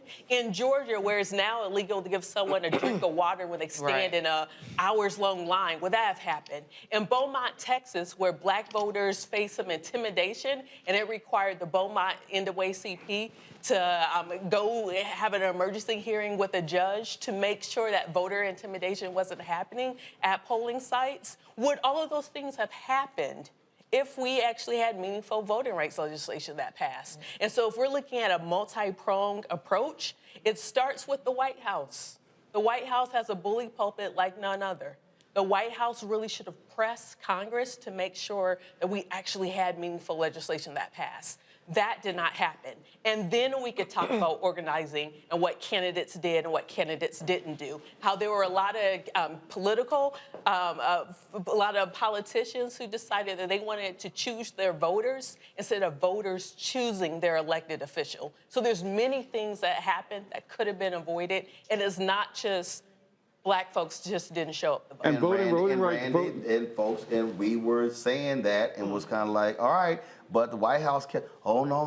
Well, if that all gets behind the infrastructure bill, Build Back Better, because again, they were trying to appeal to the folks who Tim Ryan was trying to reach in Ohio, and Tim Ryan lost. And here's the whole deal. I can't wait to break down the Ryan race. They've already called the race for J.D. Vance. And I can't wait to break that down, because I really want to go through and see how he performed, because I'm going to tell you right now, I know for a fact Tim Ryan did not work for the black vote. And when I say, no, I got receipts. I was texting him directly. I tried to get Tim Ryan to come on this show 15 months ago. I offered to go do town halls in Ohio. He never even called Alicia Reese, who was the biggest vote getter in Hamilton County in Cincinnati. Can't say nobody told him because I texted him directly. And so he was out trying to get those white voters, blue collar, white, them Trump folks voted for Trump. And then I got a call today. He was calling around, what can you do for the black vote? Say, player. Yeah, it's election day. An example of them taking us for granted. Where your like ass been for the last 8, 9 goddamn months? Randy, go ahead. No, I mean, you know, when you say about why aren't black people voting, you ask why aren't black people exercising their power. I mean, one thing I want to say is that I think that we're forgetting that a lot of black people don't recognize that it is a power. I mean, I believe we have to go all the way to the beginning. Absolutely. I mean, I believe there are a lot of black Americans that feel powerless. I feel like a lot of black Americans feel countryless. And so when we say it's your responsibility to vote for this country, I don't feel that there's an attachment there. And I feel like we have to start at the beginning. Despite the history Absolutely, of people because dying for their right to vote. Hey, dog, listen. The reality is that from a messaging standpoint, we had Terrence Woodbury. That does not work. It doesn't work. And in fact, Terrence was on, even using voter suppression doesn't work. Say it again, Adrian. Oh, I had a comment to make off that dovetails off of what she just said. You're right. We feel countryless. Many of us feel countryless, but the other side is actually using that to their advantage to drive wedges even between us and our own communities. Like they're putting black men against black women, and we're seeing, and they're supporting these like online influencers, not just spouting disinformation and misinformation, but like hate, actual hate and division between black men and black women. Like this is unconscionable. But like I was working the polls today, not those polls. You know, I gotta be careful what I say on this show. Can I get a table dance? Can I get a table dance? Go ahead. I'm sorry. And, you know, She volunteered, not those polls. Black men would walk by and they were like, no, we're not voting. We're not voting again until Trump's back on the ballot. I'm like, what? Young man, this cannot be like actual whole groups of young men leaving the gym talking about they're not going to vote again until Trump's on the ballot. Their disinformation and misinformation has been very, very strategic, very laser focused and effective. Randy, finish your point. I'm going to go exactly Julian. what I was saying. We talked a lot about education, and education needs to begin there, where people get to understand how important it is for them to vote and how it affects them. You know, we have like Secretary of State running this year, and I don't think people understand this person can affect the vote. They can say, you know what? They can win or lose elections, right? But I don't think that the average person knows that. And we're not learning these things in high school. People have no information. And so it really does need to begin with just the average Blow Joe that has no idea, doesn't recognize the power, and says, what's the point? Why? Right? We have to get those people. And Randy, well, we have to speak in more in plainer language. Right. I mean, because I think that if the white working class that everybody keeps running behind, but if they understood how they're being exploited, perhaps they might vote properly. I know that there's tension between voting for their race and voting for their economic interests. Yes. But I see that as well with the black middle class. When you start looking at going up the income ladder, you look at how black people vote. I'm not picking on black men, but I recall when Michael Steele ran for lieutenant governor in Maryland, about 25% of black men voted Republican because a black man who was talking about minority business development was on the ballot. And that was his cook, minority business development. Why don't Democrats talk more about these economic issues? I hate it, y'all, but I will always come back. And being an economist, you probably want to hear that, yes. Yeah, well, you know, and you know what's my favorite word, Roland? Predatory capitalism. Right. That's not your favorite word. That's not your favorite word. What's my favorite word, sir? All right, that's too short. Right. You ain't gonna hear no Too Short reference on MSNBC. I'm just saying. Yeah, let me go on ahead and I will not say on the air. Hold on, Reese. Reese, hold on, Reese. But be yourself. What's that? Here's the point is that these economic issues, as we talk about them, then we have to talk about the frailty of our coalitions. I've heard, I don't know how many times this evening, people say, people of color. Well, let's get real. Black. I live in L.A. Black.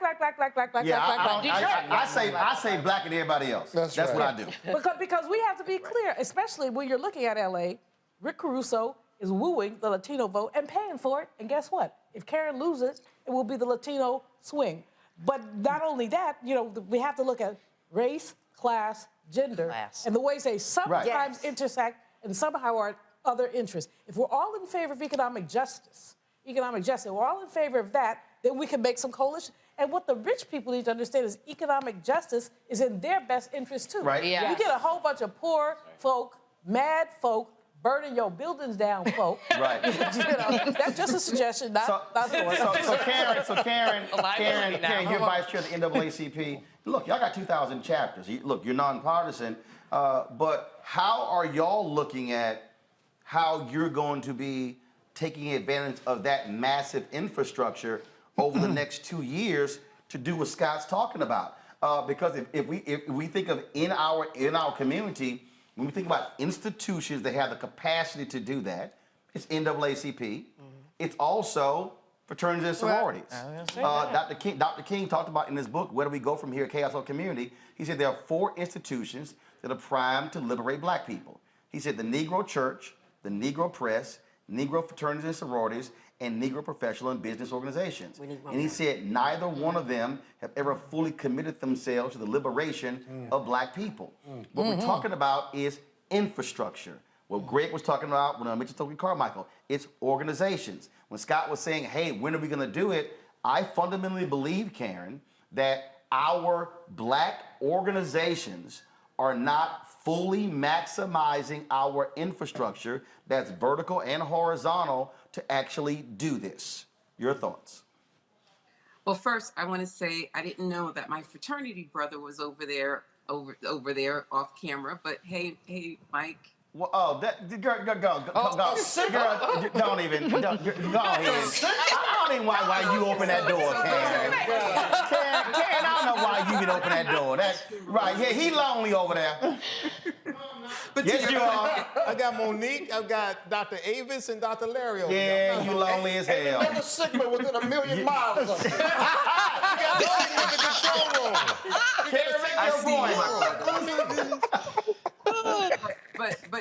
But your point is a great one, and what I would say is I think that for quite some time our organizations were busy working individually. They were busy worrying about who was on first, and I think that at least for the NAACP, we realized we needed to be a better partner. We've been around 113 years. And so it's not about competing with anyone. And I think in recent years, I think we've done a better job in terms of helping to use our infrastructure for not just ourselves, but for others. Today, we had a war room. It started at 8. We had calls at 8, 12, 4, and 8 p.m., where we came together, and it was really impressive to see, the other organizations who were part of this collaboration. You had certainly the unions in ASME, SEIU, AFT, but you had, our partners in the Urban League, Higher Heights, you had the Divine Nine there, you had the Black Church PAC.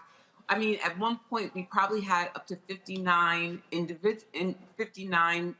organizations sort of represented, where we were sharing information in real time, talking about what was going on, and we had our lawyers in 12 of the targeted states, and just sharing it. This is what we have to do, because there's no one organization that is going to help us get out of this. And if we're not working together, we are doomed to continue to see some of the challenges that we continue to face.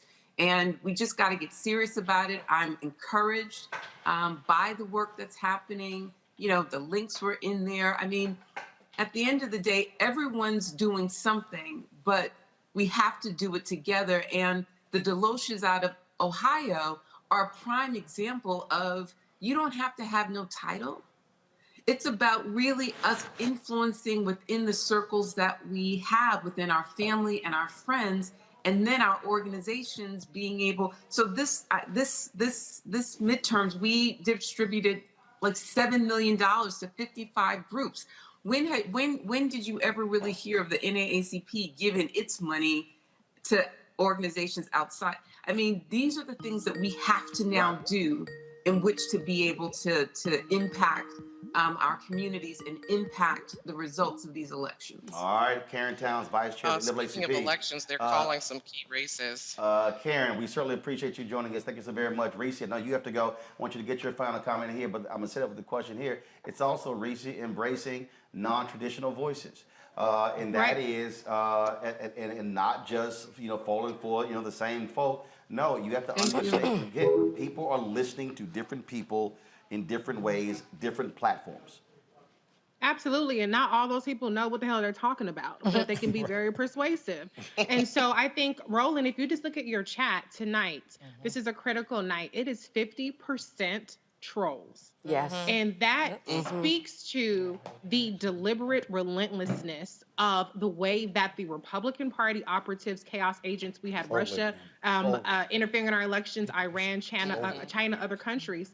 They are all hands on deck every moment to try to suppress and get Black people to convince that their votes don't count or they should be voting the other way. And so none of this is organic. None of this is happening by happenstance. And until Democrats really grapple with what they're up against, we're going to continue to be outgunned. But the last thing I'll say is, looking ahead, you guys have talked a little bit about how this is going to turn into a states issue for now, until they get the majority in the House and the Senate and the White House. And so the charge for the next couple of years now is to go to your local school board meetings, to your council meetings, to your hold your legislatures accountable at the state level, participate in your primaries. Congress is up for election every 2 years, so we're going to be back here. If you have off your elections, like in Virginia, your work is not done. There's some runoffs coming up likely. So you have to still keep your foot on the pedal.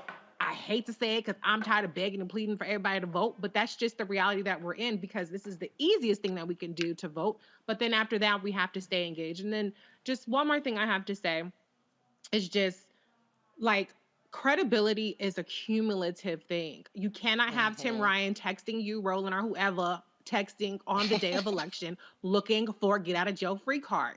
They have to, starting tomorrow, if you lost today and you ran again, you need to be on Black media.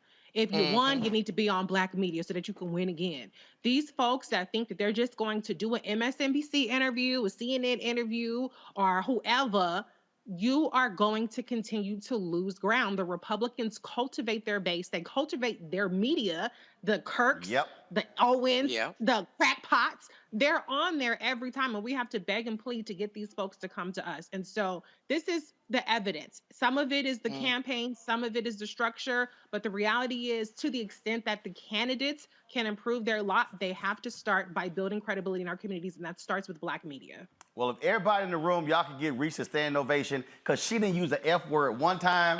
It wasn't no ML. She didn't use the F word. I mean, I was waiting. I was like, not one. Damn, Reese, you must got company over. You must got your mama, your people must be over. You ain't cause your baby sitting right next to you. I mean, she not one time. I'm behaving. Shocking. Oh my God. You must have took like a Benadryl or something before the show. All right, Reese, we appreciate it. Thanks so much. Adrian, final comment. Steve, final comment. And then I'm gonna go to a break, then come back, continue the conversation. Adrian, go. Yeah, no, I just wanted to let you know that 538 is projecting a few of these races already. Kathy Hochul in New York, Brian Kemp in Georgia, and Joe Shapiro is going to win in Pennsylvania. I like 538. Their data is really wonky, but they just called it about 5-6 minutes ago. All right, then. Adrian, we appreciate it. Thanks a bunch. Look forward to having you back on the Blackest show out here. Oh, one more thing. I just wanted to tell you that Jonathan Jackson told me to tell you hi at his victory party. Tell Jonathan what's up. Look forward to seeing him. Congressman Jackson. Yes, Congressman-elect Jonathan Jackson. I appreciate it. Thanks a bunch. Steve, look, you've been talking about it. It comes down to the money, Steve. You got to put it where it's supposed to go. You do, and you also have to fight the issues and inspire people to actually turn out. And then I hadn't seen whether there's a Kemp call or not, but the reporters were already calling me about trying to do Stacey's political obituary, which caused me to go, this is a black show, to go and look up the statewide election track record of the Secretary of Transportation, who, when he ran in Indiana, got 37% of the vote.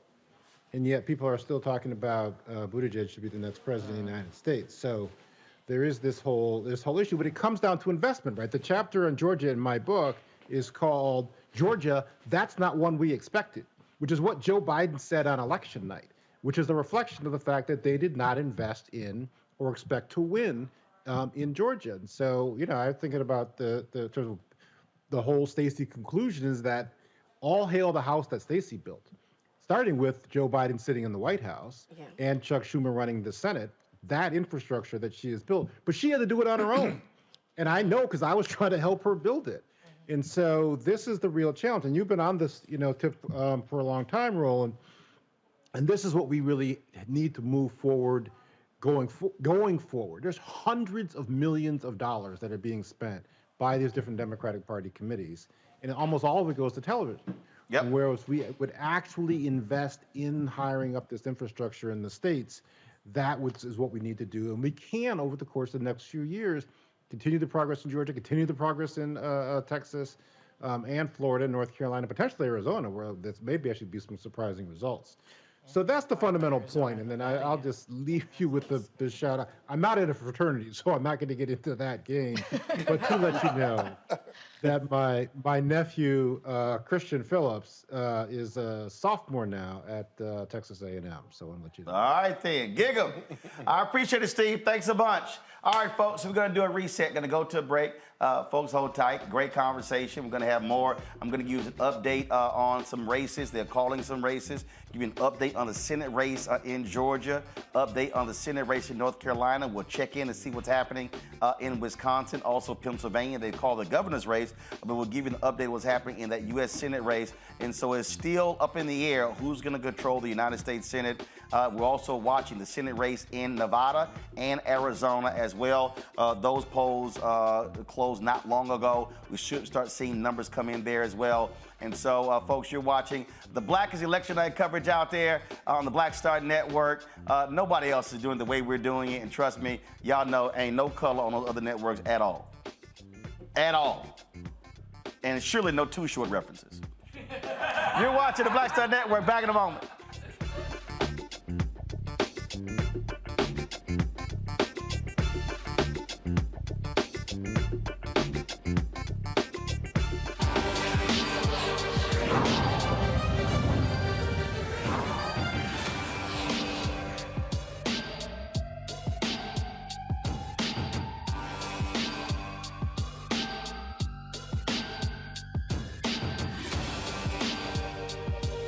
You know what's on the ballot. It's not just legislation and policies we believe in. It's democracy. Our democracy. There's a choice on the ballot between freedom and fear, between cruelty and compassion, between chaos and community, between voting or violence, and the end of rights generations have fought for. The extremists have a plan, a roadmap for a nation where your voice is silenced and your vote is a memory, where they count their votes and cast ours aside. That's why this year, this fight, this vote is so important. Register, engage, volunteer, fight back against the disinformation and despair, and most of all, vote, because your vote is all that stands between our future and theirs. It doesn't happen like we think it does. No one rolls the tanks. No armies meet in pitched battle. It happens quietly, little by little. And because so many think it can't happen, it does happen. Little by little, the rules change.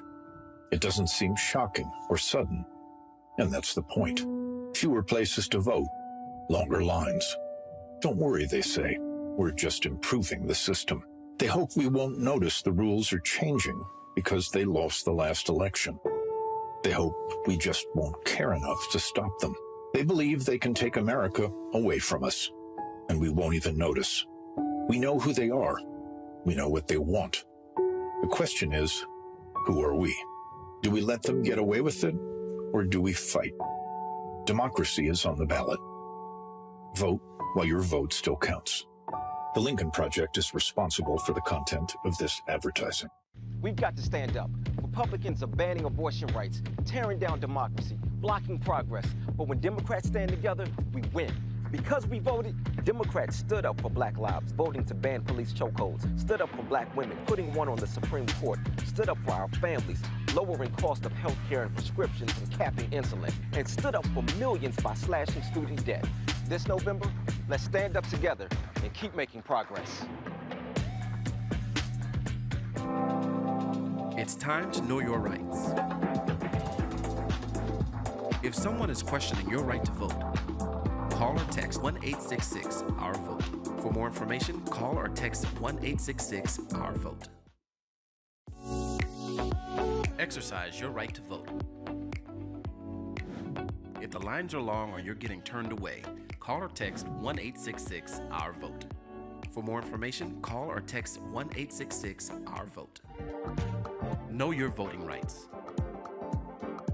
If you are unsure where to vote or don't know if your polling location has changed, call or text 1-866-OUR-VOTE. For more information, call or text 1-866-OUR-VOTE.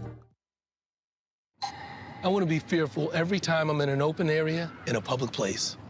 I want to think about how completely vulnerable I am while I'm closing my eyes to pray at my place of worship. I enjoy practicing semi-annual lockdown drills with 6-year-olds who don't fully understand what's happening. I like going to the movies and making a mental note of every exit in the theater to plan my escape. I hope that our set is interrupted by loud percussive sounds that cause the audience to scream in horror and run for their lives. I want to think of this dumpster as a hiding place for my kid. I enjoy when the only way a family member can identify their mutilated loved one is by the make of their shoes or a DNA test. I want to drop the carton of milk and eggs that I just bought and race frantically to a dingy back room where I'll be locked with 14 strangers for 7 hours and no air conditioning until the police say it's okay to come out. I want to celebrate our nation's freedom by worrying that I'll end up bleeding out on the pavement while being trampled by terrified parade goers. I like that anyone can easily access weapons of destruction, weapons of war. Designed to kill the greatest amount of people in the shortest in the least amount of time. Just a little bit longer.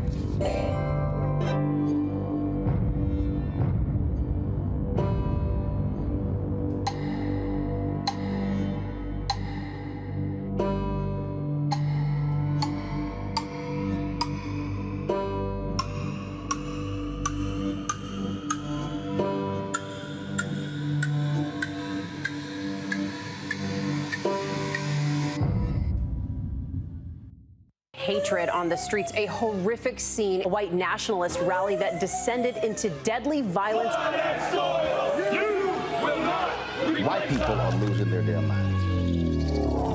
As an angry pro-Trump mob storms the U.S. Capitol, we've seen We're about to see the rise of what I call white minority resistance. We have seen white folks in this country who simply cannot tolerate black folks voting. I think what we're seeing is the inevitable result of violent denial. This is part of American history. Every time that people of color have made progress, whether real or symbolic, there has been what Carol Anderson at Emory University calls white rage as a backlash. This is the rise of the Proud Boys and the Boogaloo Boys. America, there's going to be more of this. Here's all the Proud Boys, guys. This country is getting increasingly racist in its behaviors and its attitudes because of the fear of white people. The fear that they're taking our jobs, they're taking our resources, they're taking our women. This is white fear.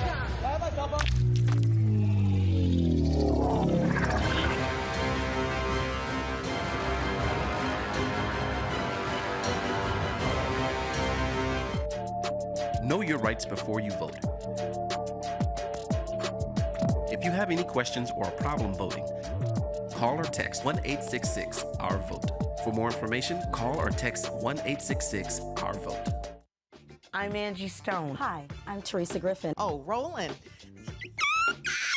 Hey, Roland. I am so disappointed that you are not here, first of all.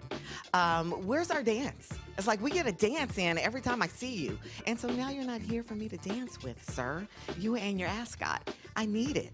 I need that in my life right now. Okay, I love you, Roland. What's up? I'm Lance Gross, and you're watching Roland Martin Unfiltered.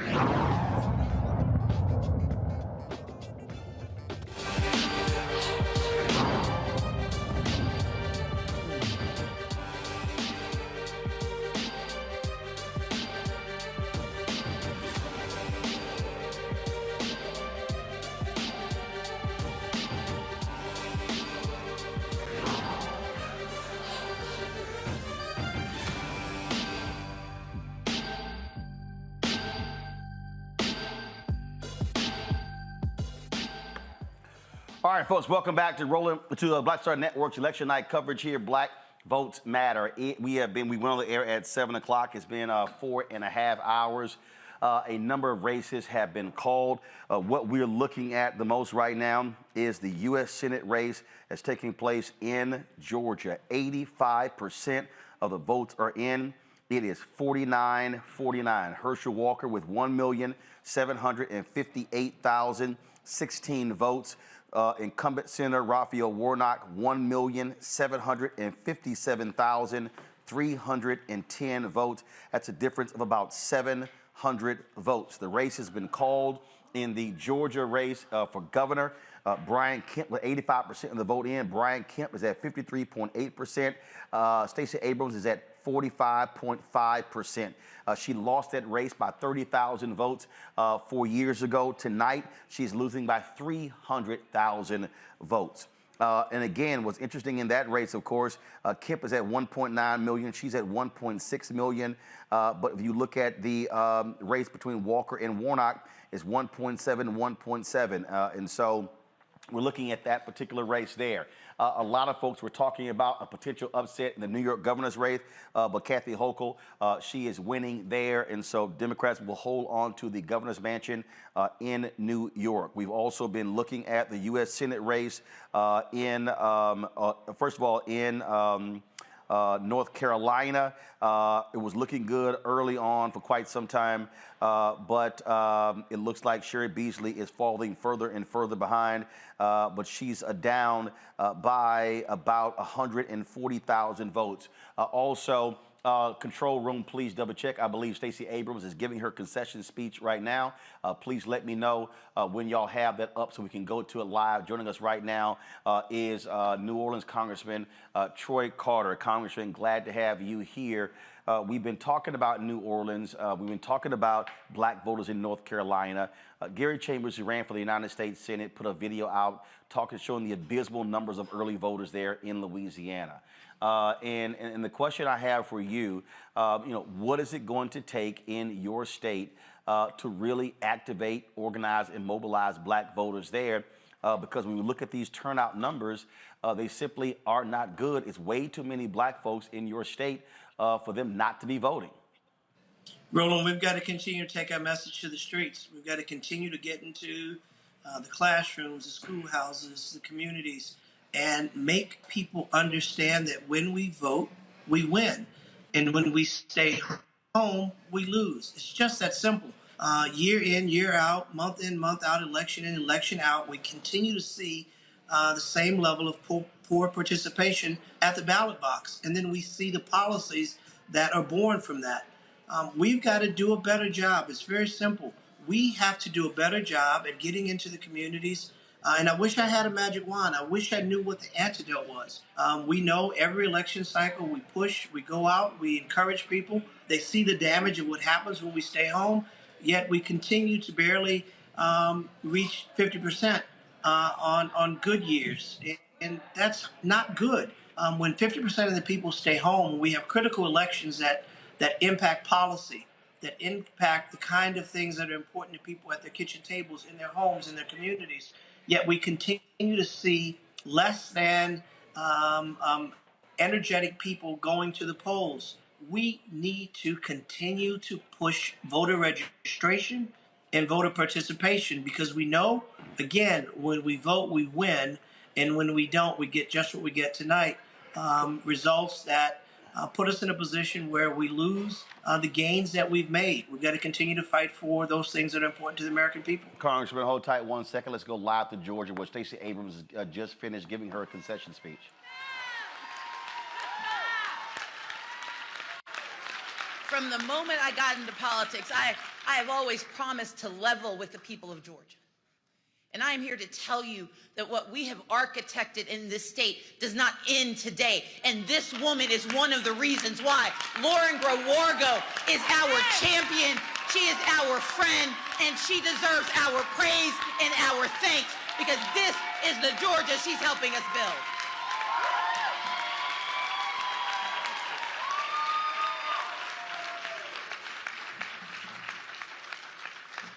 I'm here because my friend Allegra Lawrence Hardy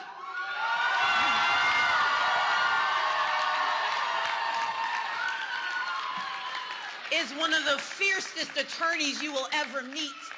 And she has poured her heart and her soul and her time and her treasure to defending our rights and our democracy, and she will never be demeaned for doing for us what we can't do on our own. Thank you, Allegra Lawrence Hardy.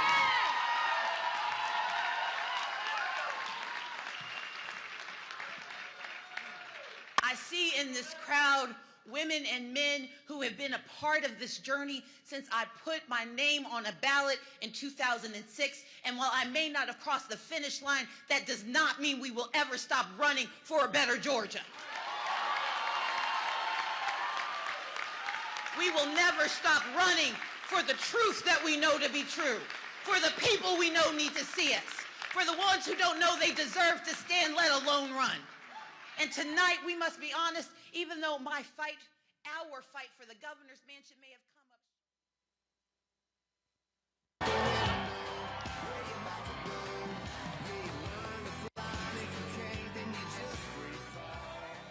I don't give a damn about Brian.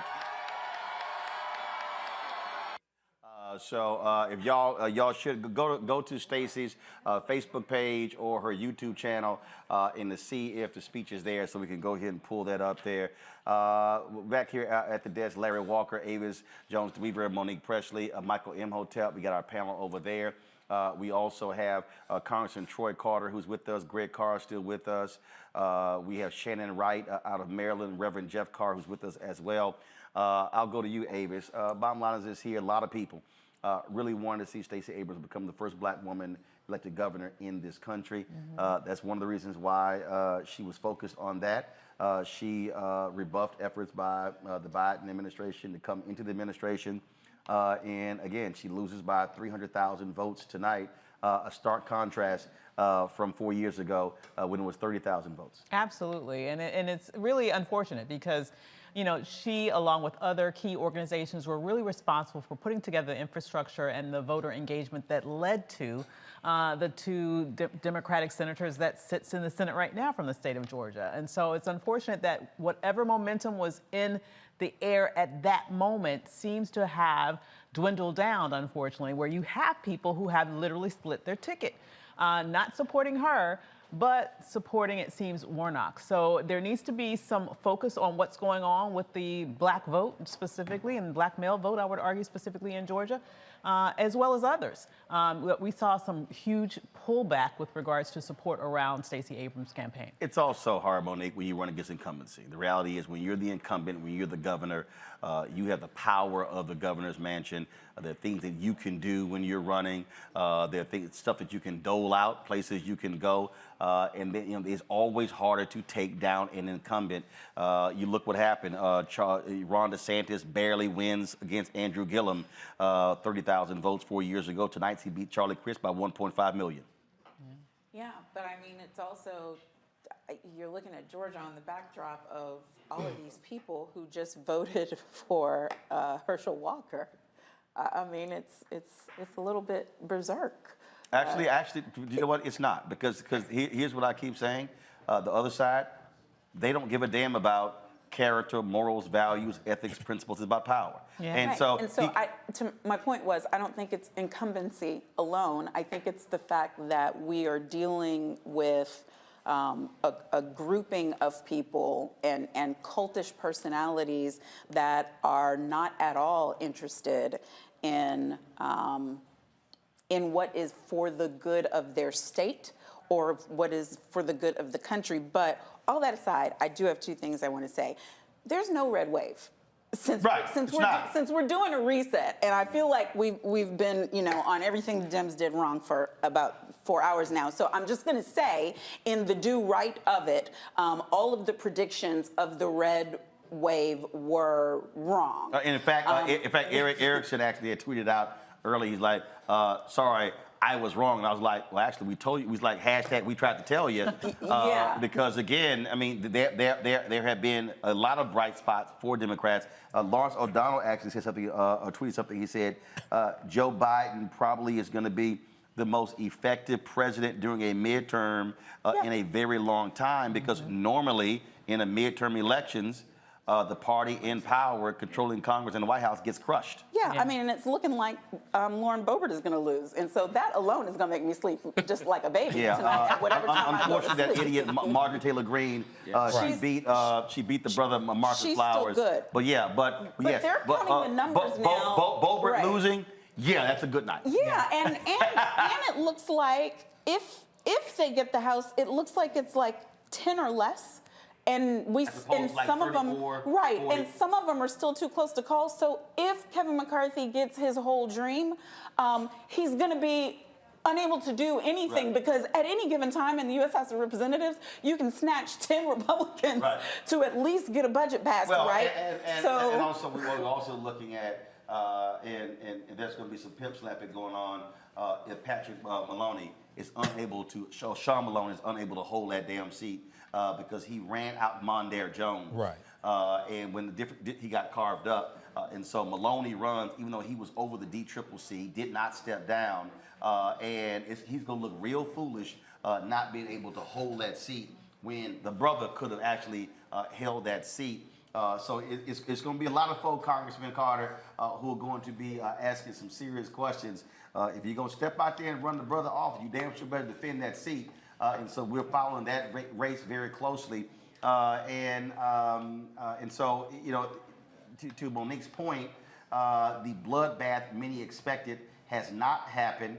And again, when we look at the United States Senate, we're still watching the race in Pennsylvania, but this thing may come down to, again, a runoff in Georgia. Congressman Carter? Yeah, listen, it should not be as close as it is. It's unfortunate that we would be talking about a race that should be very clear between two people, one that clearly has the experience, the energy, the commitment to be able to serve and not be a puppet for a party. And it's a shame, and it really speaks to, once again, what we talked about before, and that is the level of apathy in our community. We saw a few years ago where Stacey Abrams motivated and energized the entire state, and we saw the result of that. Unfortunately, we were not able to replicate it today, and that's unfortunate. We've got to be able to bottle this enthusiasm. We've got to be able to bottle this energy that says when we vote, we win. When we demand excellence in policy changes, we get excellence in policy changes. And we've just got to go back to the drawing board and continue to reaching into the souls of our people to make them understand the importance of voting, of participating, of demanding the best, and not letting someone from another state come into Georgia and threaten to take back the gains that we've made. It's bigger than us. It's bigger than that. And starting tomorrow, we have to get back to the drawing board and convince people the importance of voter registration, voter participation, and demanding better. Not just because it's a brown face, not just because it's a brown face or an athletic star that we once enjoyed playing football. We're talking about policy. We're talking about lives. We're talking about someone that can go and fight for the people of Georgia like Senator Warnock has done. And we've got to continue to fight this thing. And if it goes to runoff, we've got to demonstrate that we're going to fight back, and win. Congressman Troy Carter, always glad to have you here. We appreciate it. I really believe that there needs to be some folks in Louisiana need to be sitting down and bringing in the folks in Georgia said, let's replicate what y'all did in Georgia here in Louisiana. The potential is there, especially when it comes to the need. Hopefully the Supreme Court won't act the fool and will give Louisiana that another black congressional district, but it's just And we're going to be fighting to make that happen because the math is very clear. We deserve, it's basic math that Louisiana should have 2 minority-majority districts, and we'll continue to fight and take our message to the courts and ultimately to the people. And it's also a basic math that not enough of us are voting black folks in Louisiana. So let's do something about that. Congressman, we appreciate it. Thanks a bunch. God bless you, brother. Keep up the great work. Thank you very much. Larry, here's a perfect example of what happens when you focus on local elections. Go to my iPad. A criminal justice reformer wins the DA's race in Iowa, Polk County, where Des Moines is. Folks at Bolt Mag said in June, she told Bolts that she was inspired to run after hearing Rachel Rollins, the former Boston former reform DA. She's now, of course, the U.S. attorney there. And this is a perfect example. When you talk about mass incarceration, criminal justice reform, here's a perfect example. You have to take those DA races, and yeah, you got these people who are targeting Alvin Bragg in New York. They targeted Chase in San Francisco. They've been targeting different people. Unfortunately, Aramis Ayala tonight lost as Attorney General there in Florida. But that's one of those. It will not be a sexy race. It's not going to be talked about in a lot of different places, but it's important to win those down ballot races. Yeah, no, we've talked a lot about down ballot races in your show a lot because we talk about, the governorship, House and Senate, et cetera. But a lot of these local elections you talked about in various states, you just highlighted Iowa, we have to remember that we're really cultivating political leaders for the future. So you start off small, and then as you get more experience, maybe you win another election or 2, then maybe you run for governorship or the House or Senate. And then particularly, I think, Roland, this is important. We talk about black and you talk about women and other minoritized groups. We have to cultivate them early on. You have to encourage them. I think the other thing that's important, Roland, is we have to be able to counter this nonsense in terms of if you're progressive, that could harm chances to hold on to various seats. We found it, as we see tonight, it's not the case. You just talked about Iowa, but we're also seeing progressives in various other areas. We're seeing in Michigan in terms of how well the governor's doing there. It's a possibility in Michigan that that Democrats may take the Senate. So listen, if we stay with a message that's consistent with the needs of people, you can expect voters to turn out. That's why we need to keep it progressive, focus on economic issues and various other issues that are important to other communities, particularly when we talk about bail reform and various other issues in New York State and in Michigan and other areas. So it's important to focus on issues that voters care about, be consistent, as we talked about earlier, encourage them to vote. Like I said, 365. I want to make sure that I'm going to put this on a T-shirt because we have to be consistent with our message. And if we do that, then we can also win some of these other elections that we lost this time, Stacey Abrams, et cetera. Reverend Jeff Carr, we've been looking at what's happening around this country. Look, Republicans in your state made a mess of Nashville. All sorts of problems, wrong ballots, wrong congressional seats in different precincts, folks going to 3 and 4 different precincts. That's what happens when you split up Nashville into 4 different congressional districts because you already had an 8-2 majority with congressional seats in the delegation, but they wanted to be 9-1. This is also what happens, Roland, to the point that you've been making all night and to the point that this prestigious panel has been making. This is what happens when Republicans have a plan that they enact 20, 30 years in advance. I think Dr. Malveaux pointed out that they've been working on it for 50 years. You're going to have these hiccups, yet and still this gerrymandering that has happened in the state of Tennessee and Nashville being carved up into 4 different districts. Yes, it has produced 4 districts that are completely red and insanely so, but it's also produced some quirks. It has produced some hiccups. Prior to that, 438 people yesterday realized that they filled out the wrong ballots. There were about 600 people who were turned away from districts, from their voting precincts today on election day alone. So there's chaos there. It really doesn't net much when we talk about how that's going to affect us, Democrat versus Republican, because it's been so carved up the last year or so. But one of the things that is continually coming out that we've heard all night tonight, that we're going to continue to hear, and that is messaging. How do we get to the messaging that is going to trickle down to people who we need to activate vote to get in the room? The state of Tennessee, just a few years ago, when I was in college, I'd say a few years ago, I realized it was about 30 years ago, but when I was active in student government and in between focusing on being colder than the bubbles on a champagne glass, I was also in a blue state, an overwhelmingly blue state.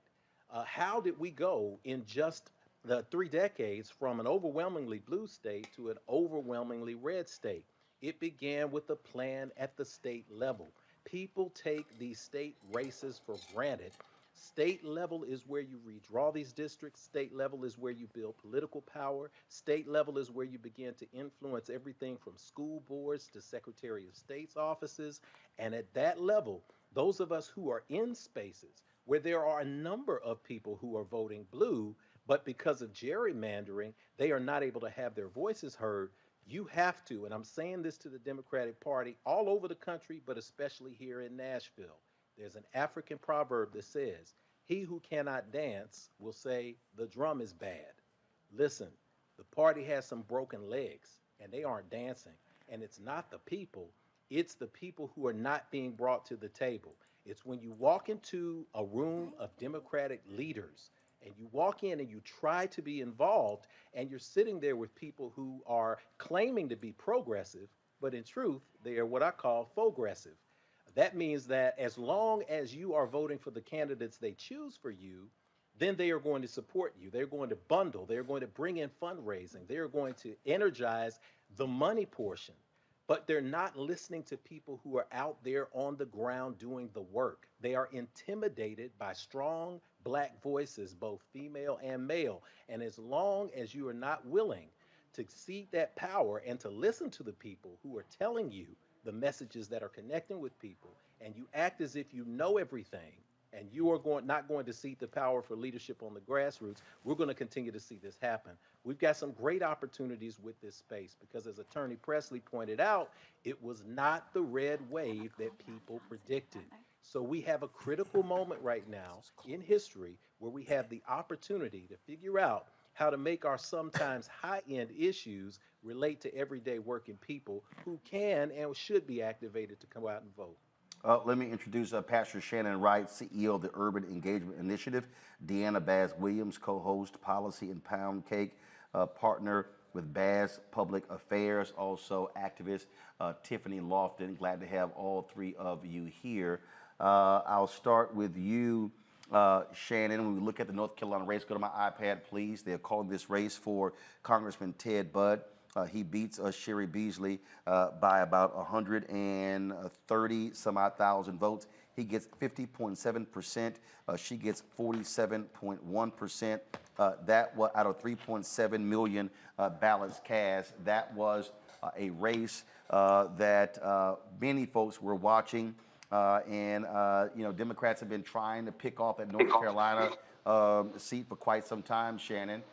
And the reality is this: Democrats also put money in late, and Republicans they understood how critical that seat was, knowing full well that Democrats wanted to expand their majority in the United States Senate.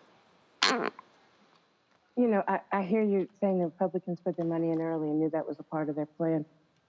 It seems to be hit and miss when you make a plan and it actually works.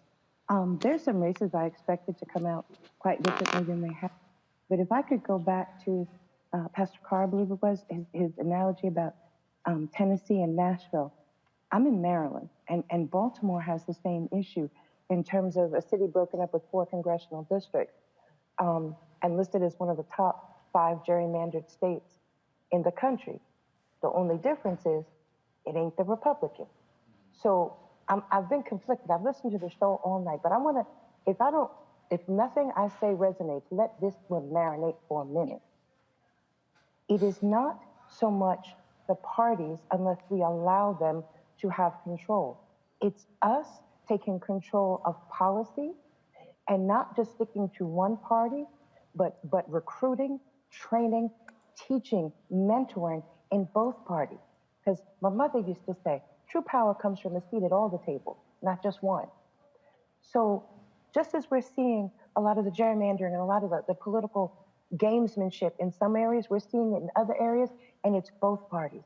So until we actually can acknowledge that and recognize that there are those of us on both sides of the aisle, and just as those of us that share the same skin color don't want to be lumped into one category, nor do us in that political party. We have to address policy. We have to teach folks how to create policy that positively impacts people. And when we do that is when we take control of both sides. Deanna Bass, we're looking at the Pennsylvania race. 82% of the votes are in. John Fetterman is at 49.5%. Mehmet Oz is at 48.1%. It's about 65,000 or so votes separating them out of 4.55 million that have been cast. Your assessment of what has happened tonight? You know, I've also been listening to the show, Roland, and thanks so much for having me join this conversation. And I never thought that that we were going to have a red wave. While I wanted a red wave, I think that because we've seen that voters have been so evenly divided on so many very important issues. Like, I'm not surprised about what we're seeing in Pennsylvania, the razor close margins there. I'm not surprised about, I'm not even surprised about what we're seeing in Georgia, my home state. And the last time I checked, just before we came on, I think it was 49-49. So I'm not surprised by these things. But what I am surprised by is the conversation that I've been hearing on your show, and I love the rich conversation, but what surprises me is this shock that Black Americans are all of a sudden, that Black Americans are considering other options other than the Democratic Party. And so I think that I've agreed with a lot about Actually, there's no shock. I mean, actually, there's no shock at all. Anybody who's actually covered or done any of the shows that I've done literally for the last 20 years. No, I'm saying that there's no shock. Wrong word. I think pardon me, I used the wrong word. I probably should have said it. For me, it seems like there's dismay or that Black Americans are not in lockstep with Democrats. And I think, as your panelists have talked about messaging, I think that Democrats have certainly missed opportunities to share how things like inflation and those things are impacting Black Americans, and those issues have been really important to Black people as they have been to all Americans. So I think, you know, again, I'm not shocked by the pink wave, but I think that in the next hopefully 12 hours we'll have more clarity. But I definitely am not shocked. Well, here's what I mean by that. I would dare say, going back to, let's say, 1989. 1989. I have laid out this exact same thing, and that is, as you get further and further away from the Black freedom movement, you are seeing African Americans less self-identify. I remember having a conversation with my parents and others of races in Texas when I was in college, and I was relaying the conversations that Black college students were having that were different from their parents. The difference, what we're actually stating is that Democrats haven't been listening. They haven't actually been listening to Black people. And what they've done is they've actually ignored what folks have been saying, like Tiffany. You look at, again, the number of young African Americans who do not self-identify as either party. Now, they may lean a certain way, but then when somebody does not self-identify, the usual ways for you to communicate them don't work. And if you're unwilling to communicate with them in a different way, if you're unwilling to actually meet them where they are, you're going to have a problem, because the problem they have isn't even a significant number of Black folks voting Republican. Their greatest problem are folks checking out the process totally. And so now you take those numbers combined with a targeted effort by Republicans to appeal to certain segments based upon certain issues, such as African Americans who are naturally conservative, who are anti-abortion, or folks from an economic standpoint, or in the last race in Florida, targeting African Americans who believe in school choice. That was a significant issue there, where you had Andrew Gillum, who was tied to the teachers union. DeSantis was talking about those opportunity scholarships. And so it's understand micro-targeting. What Democrats have done is not listen to black people. And Tiffany, again, I want you to speak to that. You're Senior Director of Campaigns and Advocacy at the Hip Hop Caucus. That right there, again, it's listening to black folks in 2022 and not trying to run a 1982 playbook. I hear you. Can I ask you a question? And this Actually, no, hold on a second. Hold on. I want you to answer that question. After Tiffany speaks, I need to pull her in, then you can ask the question. Tiffany, go. Okay. Deanna, hold on. Tiffany, go right ahead. Answer what I just laid out to you. Tiffany, I think you're on mute. No, go ahead. Go ahead. Roland, you didn't say anything confusing just now. Circles, the report, just came out and said that the national youth vote by choice of race in 2022 midterm elections, so that's this year's midterm elections, 89% of black youth voted leaning Democrat. Since 2020, there are 8 million new voters that can participate in the 2022 midterm elections. 8 million new people have turned of voting age. And in places like Culver City, because I'm in Los Angeles, this year on the ballot, there is a conversation about whether or not voters believe that 16-year-olds should be able to vote in the elections in the city. We are seeing an uprise of young people who are not paying attention to politics as usual. They care about environmental justice, reproductive choice, canceling student loan debt, police brutality. In the city of Los Angeles, 43,000 people are experiencing homelessness. We have marijuana on the ballot, slavery on the ballot, gun violence prevention on the ballot. The list goes on. And these young people who, mind you, just experienced nothing that any of us have really experienced when we were in school or in college. They just experienced a 2-year pandemic where they had to pay the full cost of tuition, had to pay for rent on college campuses, had to pay the cost of tuition to get food and housing, and didn't experience any of that. These young people who usually have an entryway into organizing the same way that I did, the previous speakers talked about when they were organizing, when they were in college.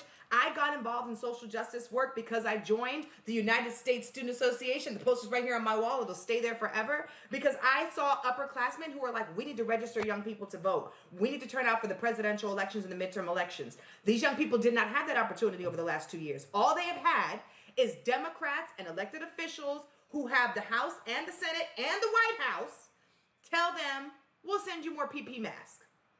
We're not going to cancel student loan debt at this moment. We're just going to delay the repayment pause. We're not going to lower the cost of college tuition. We're not going to give everybody free health care. We're not going to give everybody bigger checks. We're going to give you $1,250 3 times for the year. And we hope that helps with the cost of rent, which has skyrocketed. And we've seen no rent control, just out of this world type of rent. And these young people are now making the decision. Yes, I understand the consequences of two-party systems and voting Republican and voting Democrat. But what they care about the most, Roland, is not the color of the party, but what the party is going to do. And we have watched these young people scream, protest, march, uprisings, sign petitions, do interviews, vote. They are having conversations with this political party, to your point, which has ignored them and taken them for granted. And I am certain that tonight, with the losses and the wins, but the losses that we have seen, that these young folks who are getting ready for the 2024 election, these young people are having those conversations right now, but what they're not going to do and what they are going to do. There are over 330 million people in America, and we only usually get about there are 330 million people in America. We usually only get about 43 million people to participate in the midterm elections. There is a gap. And more people are falling into that gap where they're like, this political system doesn't even help me. They don't care about me. They don't ask me what I think. They don't do what I tell them to do when I put them in office. They don't listen to me after when they're running for re-election. They don't come to hang out in my hood. They don't talk to me in my communities. And they are tired. And we hear the jargon, vote for us, don't vote for them. Scare tactics, don't vote for them because they're going to take away your rights. Well, when I vote for you, you ain't give me no more rights. These young people that I teach at UC Santa Cruz, the folks that I organize at the University of Toledo in Ohio, the students at FAMU that I work with, the people at the NAACP who are organizing young folks across the country, the University of California Student Association, the United States Student Association, these folks who are working with these young people, they're tired. They've been tired. Every election season is the most important election season, but they're tired and they want something different. And I believe, last thing I'll say, that in the spirit and honor of Fannie Lou Hamer, who I love and adore and is on the cover of my notebook, that people who are sick and tired of being sick and tired will do something different. And as a 33-year-old millennial who is supporting the training and development of that apparatus, of that base, whatever that is, it is going to not only help these young people, it's going to save America. Because we can't continue to do this piecemeal stuff where we see incremental changes, where we elect people into office and the things that we are demanding, the things that our community needs, life or death, we don't receive. That season has come to an end, I think, in this midterm election. Deanna, you had a question? Yeah, I'm so excited to hear your panelists say these things. And I'm really, Roland, the thing that concerns me most is that what I hear her talking about in terms of being taken for granted, and I know that's like Republicans always say that blacks are being taken for granted by the Democratic Party. I believe that, but I'm on the right, and I want Republicans to begin to invest more in black press. Dede and I are literally every day working to encourage conservative organizations to invest in black press. We're making a little incremental change, but we will make. Deanna, they won't even talk. I mean, let's look. When I say won't even talk. No, listen, but this is what I'm saying. Let me just add. This is what I'm saying. If you on the not you, Roland, but if people on the left are saying that Democrats are not listening to blacks and taking blacks for granted, or you've been working and now you've been shifted. Like, my question is, like, I love Black America. I am a Black woman. I want what is best for Black people. I'm working for that on the right side of the aisle. Whether my sisters and brothers on the left side believe it or not, I'm working for that on the right side of the aisle. But I feel like, I honestly believe that somehow we on the right and the left have to demand more, because if you're not getting it on the left and we are, like, the thing that worries me about sis, and I love your sweater. Sis, the alternative is not the right. That's the part that these young folks are talking about. When I hear I think I hear what you're saying and what you're trying to explain. Like, yes, we might not find spaces or relationships with us on the Democratic side or on the left side. The alternative, sister, is not the right. Because we would have been over there already. And we're not going over there. Wait, hold on, though. The So I think you're misunderstanding what she's saying. The alternative that we have right now is the Democratic Party is not being held accountable. Republicans ain't never cared about black voters. Wait. Tiffany, finish your, hold up. Tiffany, finish your point. Deanna, Shannon. Tiffany, go. It is clear, and we will be here all night.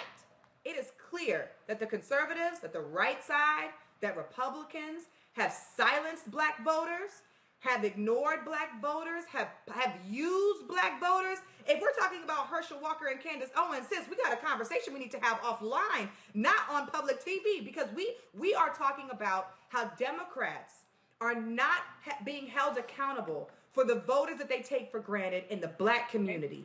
And the alternative to that is not, well, let's come on over to the right. That is not the alternative.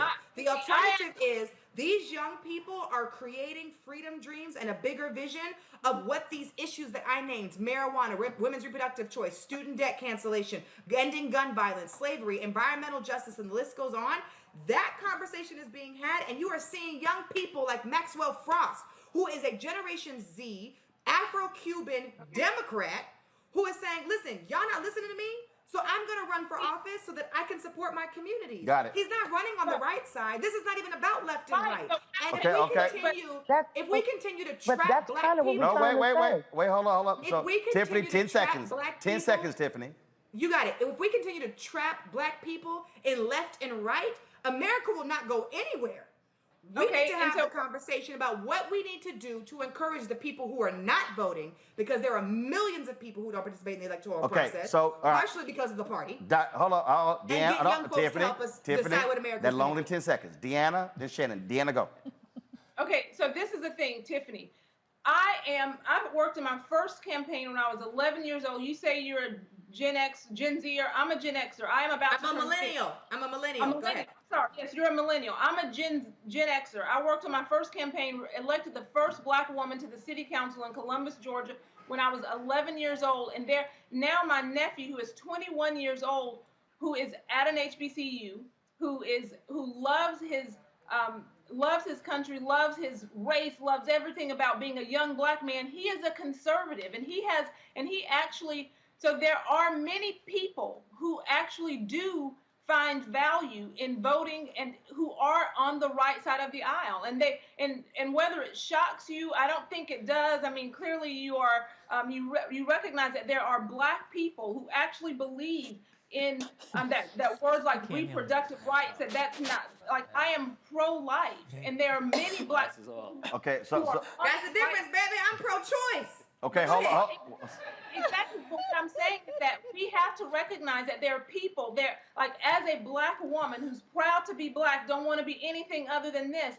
My political worldview sits in the conservative camp. It's not going to change. It hasn't changed since I was 11. And that's fine. But I don't believe that your political views or your global views Hold tight. Hold Hold tight 1 second. I'm going to call a timeout and hold up because I got to go. Sherry Beasley is speaking. She's giving her concession speech in North Carolina. Y'all know we hear from black people. The folks who made phone calls and drove people to the polls, I am so grateful, so grateful that I've met so many awesome folks along the way. And I give my deepest thanks to Team Beasley.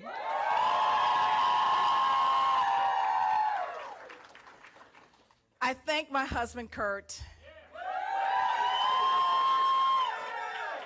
whose partnership has been essential in this journey, and whose birthday we celebrate tonight.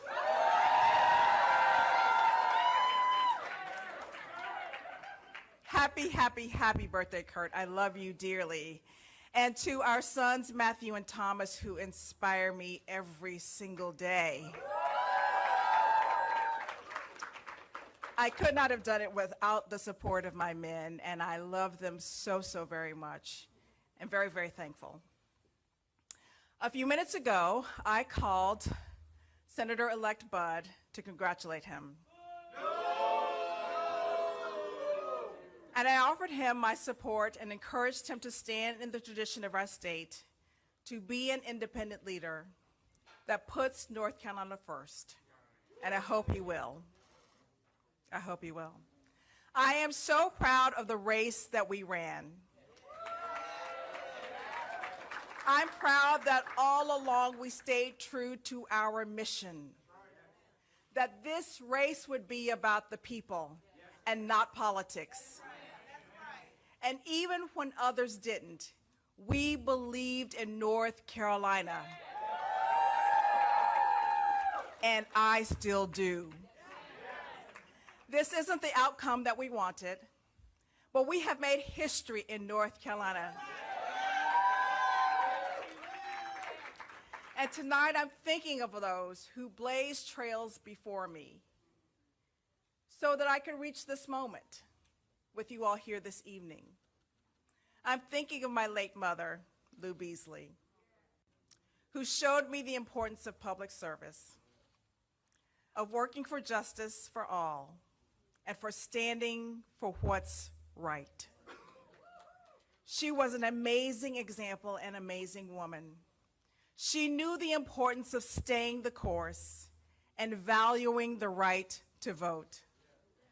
My mother was granted the right to vote 57 years ago by the passage of the Voting Rights Act. And 57 years later, the work to make voting truly accessible continues. I'm thinking of my granddaddy Clarence and my grandmother Mimi, Rebecca, from Alabama, who married very young and searched for a better life for their family. With 76 cents in his pocket, Granddaddy Clarence hopped a train to Nashville, Tennessee, with dreams of a better future in his heart. He worked on the railroad all of his life, believing that for all of his sacrifice, his children and grandchildren would have it better. Granddaddy Clarence and Mimi believed firmly in the American dream. And despite the challenges they faced and the injustices they weathered, my grandparents worked hard to build a better future for their children and grandchildren. I am my grandparents' American dream.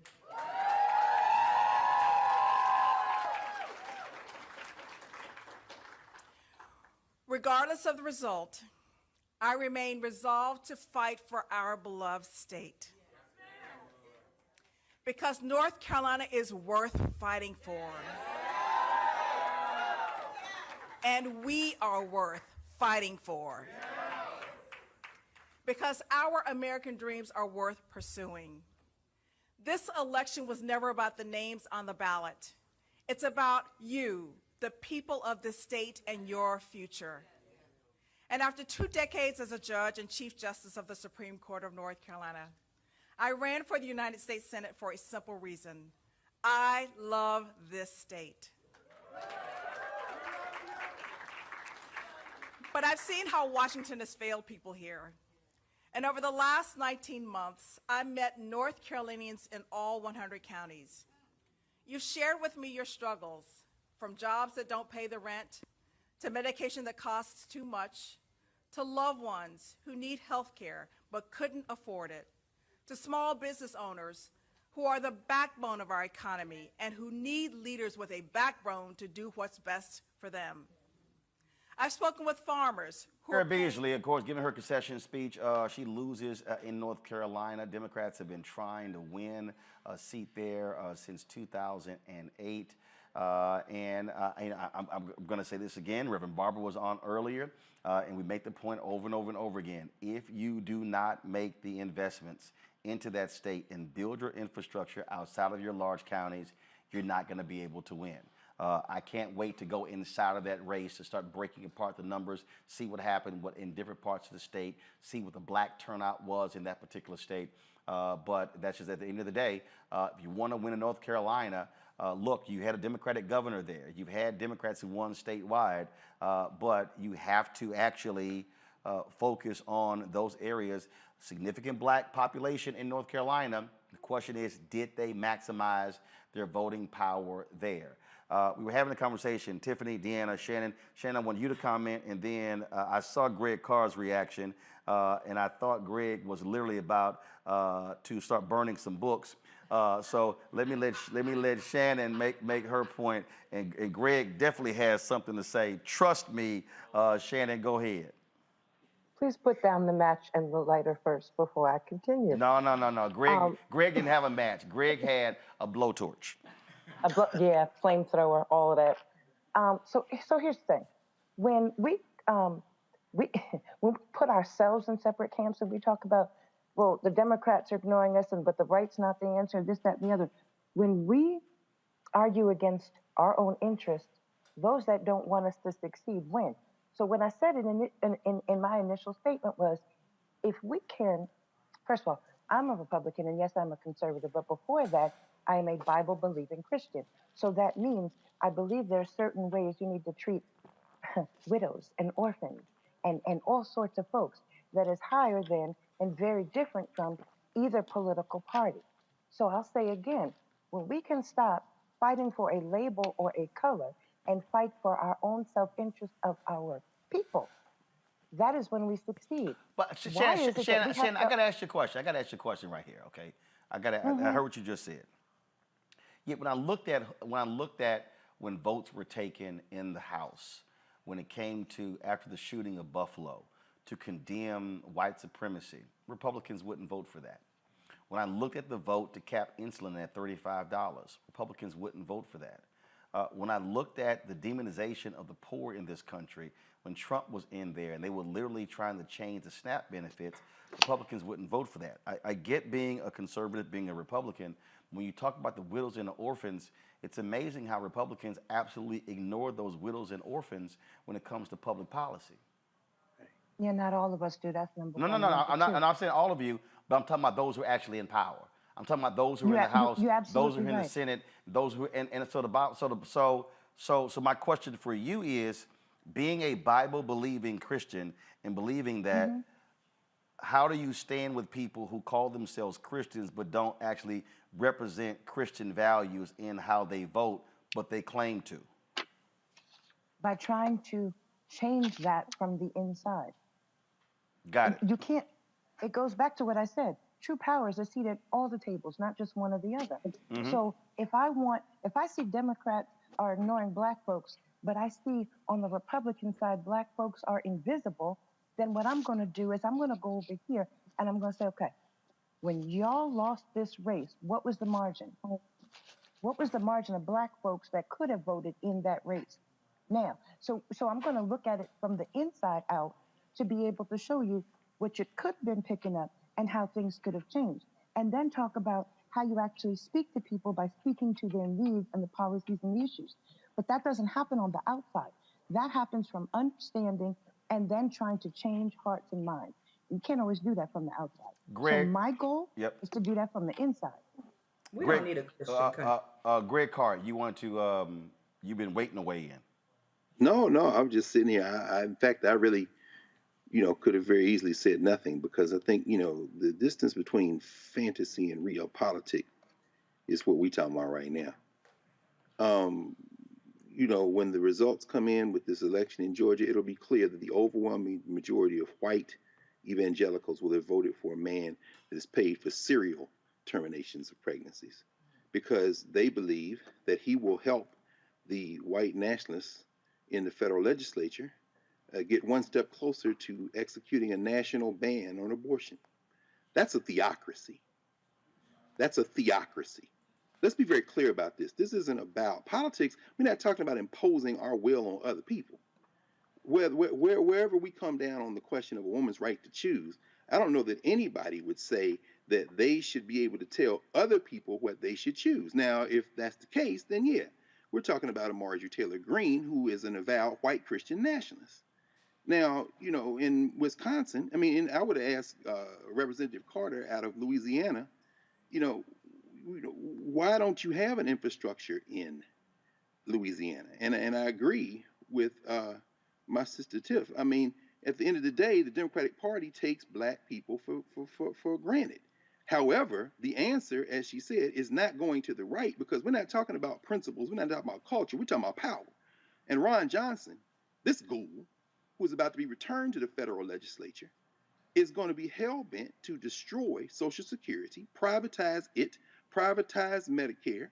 And last I checked, that's not a Christian value. So when somebody can't be healed, somebody can't get health care, because the white nationalists in this country are thoroughly committed to a program not only of white supremacy, but they are beholden to the corporate interests who don't care anything about race as long as they get their profits. Those tax cuts, the money I pay out of my check every 2 weeks, is not going to be given to the tune of $1 billion being held hostage to the state of Georgia for Medicare. Now, correct me if I'm wrong, but let's be very clear. We're not talking philosophy. Let's get down to the policy we're talking about.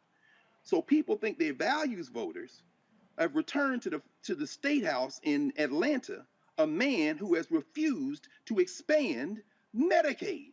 $1 billion of our tax money not going to people in Georgia who claim to be Christians but might have a foot cut off because of diabetes, or can't get their blood pressure medicine, or can't go to a trauma center because the white nationalists have declared that they don't give a damn about human beings. Finally, I'll just end with this, because again, I didn't have to say anything, because it's just absurd to me, the difference between idealism and the reality. The real politic of the moment is this: the very same people who would say they can't vote for a black person, no matter how hard you try to win their hearts or minds, There are ballot initiatives all over this country right now. Do you know right now in South Dakota, they're going to vote for Medicaid expansion, but they're going to put back in the state house a white nationalist. Somebody on the quote unquote right explain to me how the same white people who will not vote for Democrats because they are communists and CRT and all the rest of that stuff will, when they understand the policy value, vote for things like expanding Medicaid, but won't give power to the people who at least are in a party that are trying to push for the types of social programs that would benefit them. If somebody explained that to me other than racism. Deanna and Shannon, y'all want to take a shot?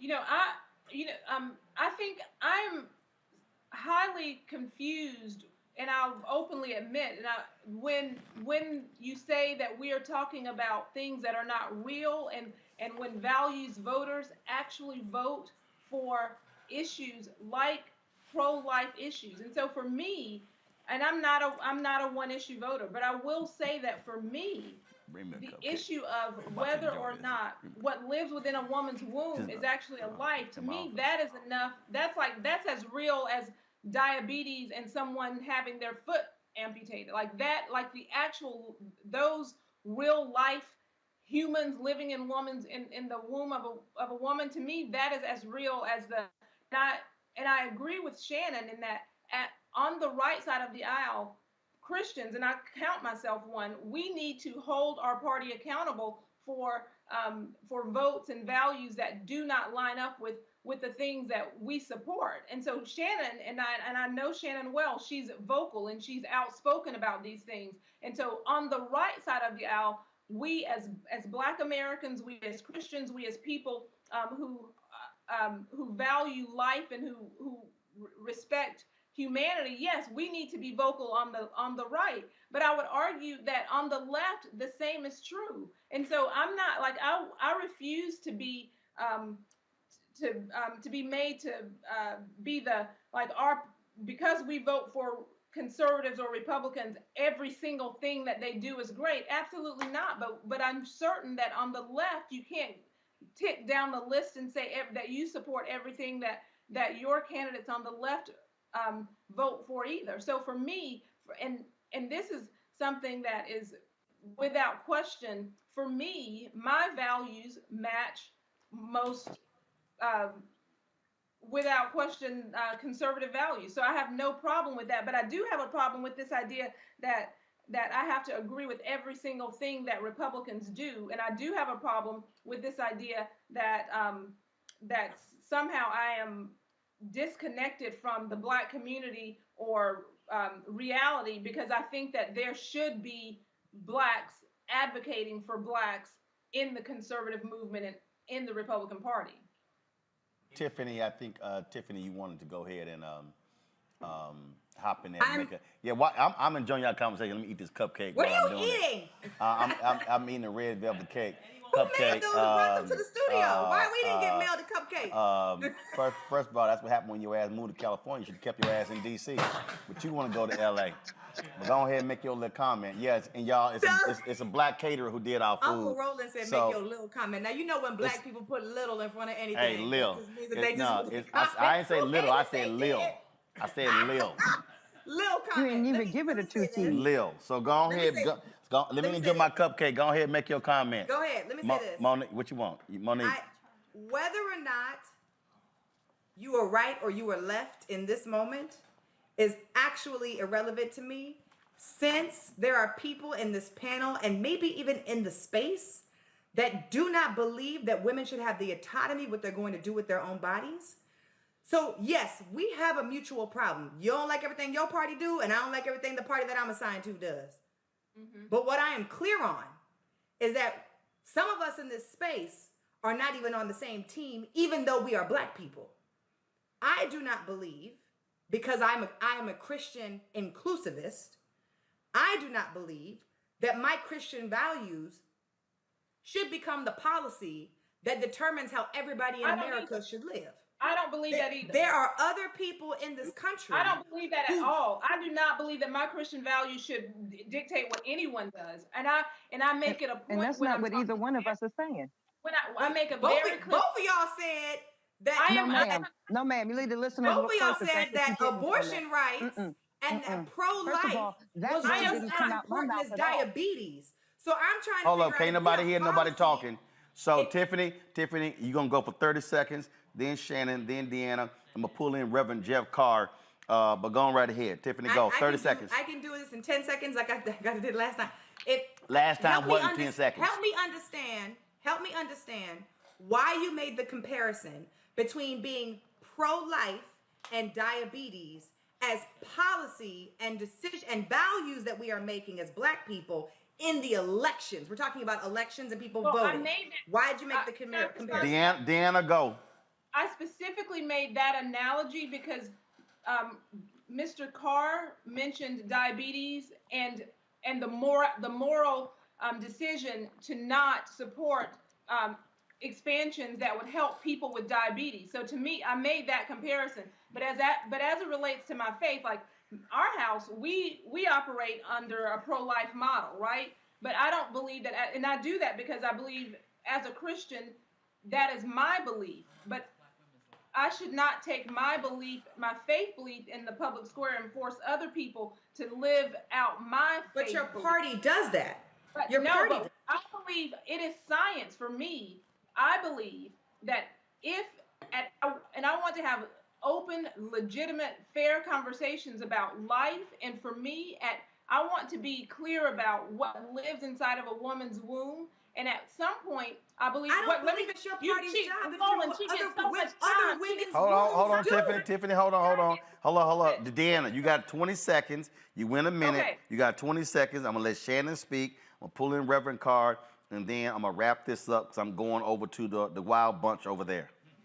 So for me, if at any point we as a community can decide that what lives inside of a woman's womb is actually a life, I believe it's a life at conception. I know most people don't, but at some point, what is in a woman's womb is actually a human being. And if it is in fact a human being, then it deserves a voice and it deserves to be protected. And so the science says at some point it's a human being. And so I don't argue this from my standpoint as a Christian. I argue it from science, and I don't believe we should kill humans. So that's where I come to this point of view.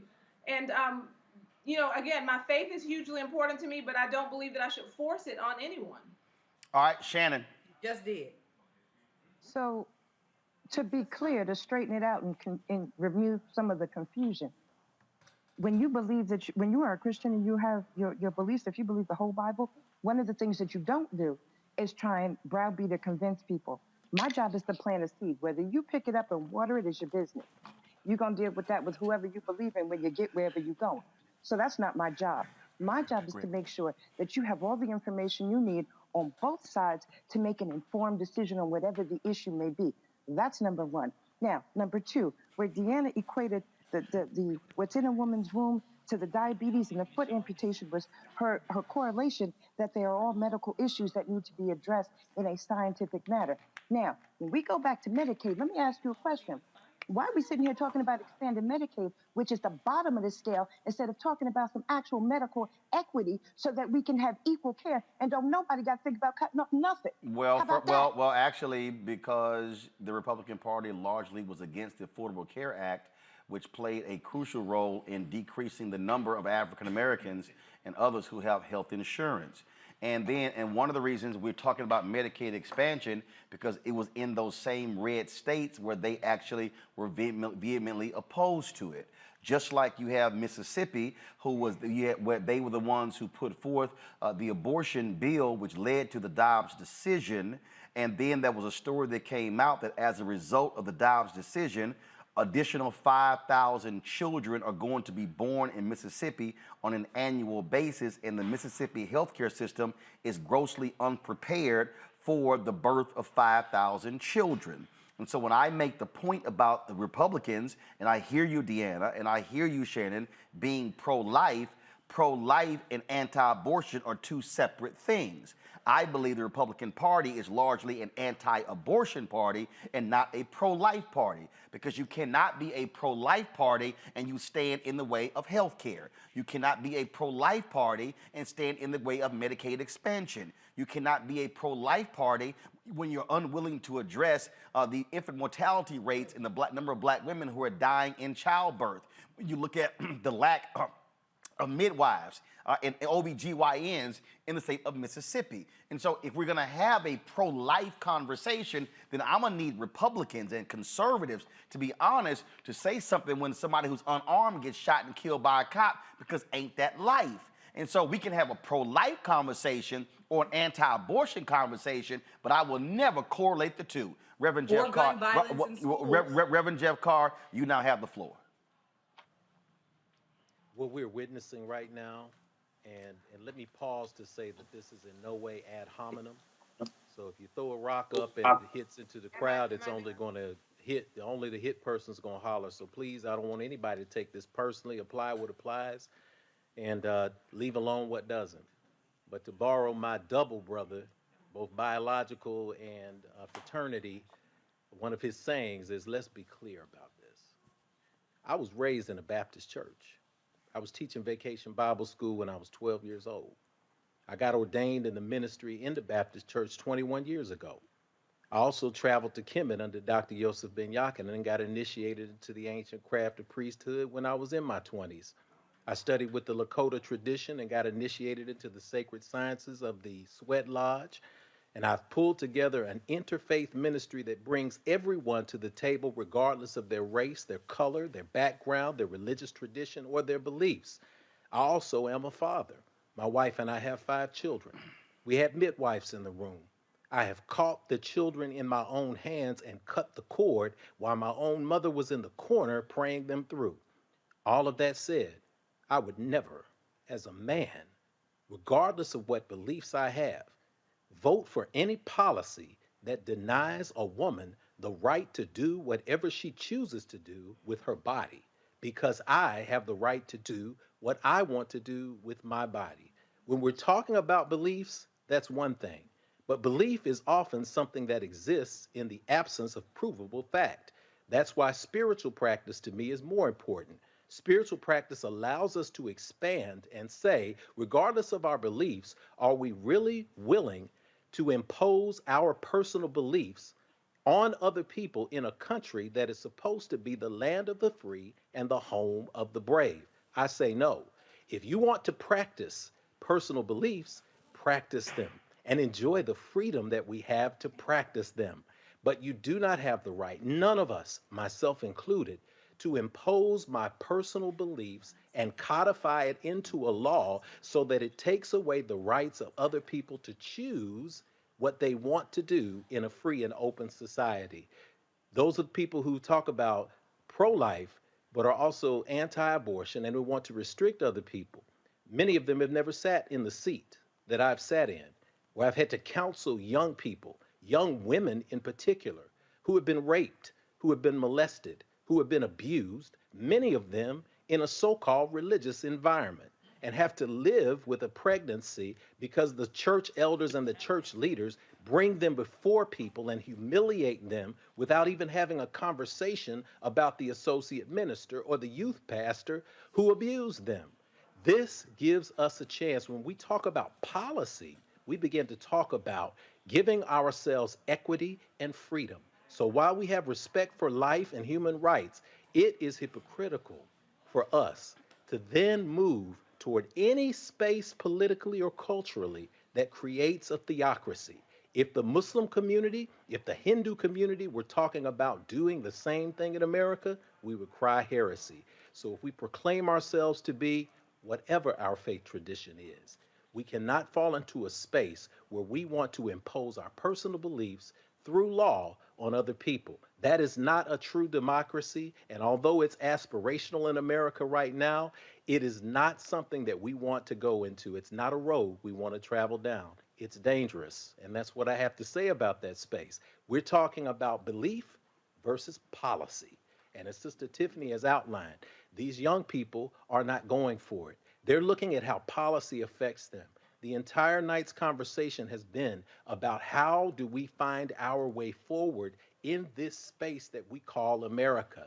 That is going to require all sides. It is going to require all conversations, conversations that are uncomfortable. It is going to require independent funding. It is going to require independent thinking. And it is going to require us not being demagogues, not being sycophants, and not being people who are willing to give up our lumbar spine and open a portal so that other people, whether they're corporations or political parties, can insert their political arms and work us like puppet masters have in this United States of America. I need a microphone. So here's what I'm gonna do. Tiffany cut the commercial. All right, so here's what I'm gonna do. It's gonna be 30 seconds, final comments, and then I'm going. After that, Roland, we done. We can sing a song and move on to talk about LA mayoral race. We don't even talk about nothing else after what he just said.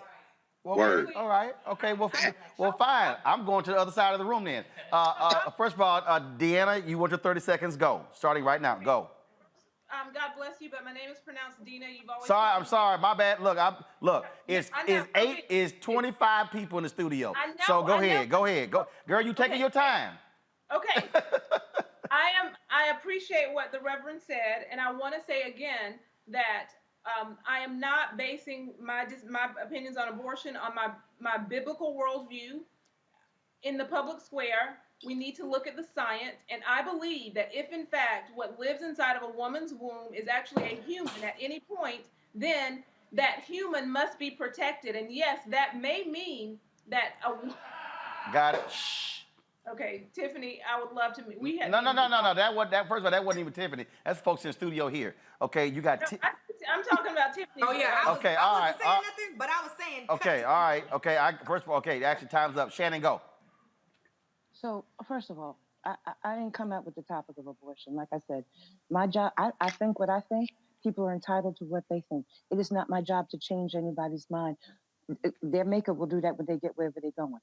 But as far as here, if we can't stop arguing amongst ourselves to realize that we have some things that we actually need to be working on, in 4 years, we're going to be having the same daggone conversations.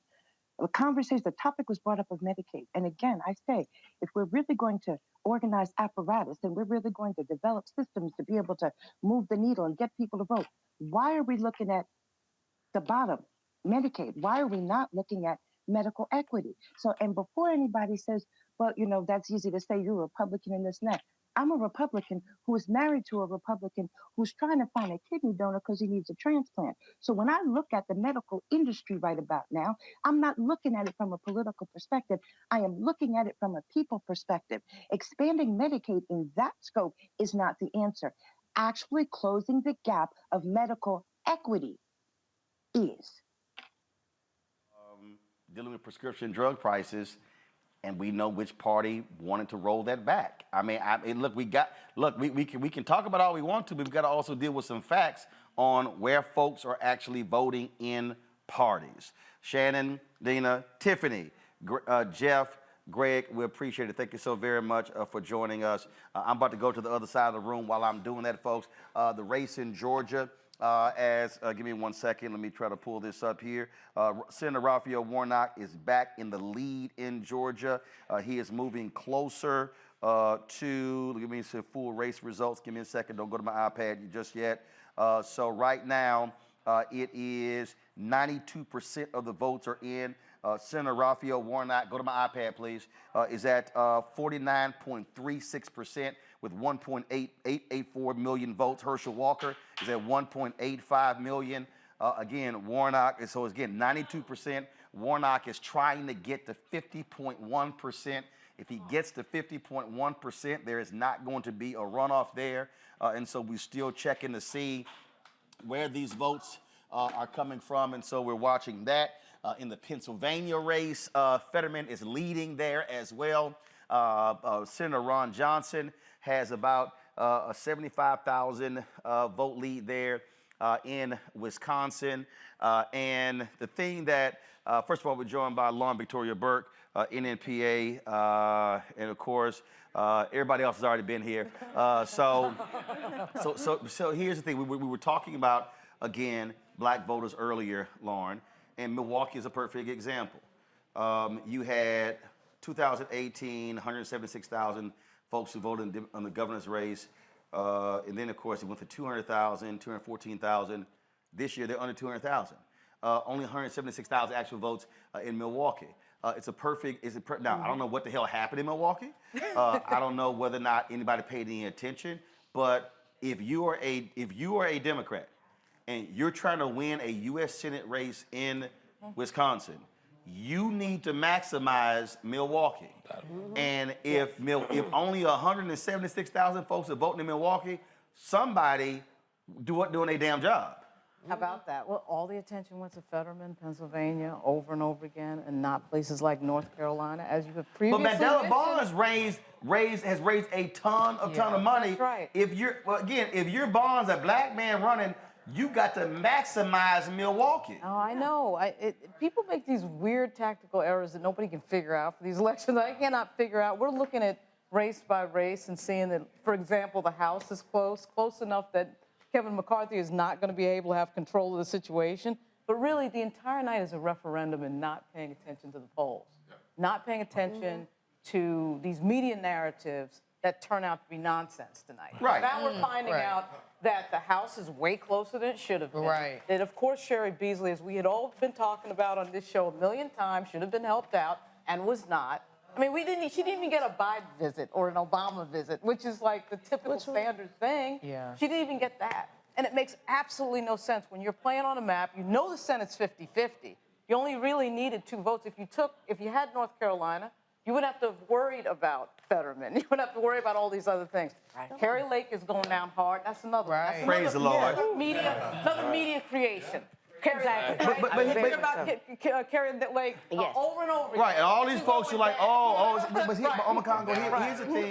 here's the thing that, again, is stupid to me.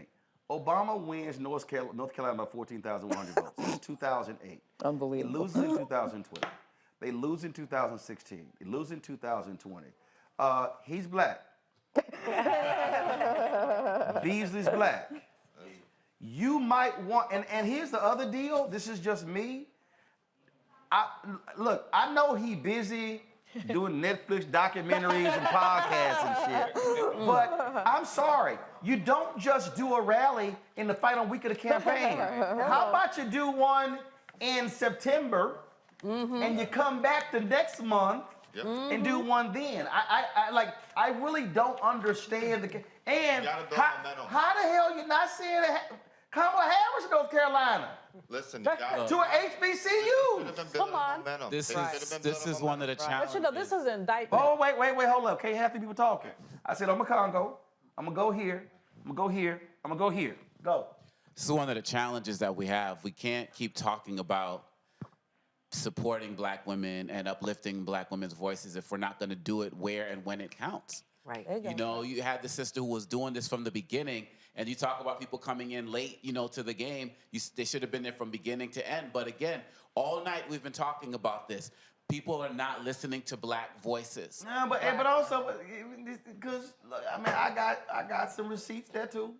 All right, but here's the thing. I think that when we talk about going into, I'm just saying, I can tell you, I've been personally talking to the candidate for 8 months, saying, we'll bring the show, we'll come in. I went to Raleigh. You talking about who are you talking about? Beasley? Beasley. Oh, Beasley. Okay. Yeah. She didn't want you to come? They never. I literally got a phone call October 23rd. Hey, let's do something. My campaign be reaching out. They reach out. Hey, he try to set up an interview. I'm like, no, that's not what I'm trying to do. And then I lay out what it entails. Never heard back. Wow. And I'm telling you, Reverend Barber was very frustrated there as well. Here's what happened. I'm telling you what happened there. White consultants were running her campaign. They act, no, we don't really want to play up this black thing. Too black. I'm telling y'all what happened. Again, that's what I'm saying. Folks don't want me to start pulling out receipts showing time-stamped text messages. This is what people have to take from tonight. You said this, Rebecca's alluded to it. We've alluded to it a couple of times. these pollsters. That whole thing you mentioned about Cornell Belcher and the people he trained making more money than him, I didn't know that. It kind of blew my mind, but it makes sense. If these people are not going to start listening to black voices and black pollsters, you can forget 2024. Because one thing we're realizing tonight, especially when it comes to these governor races, the Republicans, they've gotten the governor prototype with the DeWines, with the DeSantis, with the Kemp. They realize the Lakes and the types are not going to take governor's races. So they don't even need Trump in 2024. Right. If they just get a bunch of Kemp, DeSantis types and everything, so people are going to start trying to go to Tim Ryan route and not pay attention to black voices until it's too late, black and brown voices. 2024 is a wrap. Look, here's what has to happen, Eugene, and I'll be very clear. Black candidates have got to operate as the CEO of their campaign. Yes. Right. Black candidates, black candidates have got to say, have y'all bought black on media?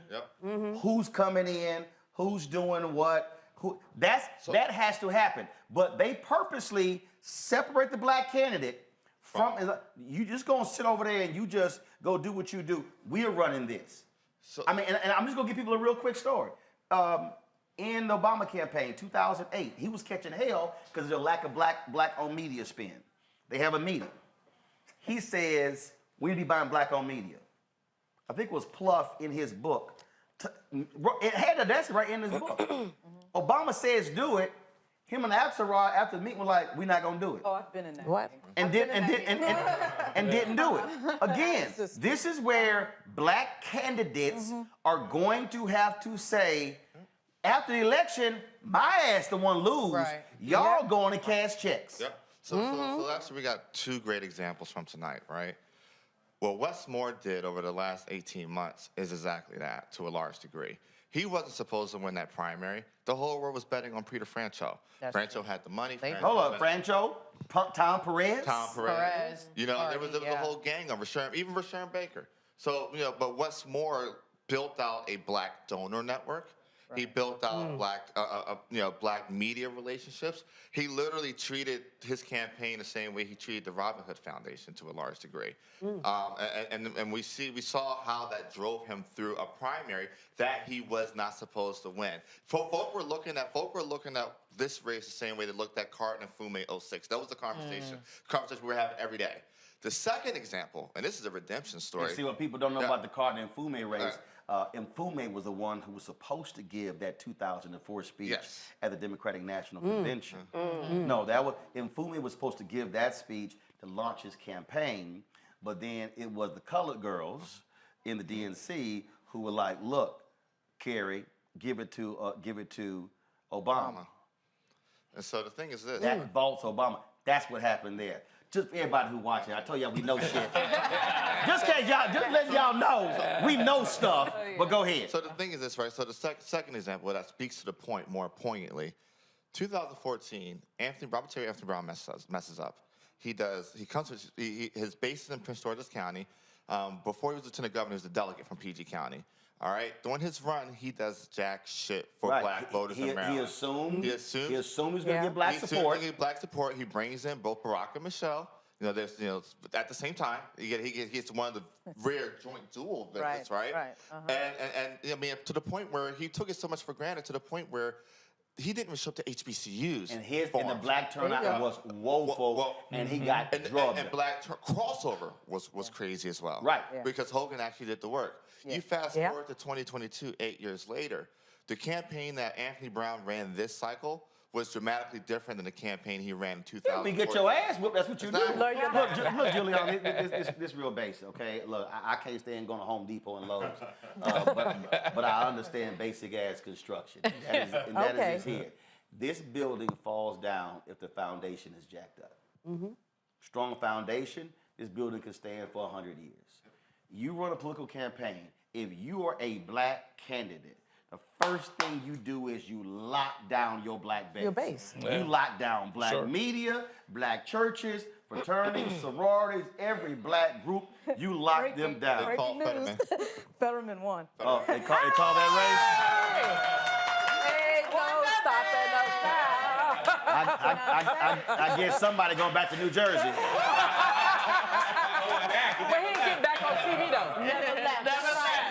Right, he never left. But that's the deal there. And I'm telling you, for the last 8 months, I'm just gonna say this, and again, Beasley is wonderful. I talked to her directly. Her press folk called me. Y'all, this is no lie. Literally called, first of all, it took us forever to get on the show. Call me, and she says, hey, I need information on your show and what's your reach. And I was literally like, You didn't say which, please? no, straight. I was like,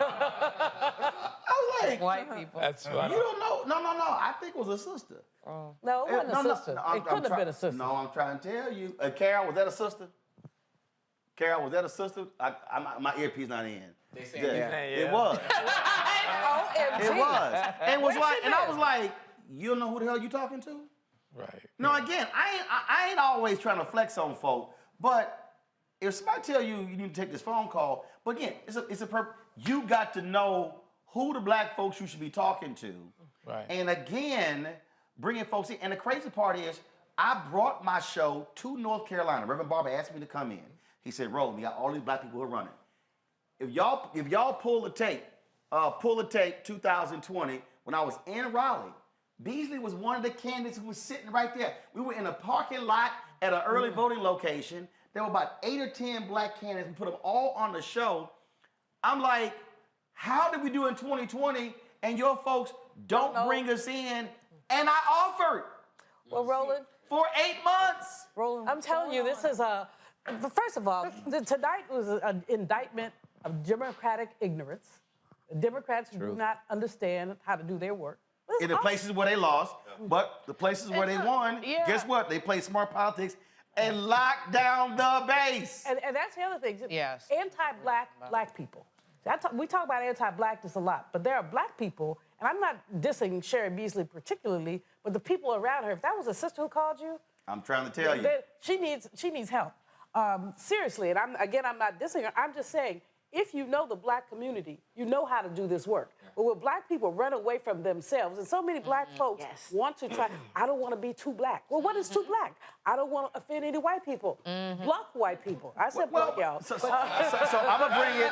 No. So I'm coming to you. But see, Randy, I want to bring you in here. Because really, that sounds just like the DEI conversations we had. I'm like hopping over here. Because it's sort of the same thing. Because I'm telling you, the biggest obstacles that we have had in dealing with corporations, with advertising, has been the black people in the corporations. And it's like, and I'm in some meetings like, will you shut your ass up? Like, can you stop talking?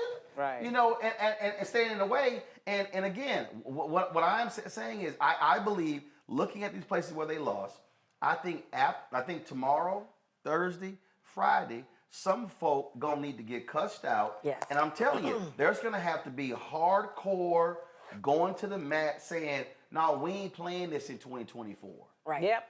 Well, I think that some black people have worked so hard to be the acceptable black, to get to the point that they are. The magical Negro? Absolutely. Yes. That they have literally lost themselves. And they don't trust themselves anymore. Because I have actually sat in rooms where I see white people talk about blackness with intelligence, and the black person's just sitting there. And I'm like, you literally are taking this white person as an expert on who you are.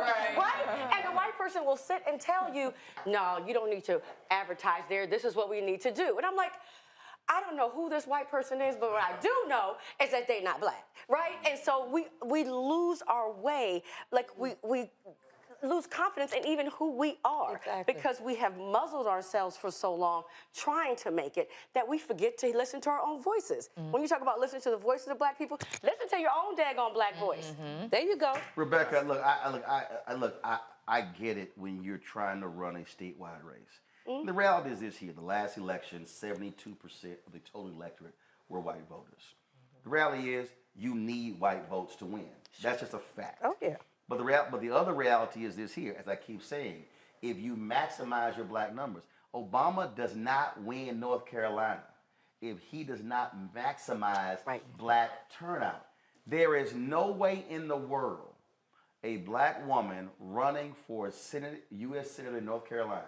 Okay, Harvey Gantt couldn't cross that threshold when he ran against Jesse Helms, and they used every racist attack against him. Right. And running against this person here, again, I can't wait to break apart, you know, the different precincts and the areas.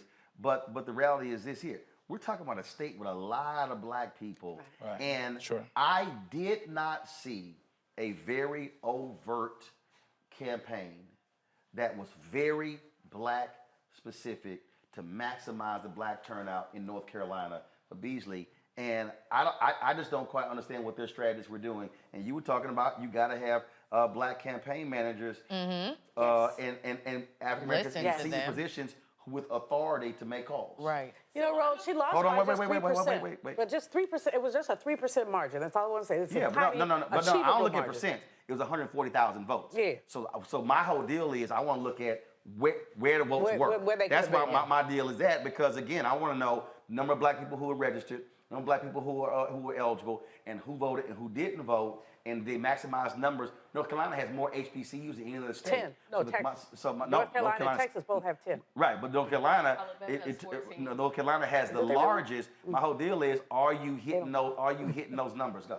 So I'm a former campaign manager, and when I look at the Beasley race and when I look at the Barnes race, I have so many questions. In 2012, I ran a black man for Congress in Omaha, Nebraska, my hometown.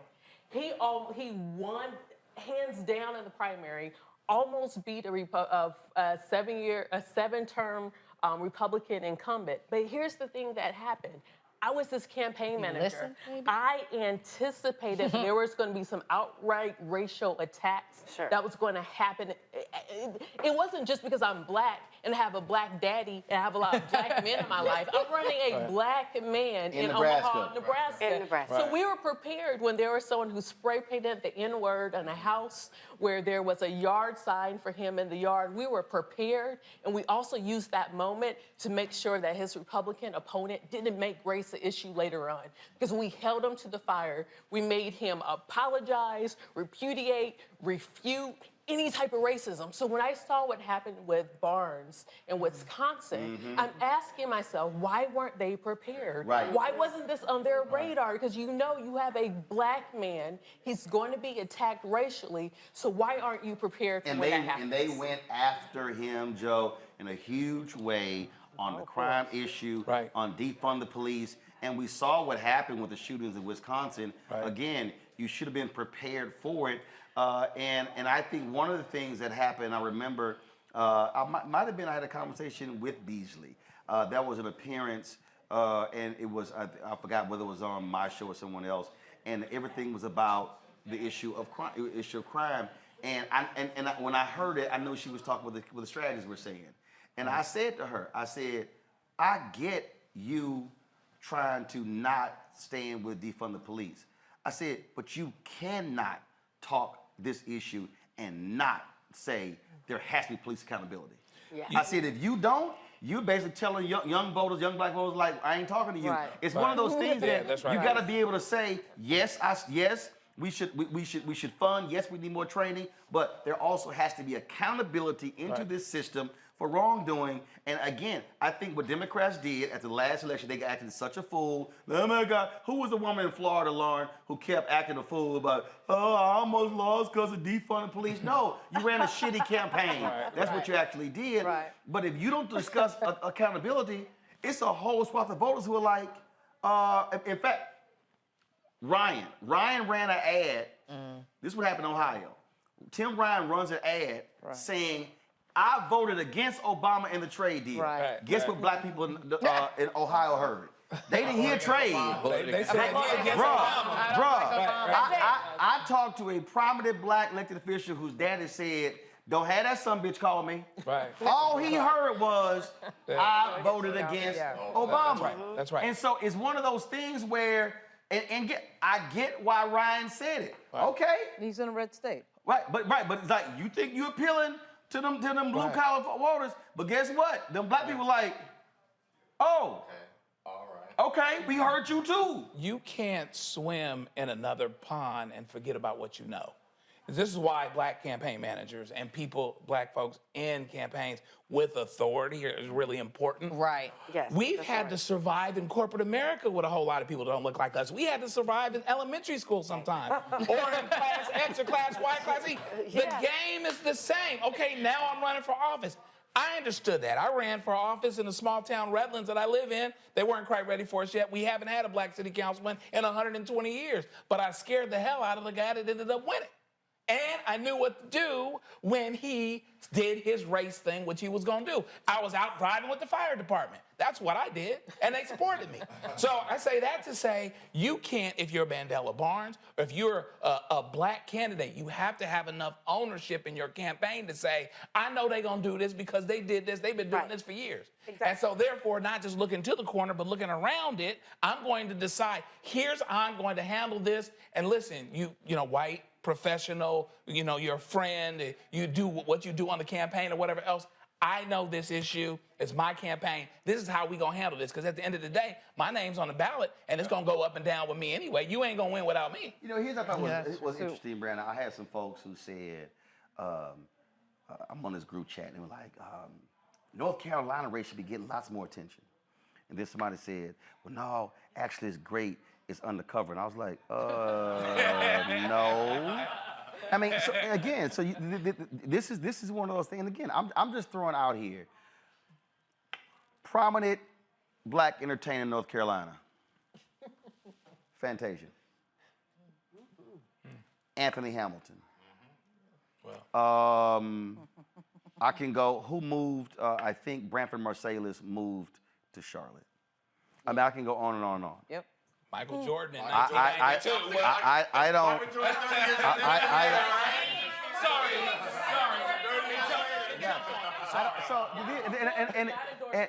And a deal. But no, but here's the whole deal though. No, but here's the whole deal though. Did you try to get it? Right. No, again, I'm just making here. I'm saying when I look at, let me compare Georgia and compare North Carolina. Right. The last 3 weeks, I saw Kerry Washington down in Georgia at homecoming there. I saw a number of folks down there. Stacey Abrams. I'm sitting here wondering. I do not recall an effort of having prominent black entertainers go to North Carolina. What it is white consultants in these campaigns. I'm telling you. Not black, well, it is black people sometimes, but usually it's white consultants who are afraid to have their candidate look too black. That's what it is. They don't want to piss off white voters with looking too black. But here's the whole deal. That's what what it is. But black is black. Between black like this or black like that. Absolutely. And hold up. Young white voters will come out for the black artists that support the black. But here's the other deal. White folks gonna give you a pass if you go to the HBCU with the black people. No, I know. All right, you with your people. Authenticity. Voters want authenticity. If they feel like you are hiding yourself, they're gonna hide their vote. Exactly right. That's and you're not gonna stand for their issues. Which would be obvious. Right. You can't even be black during the campaign. How are you going to be black when you do policy? I want to bring in. Robert Patillo. Robert Patillo, of course, Rainbow Push Coalition, Peach Tree Street Project. Sorry, I did not. I missed Belina Abdullah. We had her, and she had to leave at 1 o'clock. We are going over time. My apologies. Robert, you're there in Georgia. We're still looking at the race here, where Warnock has gone ahead. Let me do a refresher here to see if the numbers have changed. It was at 92%. Now it's at 95%. Warnock he's now inching. He's now at 49.42%. Robert, is there a possibility he can get to 50.1? Do we know what these outstanding ballots are in Georgia? Absolutely, Roland. It looks like about 20% of the ballots in Fulton County have not been counted yet, and around 20% of ballots there in Clayton County. So it looks like it's mainly Metro Atlanta. You said 20% of the ballots in Fulton? Yeah, have not been counted yet. And 20% in Clayton? Not Clayton, but Cobb County, rather, have not been counted yet. So those are both going to be strong Democratic counties. There is a strong chance Senator Warnock will pull this out without a runoff. Now he has to get to 50.1, not 51, correct? Correct. He has to have any number over 50%. So being at 49.4% currently, if you pull out another 20,000-ish votes in county, in addition to what comes in from some other larger cities such as Columbus, Macon, Augusta, where normally those votes come in a little bit later. Probably by tomorrow afternoon, once we get everything in, we should know the final vote tally. But there's a decent chance of Senator Warnock pulling this out without a runoff. Stacey Abrams lost by 300,000 votes. What happened? Well, I think it's a confluence of things. One, the same issue that you discussed, that the panel discussing, the lack of having homegrown indigenous talent running that campaign, I think put her behind the eight ball from the beginning. That because you were running basically a California campaign in Georgia, you ended up with a ground campaign that took several months to get on its feet, as opposed to having the full 6 months run up to get in position. I think also you have a Governor Kemp, who was riding a very strong wave of being the anti-Trump Republican, of not being like Herschel Walker, where they're seen as being an obsequious sycophant to the president, but rather standing up for those values. We've seen Governor Kemp reach out to the hip-hop community, reach out to HBCUs, pass a lot of criminal justice reform bills that many people have asked for, governing more as a moderate than a hardcore MAGA like DeSantis or Abbott. I think that contributed towards it. And then I think, of course, you have to look at some of the inbuilt problems within the campaign when it comes to messaging. I think starting the culture war argument in the middle of September about whether or not black men were voting did not help her with the black male vote. I think at that same time, they should have been concentrating on getting many of those suburban white women who have still voted for Kemp at probably a 60+% rate. Those are the voters you need to be going after. I think that when we got into this whole culture war argument about were black men voting, was it misogyny, was it sexism, were black men misinformed or the victims of disinformation, I think that distracted the campaign from actually focusing on Kemp and the issues with his campaign, and that led to the difference we saw. Well, here's what's interesting. Greg Carr just sent this to me. Michael Harriet posted this. According to exit polls, Abrams had more support from black men than Dems had nationwide. In fact, if every single black male Kemp voter had voted for Abrams instead, she would have lost. Turns out the black male voter problem was a lie. It was white voters. It always is. That's what Michael Harriet tweeted.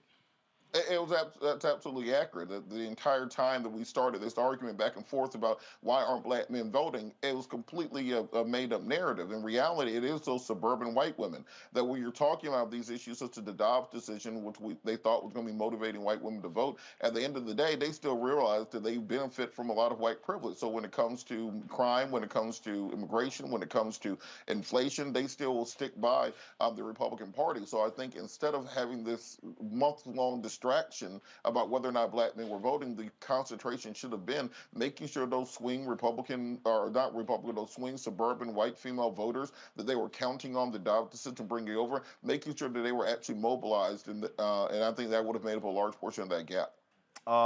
Greg Carr, when we look at, again, it was all of this talk, red wave, as we look at these various races here. I am trying to go to, so here's a perfect example, Greg, and we're still waiting Arizona, but right now, go to my iPad, it'll show in Arizona, 50% of the votes are in Hobbs. Katie Hobbs is leading with 55.9% of the vote, and Carrie Lake is leading, has 44.1%.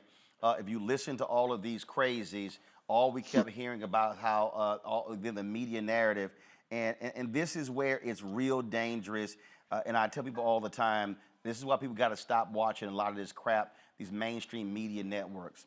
They were hyping this thing up. Oh my goodness, Carrie Lake is going to drag Blake Masters over the finish line. Oh my goodness, the amount of attention that she was getting. In fact, Greg, let me show you this here. Is a perfect example. I mean, this is the level of hype that we were hearing. We were hearing about how, again, oh my God, how Blake Masters was doing so well. Now, mind you, it's still 53% of the vote is in. He is getting his ass whooped. Mark Kelly has 57% of the vote. Blake Masters has 40.7% of the vote. That's an ass whooping. And again, and we know how typically elections go. That ain't Democrat counties that those votes are in. And so we'll see what happens when it gets to 75, 80%. This is why people, and the last point somebody made it earlier, all of these different real clear politic polling averages. Here's what happened, Greg. All of the Republicans have figured it out. If you just flood the zone with new polls, the media are like crack addicts where they will jump on that sucker and report every new poll. Well, what do they then do? It then becomes, oh my goodness, this is what it's saying. And so they figured out every time we drop a poll, that's a new story. It's a new narrative. And so then it just kept the drumbeat, the drumbeat, the drumbeat. Now, maybe the opposite worked where it pissed off Democratic voters and they said, shit, let's go out and vote. Because we saw in Wisconsin, the number of young voters that was up dramatically, some 300+%. But this is the nonsense that people have to watch out for when you see these political shows that hype up this Republican drama because they like the drama. I believe a lot of them want to see Trump run. They want to see the fist fights and the crazy stuff because they get off on that because you already see them calling Biden, he's too boring. That's the kind of nonsense they say. But absolutely, of course, they make more money. But these numbers right here show you all that was utter nonsense. Hold on, Greg Carr, go ahead. Absolutely. In fact, Roland, there's nothing. There's nothing on network television. There's nothing on cable. There's nothing streaming that comes close to the coverage that you've been doing tonight. This has been an honest and compelling conversation, and we have to remember that this is not only not far from over, the Democrats looks like it's going to, when the story is told, whenever, tomorrow, the next week, whenever, the Democrats not only survive, they may have pulled this off. The House may go Republican, it may not. Again, the late breaking votes, if Lauren Barber going to lose her seat, there have been a couple of flips, including black women. So shout out to Summer Lee in Pennsylvania and Amelia Sykes in Ohio, who flipped districts. I don't want to run over that. Summer Lee, let me tell you something. AIPAC dropped first of all, they dropped $1 million against her in her primary. She wins. Yes, sir. AIPAC dropped $3 million against her in this race, propping up the Republican. They wanted to take Summer Lee out. She fought back. She was leading in double digits. It went down to like 4 or 5 points. She wins tonight. AIPAC lost a lot of money trying to take that sister out. They sure did. They sure did. And they can stick their money on top of all that money that was spent in Pennsylvania. All that money was spent other places. And at the end of the day, we may see the Democrats not only keep the Senate, but set them up for 2024. This was the chance that the Republicans had to get some momentum going to 2024. And sure, if Kevin McCarthy, that nut, ends up as a Speaker of the House and sticks Jim Jordan on a chair of a committee and they start investigating Hunter Biden's laptop and impeaching Biden, all that's going to do is create more momentum for 2024 to push back against them. Now, those down ballot races, you had constitutional amendments to preserve a woman's right to choose that passed in Michigan, that passed in Vermont, that will pass in California. When you talked about slavery earlier, taking that racist language out, Tennessee, Oregon, Vermont, Alabama looks like that ballot initiative is going to pass. Now, the one where it's not going to pass is Louisiana. Again, I would have asked Congressman Carter, why can't you get behind Gary Chambers? And I think what you just said about Gary Chambers taking over the apparatus in Louisiana and building it like Stacey Abrams said, I think that's a stroke of genius, but it's going to require a come to black Jesus for the Democratic Party. They're going to have to concede that, as Reverend Barber said, the trick is going to be to expand the voting base, as Steve Phillips said. And, you know, I'm sitting here listening to everybody's conversation. I'm thinking about my friend Laura Victoria Burke. I wish they would put her somewhere to talk to some of these people and have a conversation along with everyone else, because finally, what we're seeing, what we may see, particularly as Robert says, Warnock is able to pull this off without a runoff, what we might see at the end of this election cycle, if it's, again, the end of this week or whenever, is that not only did the Democrats survive, they took the best shot the Republicans had of derailing this thing. We may have dodged a lot of bullets tonight. It's not nearly as gloomy as these polls and these white commercial news outlets tried to push. And that's why you should ignore all of them, and everybody need to get the damn Black Star Network app and download it, because tonight proved this is the only place where the conversation is being had that's honest. Well, let's break this down. When you talk about kind of a night, Larry and Michael, go to my iPad, please. Folks, so look at this here. These are governor's races. Katie Hobbs winning in Arizona. Georgia, Brian Kemp wins there in Georgia. Kansas, the incumbent Democrat in Kansas, she right now 49.6%, leading the Republican, 47.3%. She's leading by 22,000 votes with 95% of the vote in. Maine, Democratic governor, beats the former governor, Paul LePage, that racist, blows his ass out, 55.5 to 42.6%. Michigan, Gretchen Whitmer, re-elected governor in Michigan, 51.9% to that MAGA Republicans, 46.4%. You now go to Nevada. Democrat incumbent wins by 10 points in Nevada. Then you go to New Mexico. Democrat incumbent wins by 5 points. So they maintain that governor's mansion. All the talk that Kathy Hochul was going to lose to Republican, the racist Lee Zeldin, she wins. She wins by looks like 320 some odd thousand votes in that particular race. Oregon, remember Phil Knight, founder of Nike, was pissed off, dumped a whole bunch of money in that race. Well, you see, it has an impact, but 57% of the votes are in. It's a very tight race. He hated Tina Kotek, but you also have the independent that's running there as well. But Kotek is winning 45.48% to 44.84%. So we're still watching that particular race. Go to Pennsylvania. Democrat Josh Shapiro, elected governor in Pennsylvania.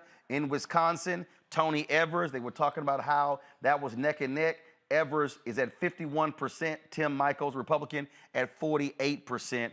So Democrats are going to maintain the governor's mansion there in Wisconsin. If you're Democrats, you feel real good about what happened tonight. And matter of fact, I don't even have on here what I just pulled up here. I don't think I pulled. I didn't even have the. I don't think I have it. The Massachusetts race where they picked up the governor's mansion there.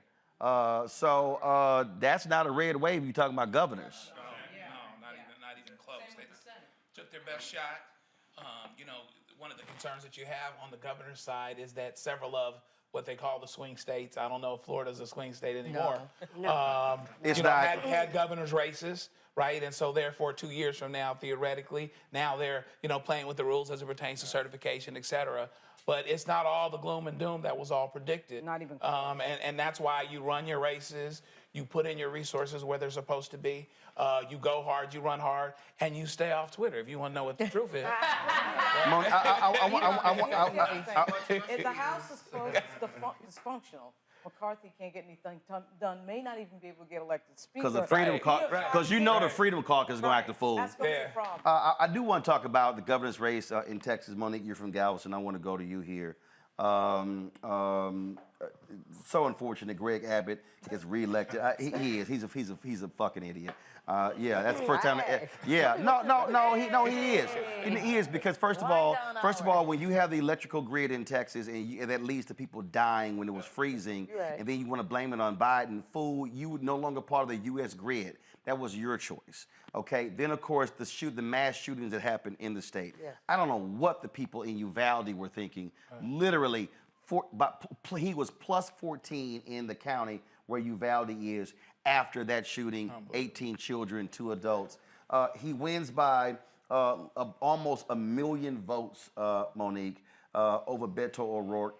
And when I look at the other races in Texas, you've got Attorney General Ken Paxton, a complete asshole who's been indicted for 5 years, and the only reason he's not in prison because his buddies in Collin County are keeping him out. Mama Congo, you passed her microphone, Monique. But when I look at the other races, Republicans winning by 800,000. Last election cycle, they were winning around 250,000.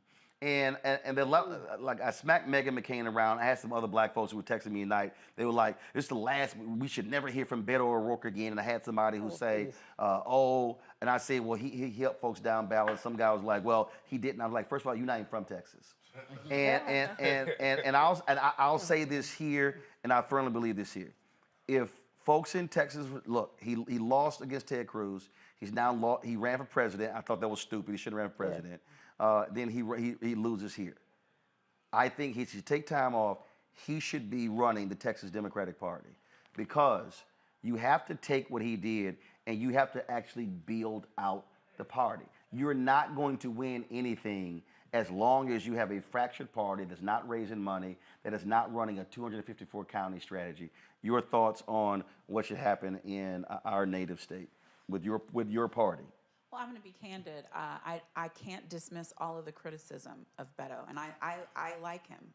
I liked him when in all of his races that he has now lost, and he does seem to be incredibly popular, and there is a lot of energy around him, but it does not convert to the number of votes necessary to win in Texas. He is far to the left for the way that Texas voters see life right now. Yep. And even in Uvalde, Dr. J would know better than me, they were counting their dollars and their cents, even with their dead babies.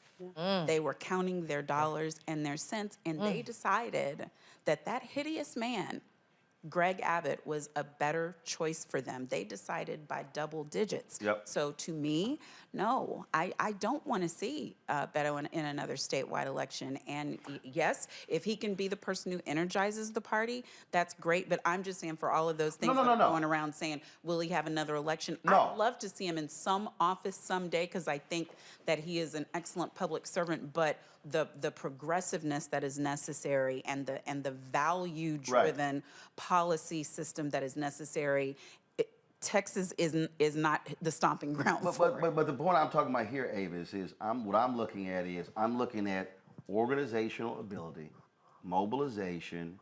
How do you put together a plan? And what I'm arguing is you need someone who is charismatic, someone who can raise money, who can rally people, but who can help others on the organization side. 2008, when they had the Democratic primary, folks were on fire about Hillary Clinton and Barack Obama. Contested primary. She wins the primary, but then was a Texas two-step. He wins the second part, so it was split. And a lot of Democrats were like, oh my God, now we're going to actually see the rebuilding of this party since Governor Ann Richards lost to George W. Bush. Well, it's not what happened. Obama did not care about building infrastructure there. He would come into Texas, he would pick up checks in Houston, Dallas, and Austin, would fly right back out. And so literally for 8 years, they were just in the wilderness. And so when Beto runs, somebody finally runs statewide who's actually campaigning in all the different counties. That's how I see him running. The same way I see Gary Chambers in Louisiana. Gary's a great guy. Gary put out some great ads. I think Gary's future, and trust me, he's not going to talk later this week, I think Gary's future is saying, let me become the Stacey Abrams of Louisiana to put together the infrastructure, what I was talking about with Troy Carter, because you got to have somebody who is focused on that 365. That's where I think candidates that lose can transition to still be public servants, but not necessarily run for political office. Thoughts? That's exactly what's needed, because if you look at these states, there's potential there, but there needs to be a ground game. There needs to be a long-term investment in those states. And as you mentioned, Beto can raise money. I mean, I don't know about votes, but the man knows how to get money. And what and because he's had 3 runs, what does he have? Mailing list? Yes. That's what I'm saying. What he has is he has the infrastructure, and so you got it. Now, you don't just let it die, you put it to use. Exactly. And, I would say the biggest challenge, with the Obama campaign was the infrastructure wasn't just not there in Texas. The infrastructure wasn't built out anywhere. And it was a shame. Well, no, it wasn't. It was only built out to benefit him. Exactly. So post his administration, it went kablooey, right? And so there needs to be long-term infrastructure, long-term organizing in key states where there's a possibility in the future that they can flip when you look at the demographics. Stacey Abrams, to me, built the roadmap for that in Georgia, even though she fell short a bit tonight.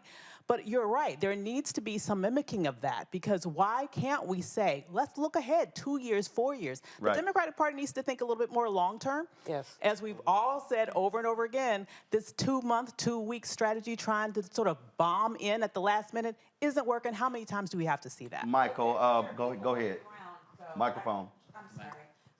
So while the Democratic Party might not be, I just want to credit Black Voters Matter Fund. Yes. I want to credit all of the other organizations that since the last election, Right. like when I was there in 2020 helping with the Texas campaign, there's like 10 times as many assets on the ground. Right. There are local chapters everywhere. So they have not stopped building, and we will see the fruit of that in Texas and elsewhere, same as in North Carolina. May not have made it this time, Right. but these organizations are doing the hard work. Michael, here's why I need people to understand why I keep harping on this here.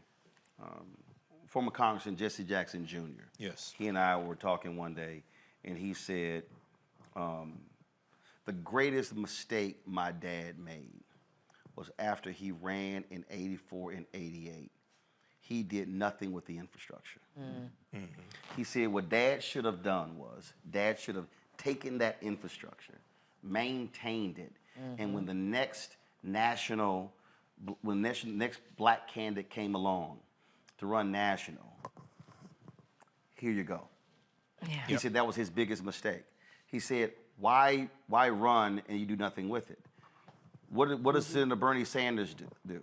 He takes his infrastructure and he creates it, what is it, our revolution?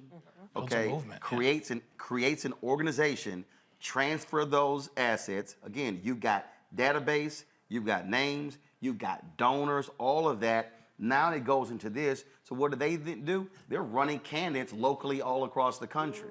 Okay, not doing necessarily well in congressional or statewide races, but still running local races. So that's what I mean was when people talk about, well, you ran and you lost. That's why I was, getting that silly ass tweet from Meghan McCain. No, this is about the long-term building. And so even for a Sherry Beasley, okay, right. you lose in North Carolina, but you still have an infrastructure, a database that you can activate and put it to work even when the election is over. Exactly. I totally agree with that. And that's thinking long term, but also that's understanding control beyond just running for an elected office.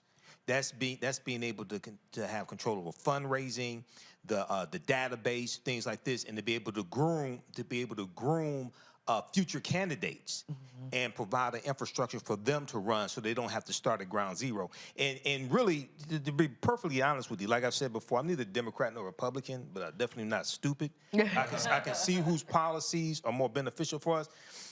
But really, we need to focus on, if we don't take over the Democratic Party, we need to create a huge power structure within it like the Tea Party was, but just not crazy like the Tea Party. Actually, I think there has to be a crazy element. Let me unpack that. Yeah. Let me unpack that. I know where you're going with this. I'm gonna unpack that because I want to bring Larry in to see Larry. Here's the crazy element has to be, y'all done messed this shit up and you don't know what you're doing. So we tired of messing with y'all. The reality is, in your state, Democrats are in gross disarray. I mean, I have never in my life witnessed the complete and utter destruction of a party. The destruction of Democrats in Florida is complete. I mean, Ron DeSantis tonight became the first Republican who flipped Miami-Dade County. Flipping Miami-Dade County is the equivalent of a Republican winning Travis County, where Austin is. Right. That says y'all just crazy. Right. I mean, and so what has to happen? This is where a contingent could say, we need to go take this shit over. Because we ain't listen to none of y'all. There has to be sort of that level of takeover attitude. Otherwise, it's going to be a worse beatdown. Florida right now is damn near like Texas. where Republicans control the entire state? Worse. We'll I don't know if it can get worse, but it has to be that kind of crazy takeover because nobody else can say anything that's logical that anybody want to listen to them. Yeah, so it's interesting, Roland, when we were over there, I was texting a colleague of mine who's in Florida, who was at a Democratic watch party, and she was just frustrated. A Democratic watch party or homegoing? She was laying the wreath down. Right, because she was at a repast. If there was any more aluminum foil. Right. She was at a repast. Because you know you need aluminum foil. All right, hold on. I'm coming to you. So, when she was texting me, asking me about where the aluminum foil is, she was raising, she's from Florida, she's a native Floridian, and she was just raising a red flag, and she has been in our conversation for months. But when we first started, I said to you, Roland, when you asked me about Florida, I told you it didn't look good because my conversations with folks on the ground. We know it didn't look good, yeah, but damn. So listen, it is solidly red now. So the question is now, and I think your point about being crazy people taking over, the bottom line is it's time for revolutionaries, specifically black folks in the state, to now take over the Democratic Party. First of all, we talked about important policy issues and be able to speak to the black folks and Latino folks in the state of Florida. You have to be able to do that, but once again, you have to talk about specific policy issues. And listen, I'm gonna be frank when it comes to the state of Florida, and we already know this, but we talk about Latino community, a lot of those folks like DeSantis, they like that macho, yes. Persona he gives off. So we need to have a conversation. We talked about this earlier. Well, which also applies to a lot of the countries they come from. That's just straight. You want to jump in there about Florida. So I campaigned in Florida in 2008 and 2016. The thing about Florida is really 6 regions, and the Democratic Party treats it like it's a monolith. They treat Spanish speakers as a monolith. Yeah. I think we need to use the term Spanish speakers to really show and characterize what's happening in Florida. Because when you talk about Florida, you got to break it down. Yeah. You got Cubans, Yeah, right. you got Yeah. Venezuelans, Yes, you got countries going on. And Miami-Dade is completely different in its demographic and who runs it. I think people need to listen to Uncle Luke. Uncle Luke has a lot to say about what's going on in Miami-Dade, and he's 100% accurate. Brianna. So, I agree with you. The Democrats elected Manny Diaz. I campaigned in 2018 where Miami went blue in Florida, and I was controlling Miami. So I heavily know that. And with Manny Diaz, they separated the Spanish speakers and they ignored black people. Right? And so they focused on, let's just target Spanish people. I think you're very correct when you say that about DeSantis. There was a very split ballot. I knew people on the ground in Miami who voted for DeSantis and voted for Demings. It was another split, just like I saw a lot of split in Georgia. And, DeSantis has some of the beliefs socially that they want. And so I think that there's some things we don't want to come to terms with. We say, okay, we can change hearts and minds. I do think that we can push more people out to vote. However, and I'll say that I was trying to tiptoe to roll in, but I'm just gonna say it. Baby, this ain't the show to be tiptoeing. You had Chris. You got some cute ass shoes on, but you can't be tiptoeing. You had Charlie Chris. I was on there that day. You had Charlie Chris come onto the show. He did care about it, but that was during the primaries.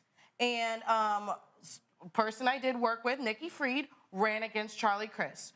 Everybody from DC, we're in DC, said, oh, that's because Charlie Chris is gonna win. And you had Charlie Chris versus DeSantis. So you had Republican Light, who was already Republican, didn't do shit, and then you have the Republican here. The only thing that they can remember is, okay, now they put financial literacy into schools, and they're talking about pockets, economics again, right? And they were happy about how he did COVID. Oh my gosh. But, the other side was, Chris was saying, well, I will be the best one with your reproductive health. And they were like, oh, okay, yeah, well, we're conservative. We don't understand what that really means, and we're going to go with our pockets. And so you saw a lot of that dynamic and dialogue play out, but there wasn't really enough people on the ground. So we say that we hired Manny Diaz because he brought in all the money. He was going to be national, and that's why we needed him versus the other people who ran, which I won't go into it. But that was not those resources, which we talked about again, the priorities of resources was not given to the Black community. Of course they would not talk to Uncle Luke. Or the Haitians. The strategy you talked about requires the party to give money to Black and brown people. But we have to consultants and disaggregate. on the ground grassroots people. But you have to disaggregate the Black and brown thing at some level. Not to be divisive at all, but we do have to disaggregate some of that. Because there are, there are brown folk, Latinx folk, who are as anti-Black as the greatest Klan member that you could ever run into. But also part of the whole deal is they don't use that damn term Latinx.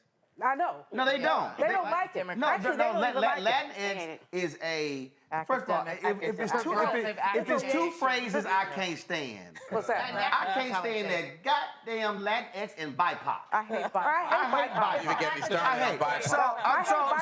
So what I'm saying is, it's like literally, I've asked Latino posters like, nah, only 2% go with Latinx. Like, I don't even know why anybody. Well, see that, but that's that consultant class, academic. They don't use that. You know what? The Latino community doesn't even like the term Latino because that came from Ronald Reagan. Well, actually, hold up, but it all depends what part of the country you're in. Right. And that's the whole deal. Latino versus The reality Hispanic. is, what one of the biggest mistakes politically is, they're trying to look at Latino/Hispanics the way they look at Black folks. Correct. You can't. That's because right. with us, we talking about where you from. Alabama, Texas, Mississippi, North Carolina. When you talk about them, it's Colombia, Venezuela, Mexico, Cuba. I mean, it's country. And so you have to actually, what I said earlier, how you have to micro-target African Americans now because of our interests. You have to micro-target them depending upon where you are. The person who's a Dominican or Puerto Rican in New York ain't the same as a Puerto Rican and Dominican that's in Miami. It's just not. Dominicans and Dominicans and Puerto Ricans in New York align more with Black folks, and the cats in Florida like, nah, we ain't with them or the Haitians. If you look at the immigrants who come into Florida from these Latin countries, they have fled progressive people. When Venezuelans come to Florida, they hate Hugo Chavez. Look, they nailed Biden in 2020 with the socialist label. And when they hear socialist, they're like, oh, hell no. And you got to counter that. And the ones that ran from Cuba, same thing, they're anti-Castro.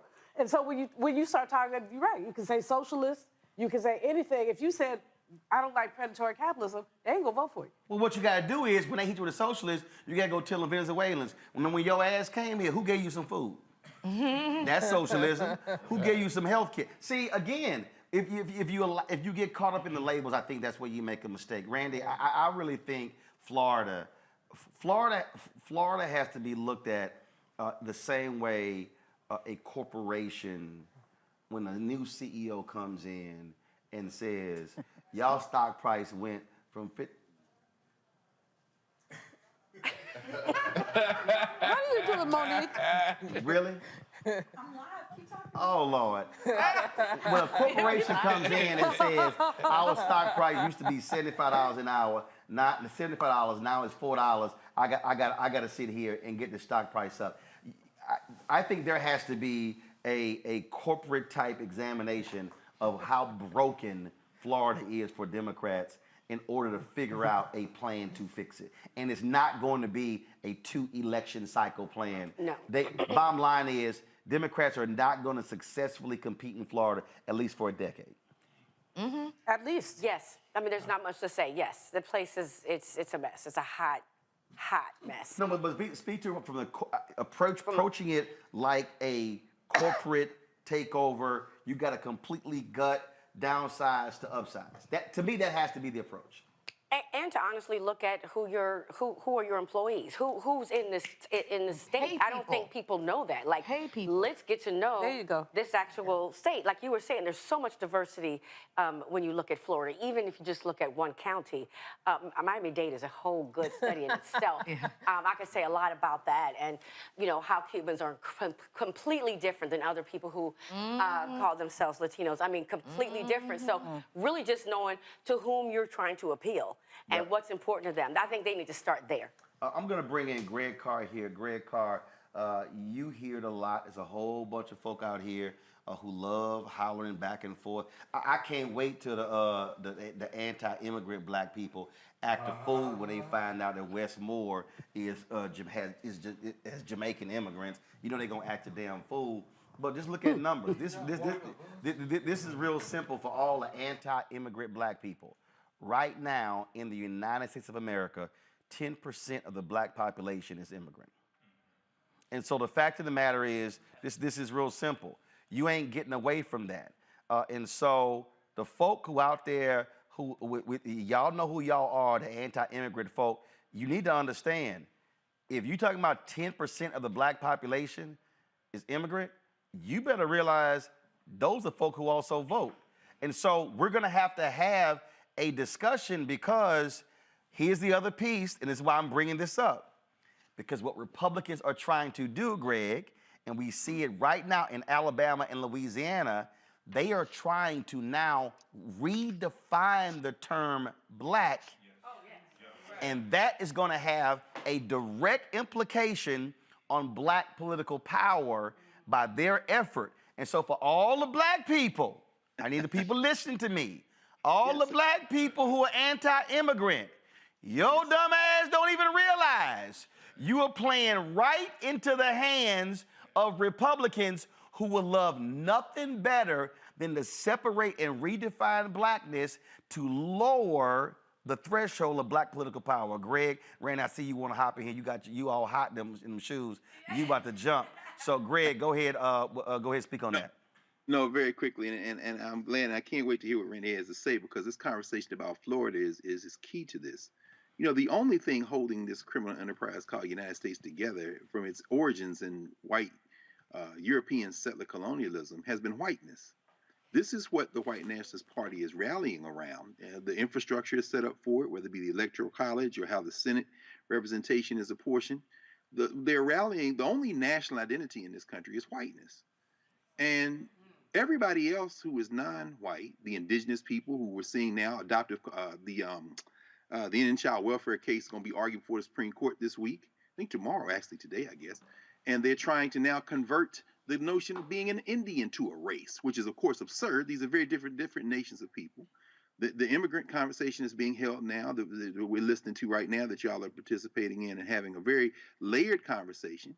Understanding when people come here from other countries, often there is a tension between the people who are here, the caste minorities, and the immigrant minorities, and they are set at each other's throats by this competition to kind of climb the ladder in this country. That's certainly what we see in California, in LA with the city council. It would have been interesting to hear Melina Abdullah talk about that, because we see there and I love the way that you just reframed this in terms of Spanish-speaking communities, because some of the racism that the chair, and Dr. Malvo, Julian, you know about this, of course. You saw it up close. The chair of the city council who had to resign, she was talking trash about the Awakans as well on the Pacific coast of Mexico. When we see Black Panther 2 come out in a couple of days, Namor, who they've made the villain, kind of anti-hero in the movie, he's speaking Awakan. He is from that region. He's like a black person in the so-called Spanish-speaking world. It fractures around nationality. It fractures around immigration. Finally, and I say this as a Pan-Africanist, this silly-minded turn inward by some folks who are saying, well, we're descendants of slaves, and all that's going to get us is a rejection of the type of coalition politics that is going to take in this country to build true coalitions around shared values, shared policies. And that's what the Democratic Party, running from it because they think somehow they can keep some type of authority by running toward this dying whiteness, that is what they're missing. If you keep it local, there was a long article in the New Yorker week before last on how in Nevada, for example, the machine politics in the Democratic Party, focusing on local issues, focusing on these local issues will allow them to build political power, and you can maybe build some coalitions. But as long as you're keeping it around race, you're feeding into whiteness. We've seen that in tonight's ballot. Some of the ballot initiatives, 60%. They wanted to have 60% threshold in order to amend the Constitution in several states. That was rejected. Why do they want a 60% threshold? So that they can preserve the shrinking white minority and create minority rule at the state level. You saw the minimum wage hiked up in some white states. There are economic issues that Democrats can rally around, but it's going to take for us reaching out to each other and building coalition. And this blackface nativism that some people have embraced is only going to lead to disaster. We do have to deal with the reality, Randy, of white Hispanics, and that, go ahead. Well, that's what I wanted to say when you talk about Florida, and it just, oh yes, he just said exactly right. It's right. Florida has become this place where white supremacy and the chase to be white is fully at play. And so you have people who would be considered immigrants who have completely disassociated from that term, that whole struggle. They don't consider themselves immigrants whatsoever. So they're not even at all participating in that conversation and cannot be appealed to in that way. And I think that's what we need to realize about Florida. So it is everyone is trying to compete. Who can be closer to white? Who can move up the Larry. ladder? Who could be absolutely? Larry, you're there in Florida. Go. Well, listen, we were having this conversation about, not just immigrants, but individuals in terms of proximity to whiteness, right? We talked about this earlier. And you see that in Florida. One other point I want to make about in terms of the diversity of the state of Florida is we talked about, Latino, Latinx, whatever phrase you want to use. Don't waste your time. Let me just go ahead and say this right now. So do not waste. I'm telling you right now. Stop wasting your time saying Latinx. They hate it. And listen, I get that, but there was a time when we were called. Look, hey, when y'all on campus, y'all can use that. But guess what? They hate it on your campus. I don't use it. So I want to make a point about we talk about, like I said, immigrants and diversity in the state of Florida, because I think that we're missing a piece here. And that's the African American, Afro-Caribbean black community. Correct. My in-laws are from Jamaica. So my son is first generation, African American. We really need to talk about that, particularly in the state of Florida. And I think that's where a lot of Democrats miss also in terms of understanding there are some black immigrant communities in which they're more conservative, and then those who are, and there's some others who are more liberal. Which is no different than African Americans who might depending upon their church, their upbringing, depending on where they are, whether you're rural, whether you live in a big city or not. Robert, I want to go to you here. People who watch this show have heard me talk a million times. Stop ignoring judicial races. Go to my iPad. So, Robert, here's the deal. Tennille, with both Republicans have retained the Ohio Supreme Court by sweeping 3 seats there. They'll keep a narrow 4-3 majority. The reason this is disconcerting is because the anti-gerrymandering Chief Justice Republican is retiring and being replaced by a pro-gerrymander judge. But the one that I am really sickened by is this here. Republicans have flipped the North Carolina State Supreme Court. And so this is huge. Now, let me explain for the people watching who don't understand what happened. When Obama wins in 2008, Republicans control the Supreme Court. Moral Mondays, Reverend Barber and others, they change the politics. They get control of the state Supreme Court. The reason they outlawed racial gerrymandering in North Carolina, state Supreme Court. The reason they shut down their voter suppression efforts, state Supreme Court. Why was it important? Sherrod Beasley should not have been running tonight for the United States Senate. Sherrod Beasley should have been the state Supreme Court justice. Folks, she lost by 401 votes in 2020. Why is that important? Well, the white man who beat her was upset because she got picked to be the Chief Justice of the Supreme Court. He felt it should have been him. So he ran against her. He won. The seat that he occupied on the Supreme Court, Republican won. Had Sherry Beasley won in 2020, had Cal Cunningham not chose to have a damn affair during the campaign and got busted on signal, he probably was sleeping with a Republican operative. Okay, stupid, lose by 3 points. Democrats could have had a 6-1 majority on the North Carolina Supreme Court. They ended up with a 4-3 majority after 2020. Now, Republicans control the state Supreme Court.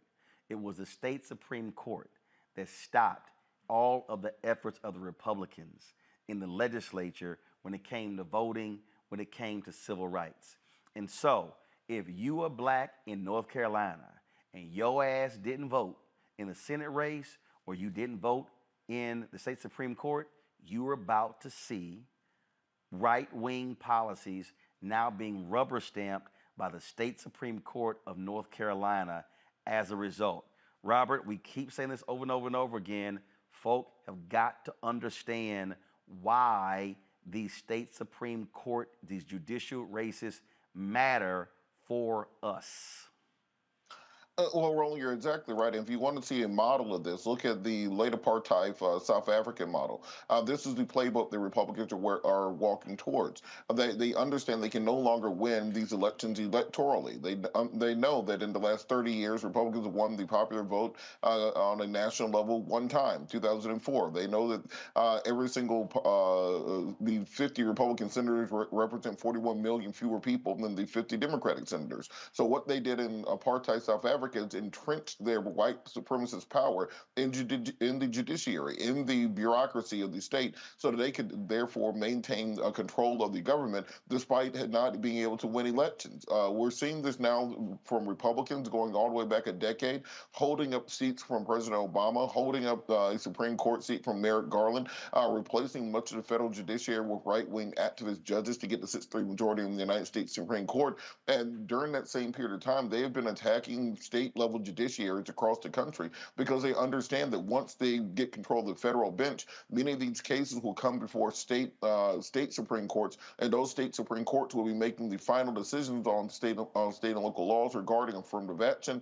regarding the interstate commerce clause, regarding public accommodation, fair housing, on down the line. So much of what we consider to be the civil rights movement of the 1960s will be at risk and will be eroded over the next couple of years because of these state levels judiciary races that they've been working on, while Democrats have completely taken their eyes off the ball when it comes to cultivating these state and local officials, putting money on local races, making sure that you're actually investing in these things. You know, President Trump will come to town and have a monster truck rally, and he'll bring out all the way down to the your local candidates for city official. That's building up the farm system you need to be able to maintain a political majority going forward, and we're just not seeing on the Democratic side of the aisle.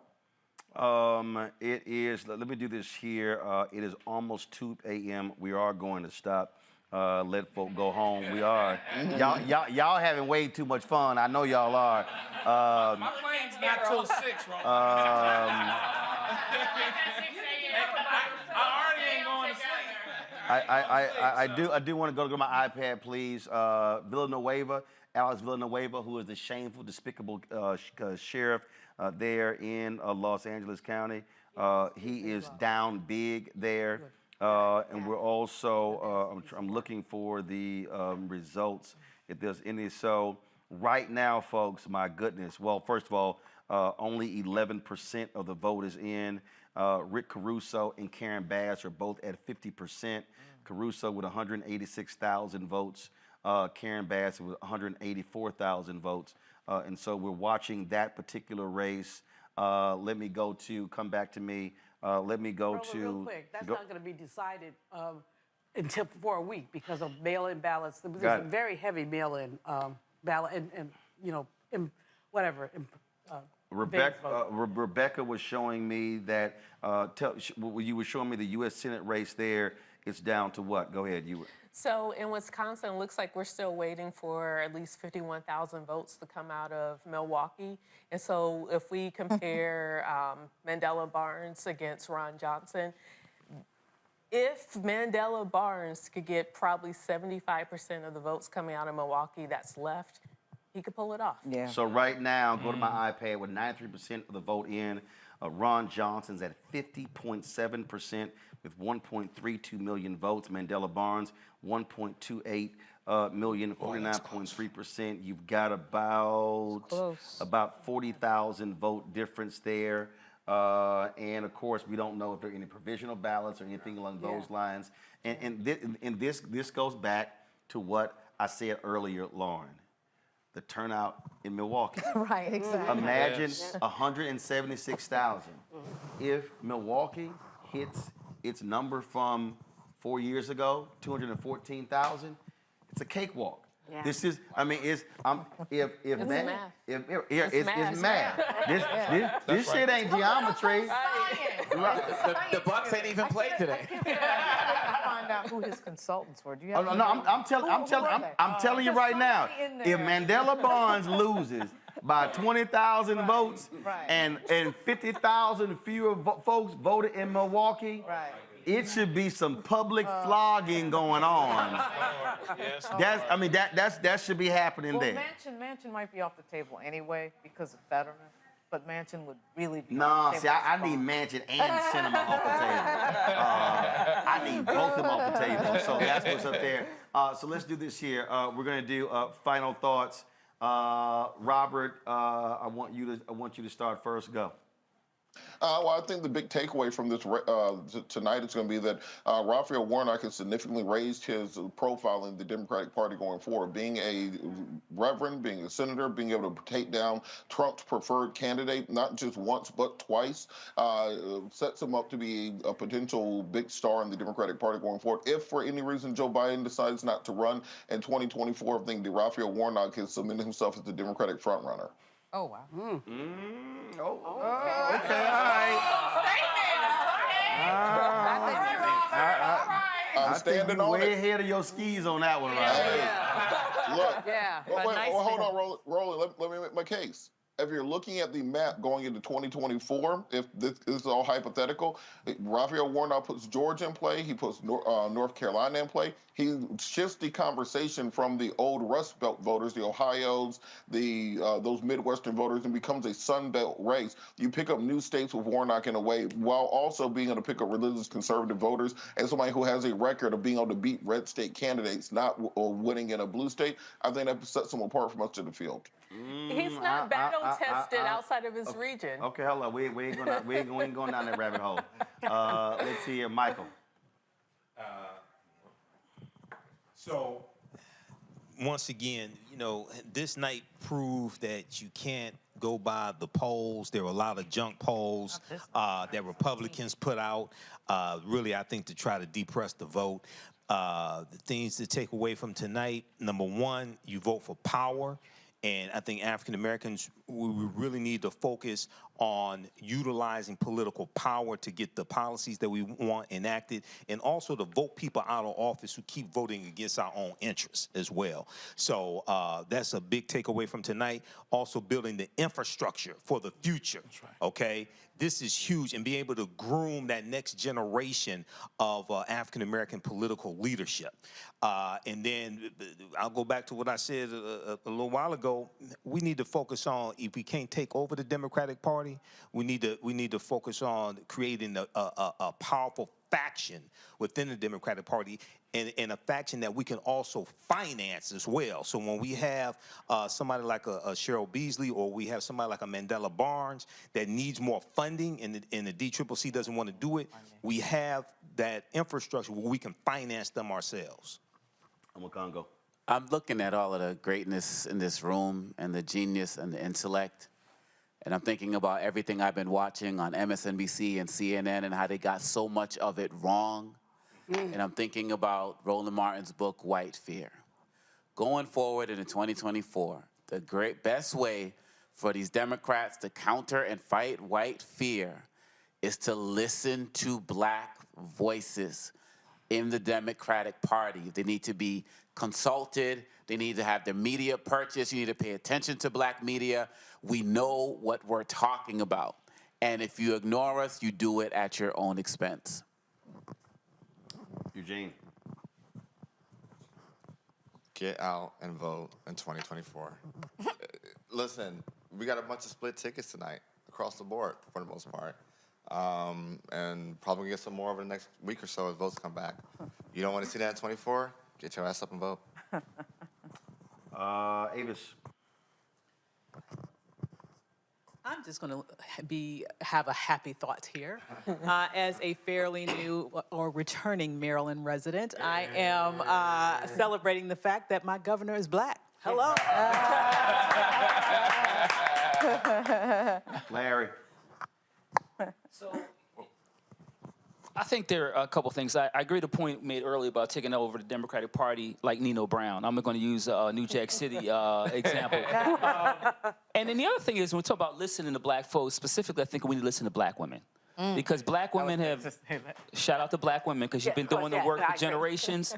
And it's really time that we make sure that not just members of the black community listen to you, but everyone's listening to you. Right. Because black women are the political canary in the coal mine. So when things are not going right and black women say, this is what you should be doing, then we should be listening and then hiring them and putting them in charge. So I'll leave with that. Brianna. Great segue. Thank you for setting me up. I believe that wholeheartedly. Actually putting them in positions of power and listening. Talk about DEI, not just in the sense of title only, but when you have someone be your campaign manager, know what that means and listen. But also going down to the ground, paying the ground, making sure you're building from ground up. It stinks from the head. Don't disconnect yourself. Know what's going on. But make sure that we're not just doing everything as volunteers, volunteers, volunteers. I know resources will always be a problem, but start with your ground, employ people, and have people talk to their community. And if we're a close call, he may win it outright and we'll be happy. But if not, join me in November and December to push people to come out again to vote for Warnock because we need this seat. Lauren. A few things. One, the crazies lost tonight. A bunch of crazy-ass Trump MAGA candidates lost tonight that the media propped up, and it was all bullshit, all of it, okay? And I think this sets up nicely for the Democrats in 2024, because what's going to happen next is Big Mouth is going to announce that he's running for president. Yep. He's going to focus everybody's mind once again, just like in 2017, and the Democrats are going to be able to ride that. They're going to be able to ride another wave into power. That's my prediction for 2 years from now. Monique. Give us the ballot. Dr. King said it in 1957, and I saw a note from Reverend Jackson about it earlier today, and I started this day following Eugene when they were complaining about all the things that the Dems failed to do, and I refused to join because we still had time to vote. And as long as we vote, we end up with nights that everybody said were going to be horrible, but then when we vote, we find that maybe we've gained as opposed to losing because we were supposed to have a wave, right? But instead, we don't even know. The House is up for grabs. This incumbent president, this so unpopular president, and his so unpopular first female vice president may be the most successful incumbency in decades. So I say, give us the ballot. Joe. We have to stay encouraged for that same reason. As bad as it was supposed to go, we already know it's not going as bad as they said it was going to go. Now, two things need to go away. One is Trump, second is Trumpism. If Trump runs again, and I kind of hope he does because he's the best motivator, once he loses, then we'll all know that it's over. However, the danger is somebody that can take Trumpism but actually does the work, is not lazy, and knows how to exercise the bumps of power. Yeah, it's that's the problem. So Trump will go soon enough, maybe because of crime, or maybe for some other reason, maybe because he loses at the ballot, but then we're dealing with Trumpism. But if we go state by state, do the diagnosis, an honest diagnosis, listen to people that know, starting with black women, we can do what we need to do long term. Juliana. You know, there's a Greek myth, Zeus sent Hercules to slay Hydra. And every time he went to slay Hydra, Hydra grew 2 more heads. And finally, the only way he was able to get rid of Hydra was to burn Hydra. It was a 7-headed snake. I think about Trumpism and Trump like Hydra. I mean, I think it's really easy to say, let's end it, but it's going to take some real structural work. Because you knock down Trump, there's DeSantis. You knock down one, here comes another one. Structural racism is woven into the cake, the fabric that's America. It's there. So we have to be the warriors, really, that decide piece by piece by piece and chink by chink by chink, they will pull this thing aside, which means doing things differently. We've been doing this, y'all. Well, I've been doing it for a long time, longer than some of y'all. But we've been doing this for a while. We've been looking at our politics. We always, after the fact, oh, we didn't get the turnout, we didn't get the money from the Democrats. We're not going to get the money from the Democrats because they stupid, because they ain't spit, because they disregard us and they're anti-black. So we have to figure out how we break the paradigm and how we do it very differently. Monique's right. Give us a ballot, but they're not going to give us spit. Right. We're going to have to take it. And that's what the attitude that we leave out of here with is not as bad as we thought it was going to be, but it's not as good as it ought to be. We have to just literally, daily, be motivated to fight this thing. It's a fight. Randy? See the invisible people. I mean, I think that we need to look at this and say, who do we forget? I mean, I think that we are just missing a whole bunch of people that really could change things around and say, who are we not connecting with, and start to connect with them. Rebecca? Black folks want more. We're tired of just surviving. We actually want to thrive now. We want to go from survive to thrive. And politicians need to understand that, and they need to speak to our issues and speak not just to our needs, but to our wants. We want more. Greg Carr? Yeah, listen, just listening, you're supposed to go 7 hours, went 8 hours, but as you always say, Roland, that's what happens when you own your own shit. But really, just I'm sitting here with a profound respect for everyone there. And by the way, for the staff and everyone there working the boards. Yes. I think this is the first time we're actually getting to see what you had in mind in terms of why you built that set the way you did. Yeah. This last hour has been like listening in on a conversation in the living room. And I think on a night when the headlines won't be this, but we know that this is the best showing, apparently, by an incumbent in power in terms of a political party holding the presidency in recent memory, maybe ever. The Democratic Party did not lose tonight. However, they got brought to Jesus, just like Mike said and everybody else has been saying. This may be the moment to form some type of independent apparatus and capture some of that magic that was in that Rainbow Coalition that you were talking about. And if you're talking about people who may have lost the election tonight, whether it be Abrams in Georgia, whether it be our friend Dr. Chris Jones in Arkansas, Sherry Beasley in North Carolina, or even Mandela Barnes in Wisconsin, if he doesn't pull it out, well, now you've got your state apparatus chairman, and maybe that studio could be a nice place to bring them together to have a conversation of what you build out of this. Finally, just like Mike said, a lot of ticket splitting today. We saw that cannabis was legalized not only in Maryland, but in Missouri, that the minimum wage was raised in Nebraska, of all places, right here in the last colony, if you don't count Puerto Rico, Guam, Virgin Islands, the District of Columbia, where there's no voting representation in the federal legislature, they voted to phase out tipped wages. So people who are going to wait tables, where some of y'all are going before you get on the airport in the next couple of hours, they're not going to have to sing for their supper in the same way. We sing a lot of things. Abortion rights were enshrined in constitutions in California, in Michigan, in Vermont, and rejected the attempt to ban abortion in the Constitution in Kentucky and in Montana. All in all, this was a victory, and the victory is still unfolding, and an opportunity, if we can take this crack, to build some black political power and use one of the two major parties in this country to do it. And I want to just thank you for including me in this conversation, because listening to this is what it looks like. All the rest of that stuff is trash. Yes. Folks, my final comments are this. One, go to my iPad. It will be a shame if it comes down to Democrats 1 or 2 seats if they control the House, and white Democrat Sean Patrick Maloney, who is the chair of the Democratic Campaign Congressional Committee, if he loses. Remember, he chose to run in a seat that really was tailor-made for black Democrat Mondaire Jones. Well, Maloney chose to run. He wins the primary. He is losing by 3,000 votes to a Republican in that district. This is the person who is the chair of the Democrats' re-election campaign, and he can't even win his own congressional district. But also, this is a perfect example of also what happens when you do have power. Don't be a dumbass. The Democrats in New York were stupid. They tried to rig their maps. So they couldn't even gerrymander properly. They tried to rig their maps, and they were so awful that it went before judges, and they chose to redraw the districts. And that led to total chaos. New York Democrats actually helped the Republicans in the redrawing of these districts.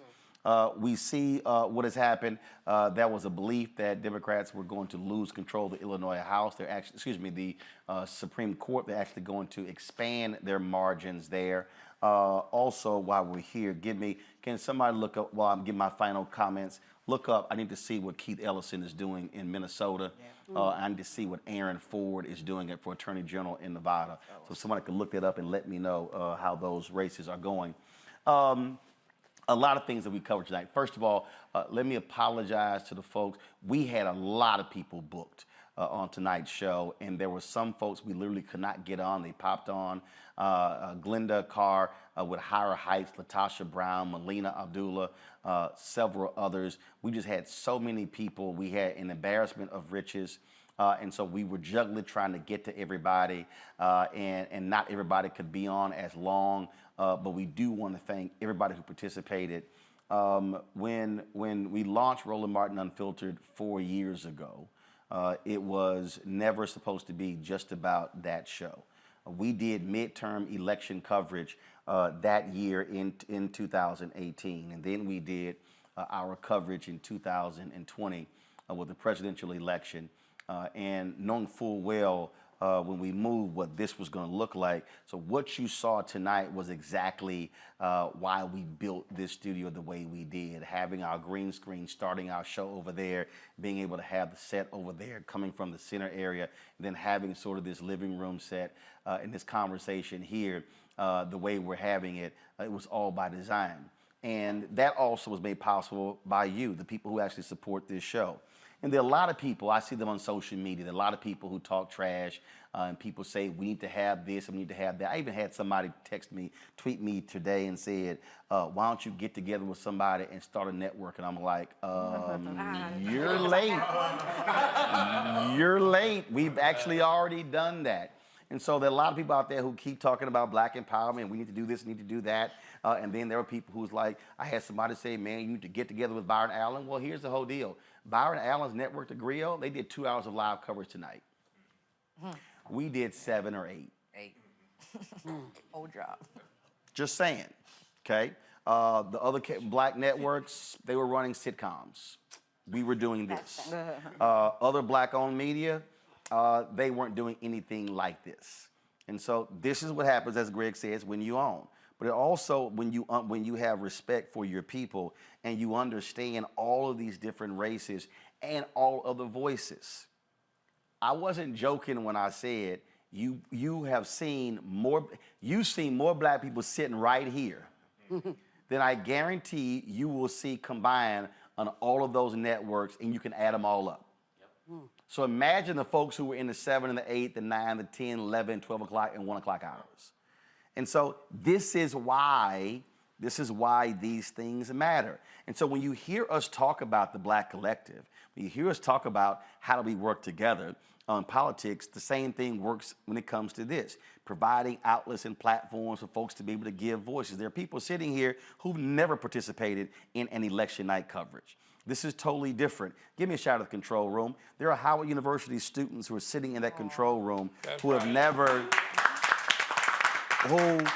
never get a shot. Give me a shot at would we have a camera in there? Okay, flip one of these robotic cameras. Right. So again, the ability to work on this night with all the different cameras and the guests and going here and going there And so that's why this is important. And so we cannot talk about how do we build black power politically if we also don't build our institutions, your black media institutions, which is why campaigns have got to also ensure that they're spending money with us and parties and progressive groups. Because here's the deal, and I told y'all, Sinclair, they reported they will make $340 million this year alone on political advertising. Sinclair's budgets for 2023 are already based on the money they made in 2022. And the reality is, our expectation was to generate $2 million in political advertising. We say on the low end, we'll get 500,000. We got 187. Just so you understand, we got 187,000 political advertising for the entire year. Last month on YouTube, we made 172. So what I'm trying to explain to you is we can't talk about, how we need these things if we actually don't fund them. It's the exact same thing. So when we talk about giving the Black Voters Matter and the Poor People's Campaign and these grassroots groups, it's the exact same thing with our media. And so the election is over. Some races are still outstanding. Just like tomorrow, it'll be a new day for us, but we're going to continue going. And so we need you, all of you who are watching, all of you who've been spreading the news. And here's the other, yes, you got haters, but y'all, you know how I feel about haters? I really don't care. They are hashtag never will be's. Because see, they're desperate for attention. And so we'll be happy, let them keep talking and keep complaining and doing those sort of different things like that. But we're gonna actually keep doing the work. And for the people out there who've been yelling tangibles and I need to see this, need to see that, the election is now over. I'm not gonna ask you, did you vote? What I am gonna ask is, what your ass gonna do tomorrow? And Thursday, and Friday. What you gonna do when the new candidates get sworn into office? Where are you going to be? Are you still gonna be on Twitter and Facebook and TikTok and Instagram and all these other platforms complaining? Or are you actually gonna be saying, let's actually do something about it? That's really gonna be up to you. And so we're gonna continue to cover the rest of the races. We're gonna get some sleep. We'll be back tomorrow at 6 p.m. But do understand what you saw tonight is an example of what happened when black people, and what did you say we gotta have? What did you say in your closing comments, Randy? Connections? No, that's not what you said. Tell me what I said. You said something like vision, and we gotta see the, you gotta see the invisible. Right. The invisible. So Randy said you gotta see the invisible. And so what you saw tonight was literally seen the day TV One canceled my show. And so this is what happens when you actually believe in yourself, believe in God, and you are willing to actually build something that is actually bigger than you. And so that's what this is all about. And so we thank all of y'all who are watching, all of you who've been posting on social media. Please share the video, spread it as well, because again, we're gonna keep sitting here speaking to our issues, our concerns, and we're not going to back down from anybody. And trust me, to all of those folks I said in the Democratic Party, these progressive circles, y'all gonna hear from us. Because it's some stuff y'all didn't do, and we'll celebrate stuff y'all did do, but some areas y'all messed up. And black folks, our job is to hold them accountable every step of the way, because we are not the soul of the Democratic Party. We're the base of the party. And when you the base, you take care of the base. Don't ignore the base.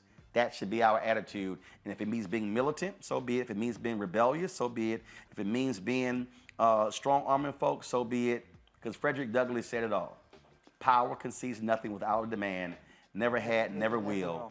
But the other thing that he said that a lot of us never like to repeat, he said, agitate, agitate, agitate.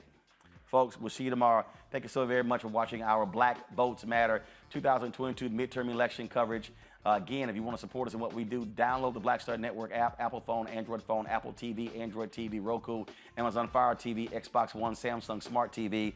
You can support us with your resources, send your checks and money orders, P.O. Box 57196, Washington, D.C. 20037-0196. Cash App is $RM Unfiltered. PayPal is R Martin Unfiltered. Venmo is RM Unfiltered. Zelle is Roland@RolandSMartin.com. Roland@RolandMartinUnfiltered.com. And of course, get a copy of my book, White Fear: How the Browning of America is Making White Folks Lose Their Minds. Like tonight, in this election. Available at all bookstores, Amazon, Barnes & Noble, Books A Million, also Target. You can order through your favorite black bookstore, or you can download from Audible as well. Folks, I will see you tomorrow. Y'all take care, and y'all know how we always end the show, the way we do it. Everybody know? Y'all know how we do it? On 3. 1, 2, 3.